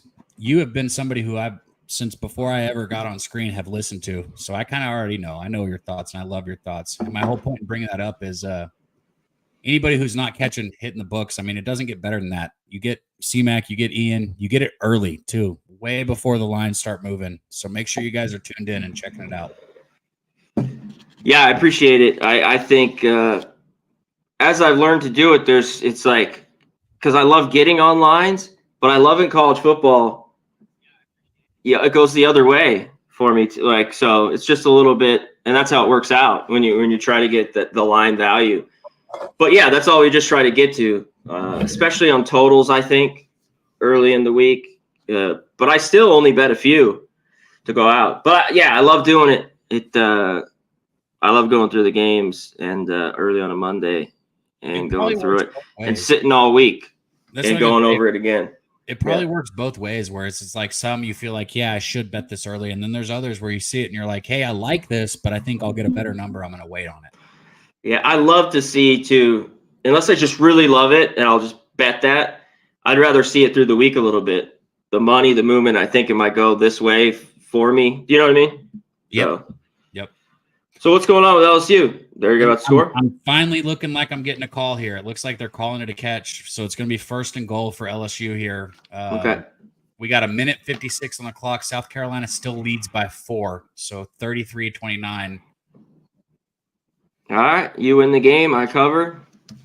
Everyone's happy. That's beautiful right there. We'll all go away happy right here. Hopefully everybody in the chat will be happy also. Hopefully you guys have been able to listen to my dude Shark, listen to me, and find some value in these live lines during this live stream, man. You know, I'm watching this Oregon first half. 3rd and 15. Kid runs for 42 yards plus a personal foul. 62-yard gain on 3rd and 15 at their own 20-yard line. Like this doesn't happen in the NFL. It doesn't happen in the NFL. Like you just don't see like egregious shit like this, and particularly on a first half bet, like you're kind of like fucked almost. Yeah, dude, that's why I'll get so intense in a game, and people are like, "Yo, why are you so intense? The game just started." I'm like, I bet the first half, motherfucker. And when you bet the first half, the first drive counts. Like, so listen to this. So now, Oregon. After that bullshit Oregon just blocked the kick. So now we're live as fuck. So here we go. Like it's like dude, like it's just I mean honestly these shows we're doing are like the biggest power in the world, really. Like they're amazing. And it's beautiful to see C-Mac come on with us. Because Dabby and I were on here for like 3.5 hours just bullshitting about everything. But it's just crazy that like you could sit there and be so annoyed about a 62-yard gain and then they block the kick and it's like totally negligible. It doesn't even matter. You know, it's ridiculous. I mean, C-Mac, welcome to the party, bro. Welcome to the fucking party, bro. Another offsides call on South Carolina here. We're still in the 1 o'clock slate? I mean, yeah. South Carolina game. I already booked that loss. I was just like, whatever. Bro, you booked it a loss, but you bet LSU second half -6.5, and then you bet LSU money line, right? I usually when I book losses, I just don't watch. I'm like, all right, maybe it'll cash later. Yeah, and then if you cash, you're happy. I get it. Well, right now LSU is down by 4. I'm trying to do the math right now. What was the halftime score? I don't know if your 6.5. Your money line is obviously live. I don't know if your 6.5 is live, but your money line is very live right now. My 2.5 is live. I pulled it back. So it's if they score a touchdown, I'll cover the second half. There you go. But I won't if they They have to fucking score a touchdown. So I mean, I'm playing all sorts of fucking bullshit, like just side shit. So it is what it is. But on the show here, we're live. Swig Bets, another +2, the Lotto ticket, Bet US, Bet LSU, ML, and UFC Core Parlay. Nunya in the house. Cliff Yang in the house. A bunch of guys in the house. Fired up, and we'll see what's going on. Our guy just copped out for no reason. I'm not entirely sure what's going on, but the Shark and Dabby will be here indefinitely, just hanging the fuck out. We've been here indefinitely, right? That's what it's been. A long time up here. Second goal here for LSU. Shark, you got this, bro. You got your second half and your money line on the line, and basically, I said 250. I know it might not sound like a bunch, but for me, it's either I'm coming away from this stream with like $45 or $250. I'd really much rather walk away with 250. So come the fuck on, Tigers. Let's go. Punch this shit in the end zone. Same. I'm just looking at this block kick in this other game. We're looking at the other thing. And LSU's going to roll out on second down, throw the ball to the back of the end zone. He's got a receiver, but it's going to hit the top of his hands and go out of bounds. Bring up a 3rd and goal with 1:16. Swig Bets updating on the live lines. He said LSU -200. It's down to the wire. Cliff, you're ahead of me. Sometimes I try not to see it. You're ahead of me. Trap God, you're ahead of me.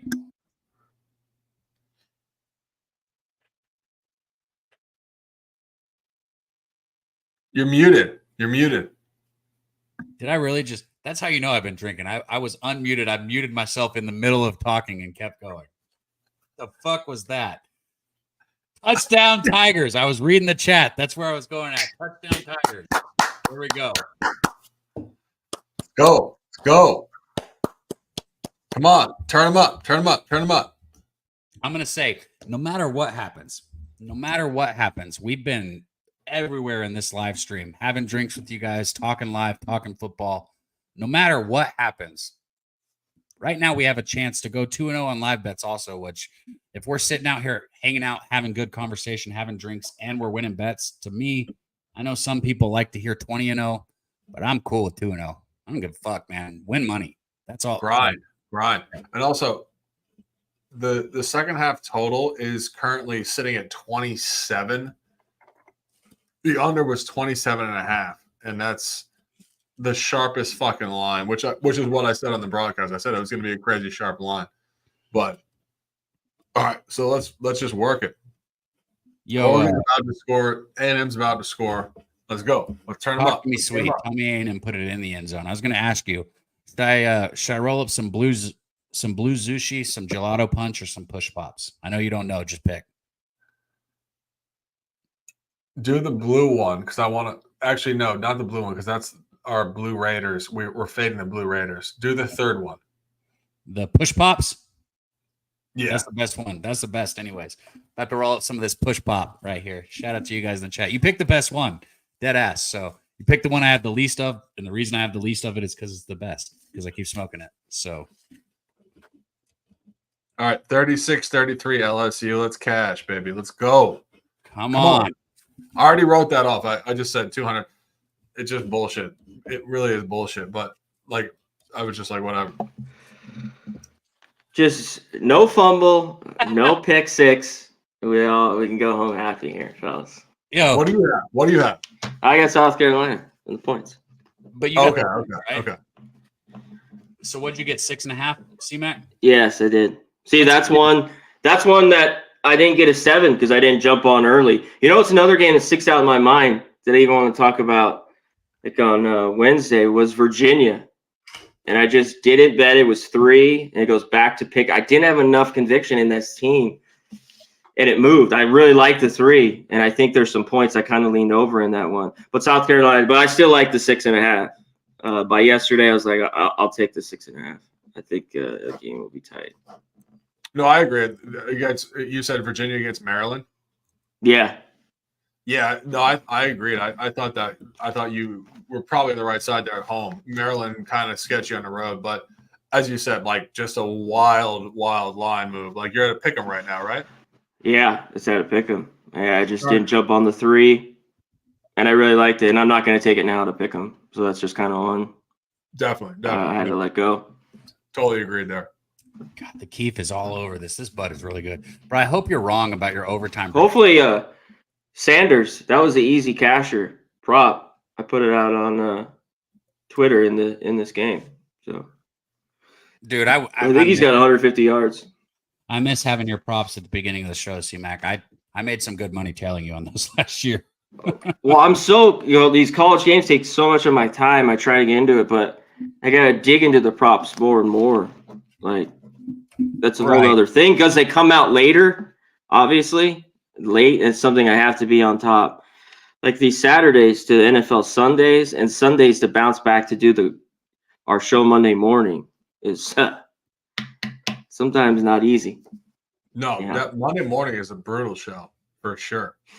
It's like after an NFL day, all day Sunday, and I got to do shit at night to get going for the week and break down these games. So that's what I'm saying. Like I've always thought like in just throughout like all my different processes, self-entrepreneur and other projects, Monday always drove me nuts because I would say to different brands, we put on so much energy on Sunday. Mondays are basically our Saturday, effectively. Yeah. And it's like a lot of these brands don't understand that. Like we put so much energy into the weekend in terms of what we're doing. Monday, I just want to chill. I want to especially Sunday night football. Like, bro, like Sunday night football. Like I always look like even if I have a big bet on Sunday night football, which I do this week, I have the Texans pretty heavy. But even if I don't have a big bet on Sunday night football, I just want to get a 12-pack, drink, and look at the wall and be like, it's over for the week. I'm gonna chill. Yeah. Guys, this game right here, like a huge play down the middle for South Carolina. I'm sitting here, Shark, like, I hope your prediction was wrong. I hope that this game ends right now. 36-33 is a perfect fucking score. You cash both your live bets. I cashed my live bet. C-Mac cashes his pregame bet. Literally. And the second half under hits by a hook, too. All that being said, South Carolina seems like they really want to go get a field goal and tie this football game. And you said you thought it would be tied. Yeah, like you said you thought it would be tied. And feel like South Carolina trying to do that. They got the ball across the 50-yard line here now. Big fucking play. Right? Actually, no, the under already lost. That was 27, lost 29. See, just to put it into perspective, Swig keeps dropping the live lines. LSU just a minute ago was minus 1950, and now they're minus 475. So they're what were they, 950? 1950, like 1,950, and now they're minus 475. South Carolina with the quarterback draw. He's got room, big play on 1st and 15. He might have got all 15 yards. And like, again, I don't know their kicker, but I'm telling you right now, South Carolina is at the green line. Okay. They just got a first down and they're at their field goal marker. So they're sitting at about the 32 of LSU. We got 20 seconds on the clock and it's running. They're going to snap it. Only one timeout left. Incomplete pass for South Carolina. Field goal. I mean, you're not getting into the end zone at this point. You're just trying to better your shot for the field goal. South Carolina's going to be kicking to tie it. Yeah, Cav. See, this is why I didn't play it too. I didn't want anything like Mertz is starting. That's crazy to me, dude. Well, that's what that's why I just couldn't fuck with it. And they got a shitty defense. Like I've seen enough of him. Like he's won me. He's nothing special. He's been there for 6 years now, and if you're well, he's been in college football 6 years. Yeah, not Florida. But college football for 6 years. That's what I meant. My bad. But what I'm saying is, like, if you're Billy Napier, like, bro, shouldn't you know your job is on the line? Like, yeah. Like, go with the freshman. Like, wow, people, get everybody talking about your freshman. That's electric. And if the freshman's horrible, you can bring in Mertz. Like let him. If he's dog shit, and then you want to yeah, that's how I feel too. Like, and I hate bringing them both in and out. Like that rarely works. I talk about it on the show with some of these teams. And it can work in a lower conference or something and one of those type teams, but not at the big schools. I don't like it at all. I agree. Because you get that fake fucking support. Like the other quarterback's like, oh, go do good. When really, he's like, don't take my job. Like, It creates just a weird dynamic. You know what I mean? Like, so here we go, 3rd and 9. This is not an easy kick for South Carolina. Again, I think everybody on stream would be okay with this kick just not being good. Because how far? How long? What is it? 49 yards. 49. Yeah, that's a hell of a kick. It's a boot, especially for a college kicker. Just miss. Yeah, Miss it and let us all win right here, boys. Let us all get it. Yeah. Did he miss yet? He's gonna miss. I'll announce it as we see it. So we're right here, and this will be the last play of the half.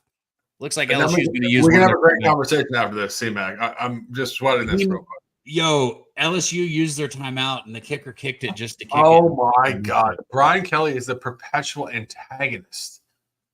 Guys, all right. So C-Mac, give me your. I want to hear your commentary on this particular angle. So, in terms of coaching arcs, Jed Fish going from NFL quarterback coach 3 times all the way to Washington. Now, today, what do you think about it? Like, where is he with the group? Obviously, Penix, bizarre drafting from the Falcons, but is this coach elite? What do you think? No, I don't think so. Okay. Yeah, I think he got the job he wanted. I can't say he's awful. He's not someone that's right, like one of these coaches that are just that I don't want to back, like Napier. But I think he's had some success, even from the NFL now. And I think maybe this isn't his dream job, but it's a very good job here in Washington. You miss it? They're saying no good. I thought he meant no good. He missed it. Right. We all win. That works. That's a win for everybody, baby. That's a win for everybody, baby. Let's go. Did he miss? Really? He missed. Yeah, he missed it. Let's go. That's a win for everybody. Oh my God. Did he pull it left? Yeah. Or was that left? Yeah, that was left. Yeah, he missed it to the left. It looked like it yanked was it. Oh my God. Let's fucking go. Let's go. Hey, shout out Sancho, man. Everybody in the chat. Shark, you gave out the LSU -6.5 second half. You also took the money line. I took that LSU -2.5, and then C-Mac had South Carolina ATS, which was clear as day the play, even though they lost. Fucking great call on that. Go. Fucking go. Let's go, boys. Let's go, baby. That cleans up. Now, I know LSU was bet twice and by a couple people, but there were only 4 bets given out on the stream, and all 4 of them were fucking cashed. So let's go. I hope you guys in the chat were able to make some money with us. Yeah. And not only that, just the conversation for 4 hours here. I mean, Dab said it. We had some ups and downs. I chirped the chat, and then I love the chat. I love everybody. Dab loves everybody. We're drinking vodka. We're hanging out. You guys want to hang out for just another 20 minutes just to shoot the shit? Or if you're out, you're out. Whatever the fuck. You can tell me what you want to do. For me, I'm down to kick it maybe backstage. I got to piss again. We got the chat rolling in. I think the UFC is coming up here in a second, and usually what time's the UFC on? Let's go backstage. Yeah, I'm not sure exactly what time it starts, C-Mac, but UFC is coming up here soon. And shout out to the guys in the UFC. Make sure you guys are tuned in right here on Pub Sports Radio. Go to pubsportsradio.com. Swick said, nah, it's 7:30. Well, then I should have done the A&M Florida game. Again, my only point is I've been on stream for 6 hours now. I need a decompression moment.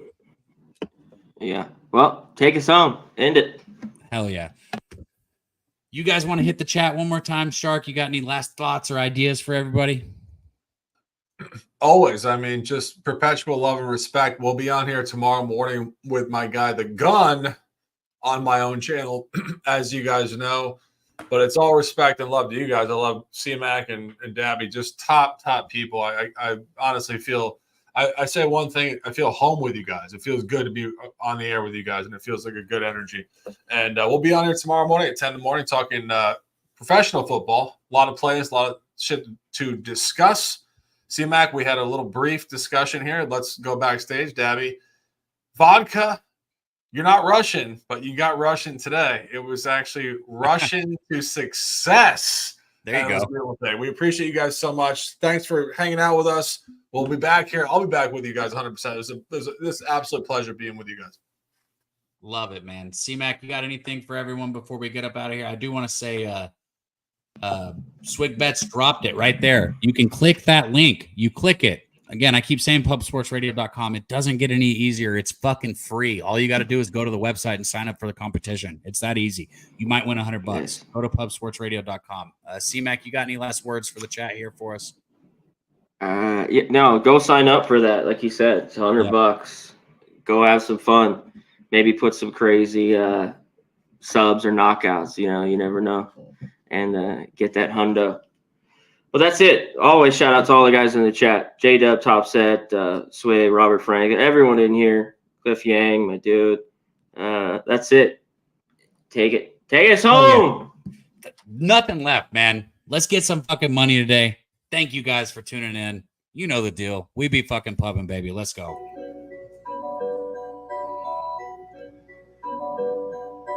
Pub Sports Radio's the crew, that's a fact. We all about bread, making bank accounts fat.